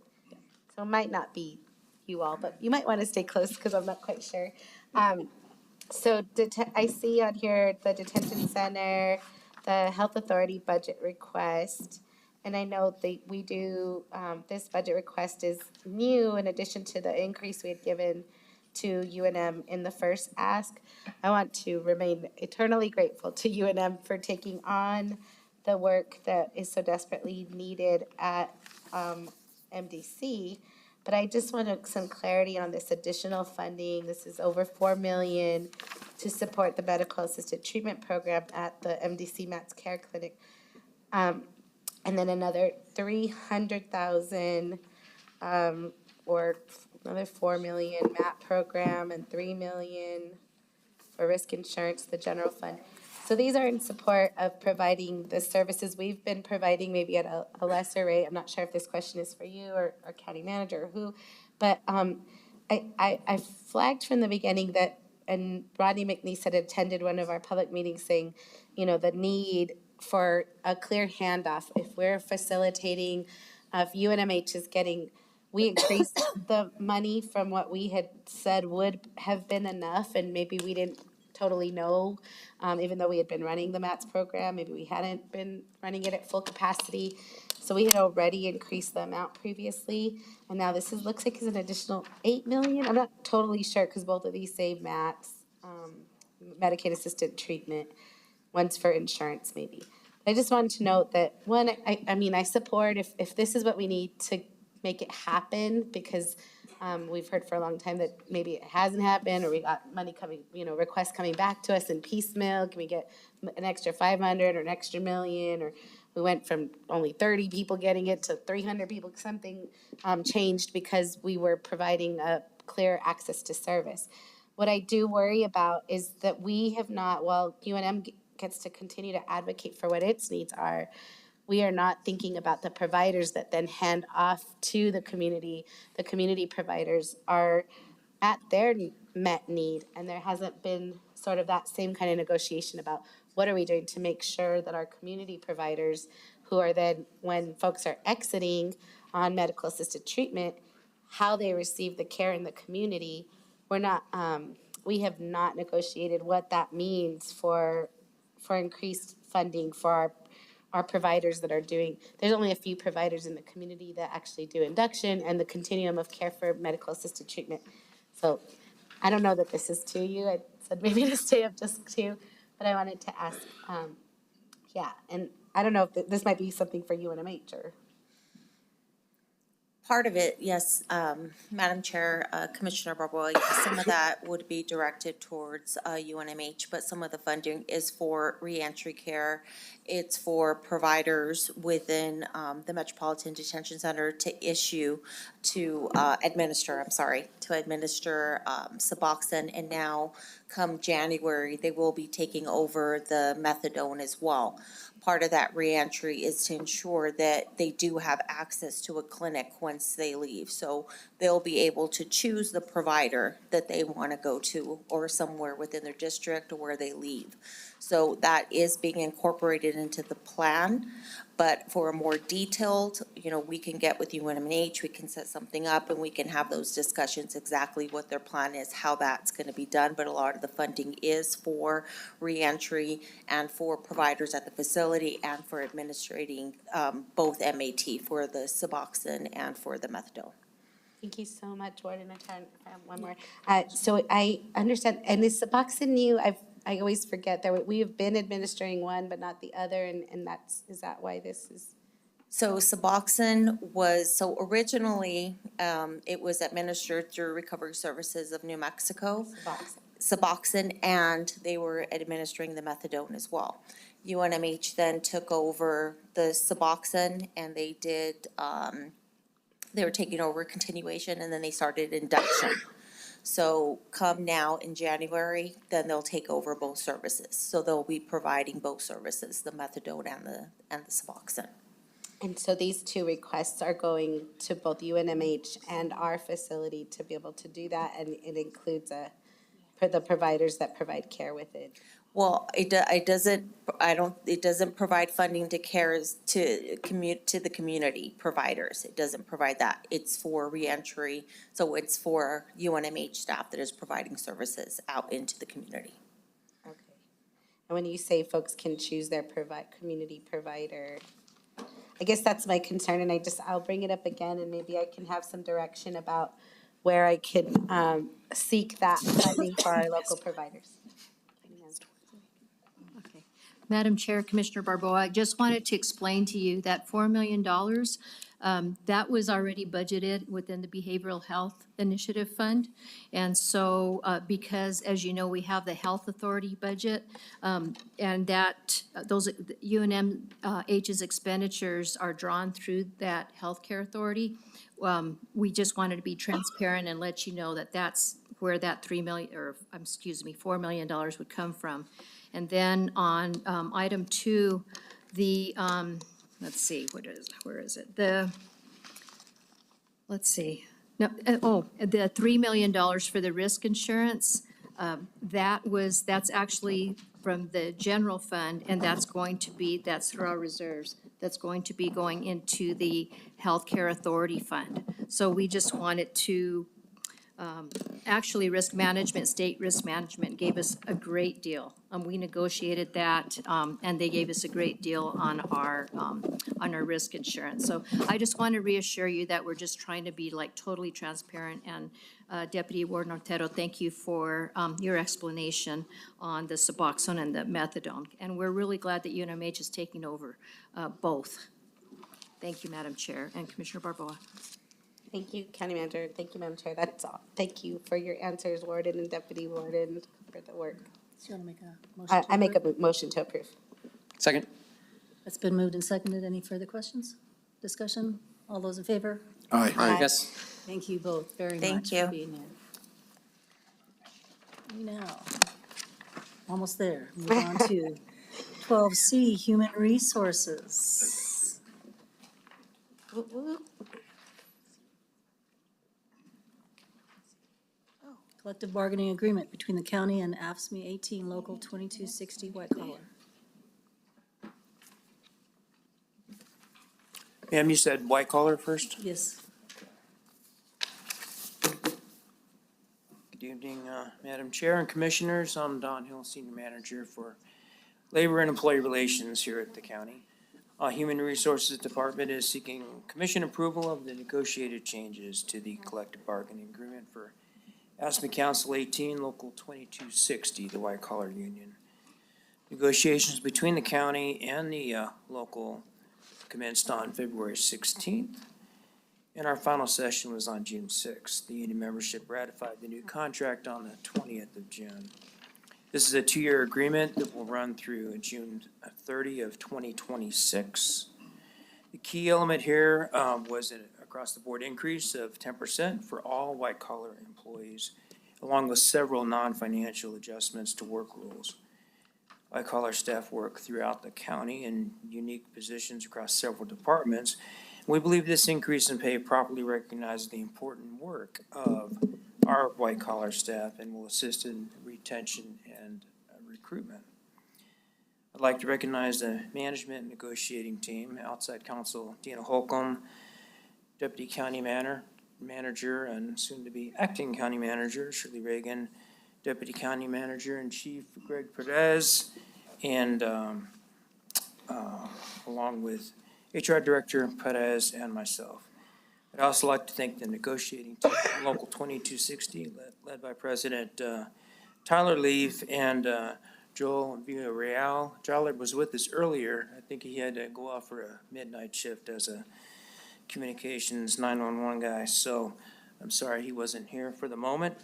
But I do appreciate the professionalism that the white-collar negotiating team exhibited throughout these negotiations and the collaborative approach that they exhibited.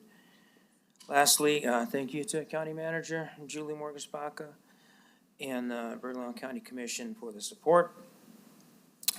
And I stand for questions. Any questions? I move approval of the agreement. Second. Moved and seconded. All those in favor? Aye. Aye. Yes. Aye. Thank you. Now we move back, I apologize, I jumped ahead to the agreement between the county and the Albuquerque Area Firefighters Local 244, Bernalillo County Chapter. Yes, ma'am. Thank you, Madam Chair. The Human Resources Department is seeking commission approval of the negotiated changes to the collective bargaining agreement for the International Association of Firefighters Local 244, Bernalillo County Chapter. Negotiations between the county and the IAFF local commenced on March 11th of 24, and we reached tentative agreement just last week on June 20th. The union membership ratified the new contract yesterday, the 24th of June. This is a 2-year contract also running through June 30th of 2026. Again, here the cornerstone of the negotiation was an across-the-board pay increase of 10%. This recognizes the value of these crucial public servants by keeping Bernalillo County competitive with other entities and to increase retention of our current fire rescue staff. Again, I'd like to recognize the management negotiating team, outside counsel Dina Holcomb, DCM Reagan, DCM Chief Perez, Deputy Chief Zach Lardy, and again, HR Director Perez and myself. I'd also like to thank the negotiating team from Local 244, led by Vice President Theodore Igbui and Fire Captain Stephen Cordova, for the collaboration and professionalism that their team exhibited in these negotiations. They were truly a pleasure to work with. Again, thank you to County Manager Julie Morgus-Baca and the Commission. And I don't know if Vice President Igbui or Stephen had anything to share.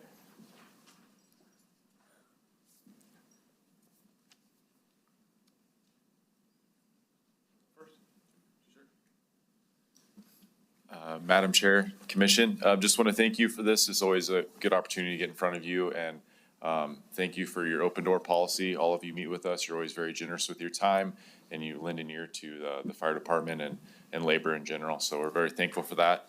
Want to say goodbye to County Manager Julie Morgus-Baca. She'll be missed, and the fire department's no exception. We were really grateful for you, and we're thankful for all that you did for the county. So thank you. And finally, the HR team. Mr. Hill, inside and outside of negotiations, is very transparent with labor and always very helpful, and we have a really great relationship. So we were thankful for this process, and we're always, I'm always grateful to be able to represent the men and women who actually ride on the trucks and are the rank and file, who do the job day to day. And it's my personal opinion that's the best way to get a contract and know how best to reflect what the needs are and all of those things. So really grateful for the process, and this is no exception. It ended very well. Thank you. Madam Chair, Commissioners, Miguel Tebben, President 244. First, I want to thank both teams, management and our team, for their diligent work, meticulous nature. It's a very grueling process, so thank them for putting in the work. To Madam Interim County Manager, and let the record show that I was the first person. 244 was the first entity, constituents to call to address her as that. I did. So, I did. Thank you for all the work that you did in helping us. Madam County Manager, it's been a pleasure, 9 years. We thank you for always recognizing collective bargaining and its importance in government and county government. We really appreciate you meeting with us on even sometimes issues I know you don't agree with, but you still listen. I think a couple of people have said that tonight, is your ability to listen is very, very impactful and powerful. So thank you for 9 years of that for us. A couple of things were said tonight about, how the county, Bernalillo County is the leader in the counties in New Mexico, and I agree with that. Recently, actually today, I just got back from Ruidoso and witnessed some of the devastation with my own eyes. We had 10 firefighters from New Mexico that had their houses burned down while they were working on the fires. So to think that doesn't impact us here locally is, it does impact us greatly. We had 15 resources down there fighting those fires alongside with our brothers and sisters that had lost their homes. We appreciate and look forward to the continued investment in this department and these men and women that serve, because that's what's needed. It's not just firefighting. It's not just wildland firefighting. It's EMS. It's river rescue. It's mountain rescue. Our men and women continue to ask of whatever comes their way, and what's needed and what you give us and what we appreciate is a continued investment in our department. So thank you to the Commission as well for your continued support in what we do. So thank you very much, and we urge your support. Thank you. Anything else? Madam Chair, I No, move thank approval. you, and we appreciate your continued support. I'll second that. It's been moved by Vice Chair, and I second. Any questions, comments? All those in favor? Aye. Aye. Yes. Congratulations. Thank you. Item D, Parks and Recreation and Open Space MOU for Unified Library Systems between the City of Albuquerque and the County of Bernalillo for our joint library system. Good evening, Madam Chair, Vice Chair, and members of the Commission. What you have before you is to approve the Memorandum of Understanding for the Unified Library System and authorization for County Manager to sign any future amendments. The agreement is a biannual agreement. It's pursuant to the Joint Powers Agreement between the city and the county. There's two parts to the agreement. One part is to pay for operations for the libraries in the unincorporated areas. And the other part to the agreement is the bond funds.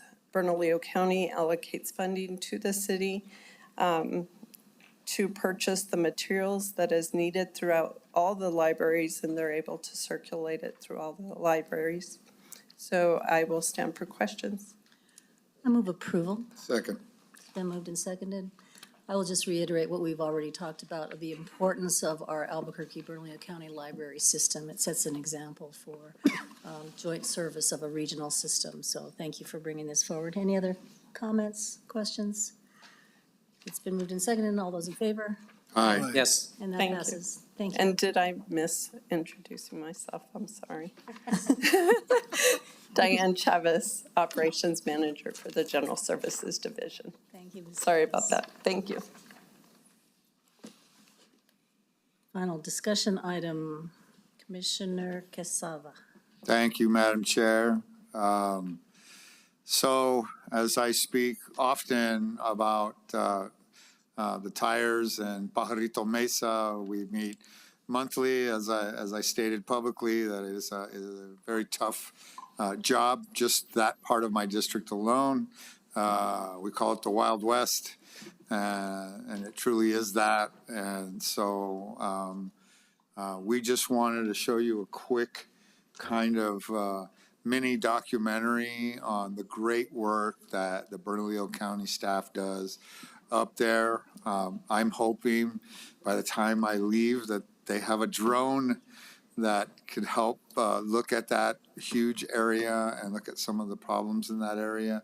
But this will give you a little glimpse in some of the work, and I will turn it over to Nick Ham. Madam Chair, Commissioner Quesada, thank you. Madam Manager, thank you. It's been an honor. So just to add very briefly to that, I know it's getting late. So the two gentlemen behind me, Michael Gallegos, the county's nuisance abatement officer, and Enrique Flores, he's the county's code enforcement officer. These gentlemen are instrumental in the county's efforts on Pajarito Mesa, which is a rural part of the county, not too far from the urban core, that's lacking in some services. Folks generally are have less resources than others, I would say. And as a result of that, some folks can take advantage of that rural nature and lack of attention that it sometimes has. So this project had started in earnest about a decade ago as a zoning enforcement case. The short version of the story is that it became an illegal tire dump site. And after we exhausted our efforts through both the zoning code, the scrap tire ordinance, through Mr. Martinez's team's efforts through district court, it became a nuisance abatement case. And late last year, this commission granted authority to the department to be able to go in and abate this particular property. We estimated there were about 65,000 tires on this site that were dumped illegally. That's a lot of removal money. It would have blown entirely through the nuisance abatement budget that we're assigned to have in any given year. So we turned to a grant program offered by the State of New Mexico Environment Department. We were awarded the full amount that was asked for. It was just shy of $400,000. And we spent every cent of that removing the tires from this property. So without further ado, I want to thank all the people that had fingerprints on this. I mean, the list is extensive. The gentleman here behind me, the admin staff in my department, the folks in Ms. Reagan's shop as far as procurement and purchasing goes, and the grant writing team, and the gentlemen that run the hearings here, Paul Evans and his team in communications. They actually put this together. So this is an internally produced mini documentary about this project. So, Mr. Evans, with that, I'm going to turn it over to this.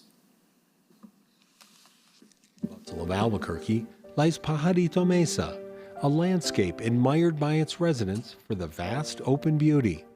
Yet beneath its wide horizons, a problem is growing: the dumping of scrap tires and trash, scarring this magnificent land and threatening the community that holds it dear. We do have beautiful sights here, but once you start traveling the mesa and you start looking at the details, you see the problems that are brought upon the mesa. Once a home site, this property was converted into a scrap tire dump site Now a huge maze of tractor-trailer tires as high as a military fort wall. But once discovered, Bernalillo County Planning and Development Services Department stepped in using the nuisance abatement ordinance to enforce the cleanup of the site. Whatever's on the property is the responsibility of the property owner, whether it be trash or tires or chemicals. When possible, the county tries to pursue the individuals that leave tires or trash on the mesa. Just around the bend is Luz Maldonado. She's raised 7 children here on the mesa over the last 30 years. Now one of her daughters is raising her own children here as well. Happy birthday to you. Today, there's reason for celebration. Happy birthday to you. When we first came and encountered the Pajarito Mesa, I said, you know, this is beautiful. This is where I want to raise my family, and this is where I want my kids to be because of the open space. But over the years, the open space has also attracted a shadier element. Trash haulers unwilling to do the right thing.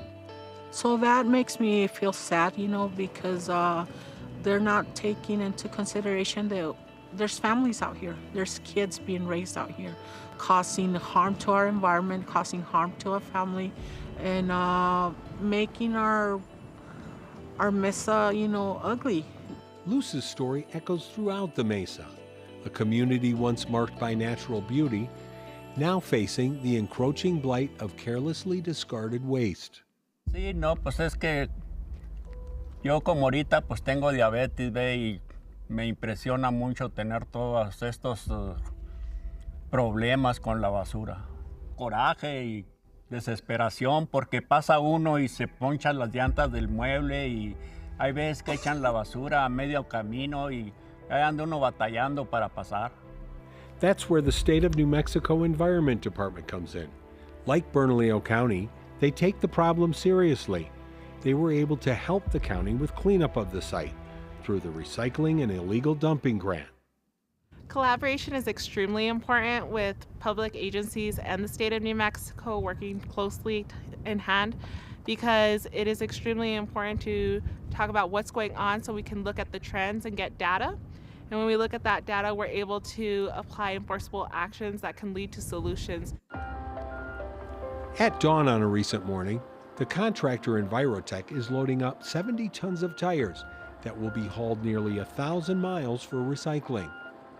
When it's all said and done, it's going to be about 10 truckloads at least. We got about 5 trucks out right now, and we have another round coming. Most of the tires here have been baled for easy transport on flatbed semi-tractor trailers. Because when sites get to be an alarming rate of or a size, they have to pay an extremely high cost to get rid of them. Believe it or not, millions of dollars a year is spent on scrap tire cleanup efforts statewide, a testament to the scale of the problem and the expense of negligence. Efforts to restore Pajarito Mesa are ongoing. Through united efforts, the residents hope to turn back the tide of neglect and restore the natural beauty of their home. So I would like to see a clean community, somewhere where we can be proud of. To report an illegal dump site in Bernalillo County, visit burnco.gov and they'll start an investigation. We appreciate, you know, the partnership with Bernalillo County. We appreciate what they've done and what they continue to work for our community. Every effort counts, every action matters. This is not just a local challenge, but a call to all who value our lands and our communities.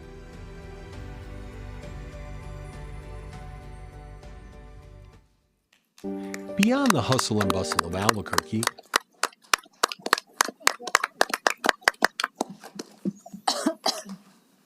Madam Chair, Commissioner, just want to thank you for the opportunity to share that with you. And thanks to our partners at the State of New Mexico who helped us make this possible. So with that, stand for any questions. Thank you all. Any questions? Madam Chair? Yes. I just want to say kudos to the whole team, the folks out doing the cleanup, the folks seeking funding, Commissioner Quesada, you know, good work. It's really a special environment and tough work, but thank you for doing it. Thanks, Commissioner. Thank you. I just want to also Commissioner Barbeau. say, great work, thank you. And I'm jealous, I saw that little Ford Bronco, that's my favorite car. You get to drive it. But yay, thank you for that work. I'm Barboa, my family owns property on Pajarito, just, down the road on the other side of Coors. But, it's been long in my family that we've gone up to the Mesa, appreciated the Mesa. So really, thank you for that cleanup for our environment, period. Thank you. Madam Chair, Commissioner Barbeau, thank you. On the car note, I should thank Brian Lopez. He traded a vehicle with us so that we could have a genuine 4x4 for up there because it wasn't something that we had. So Director Lopez, if he's still around, thank you for that. Thank you. Thank you for this good news. Thank you for hanging with us so late. We really appreciate you. Commissioners, thank you. Thank you. Item 14, I will announce the next commission meeting will be Tuesday, August 13th, 2024, zoning meeting at 3 p.m. in these commission chambers, and Tuesday, August 13th, the administrative meeting at 5 p.m. in these Ken Sanchez Commission chambers. And this meeting is adjourned. Thank you all.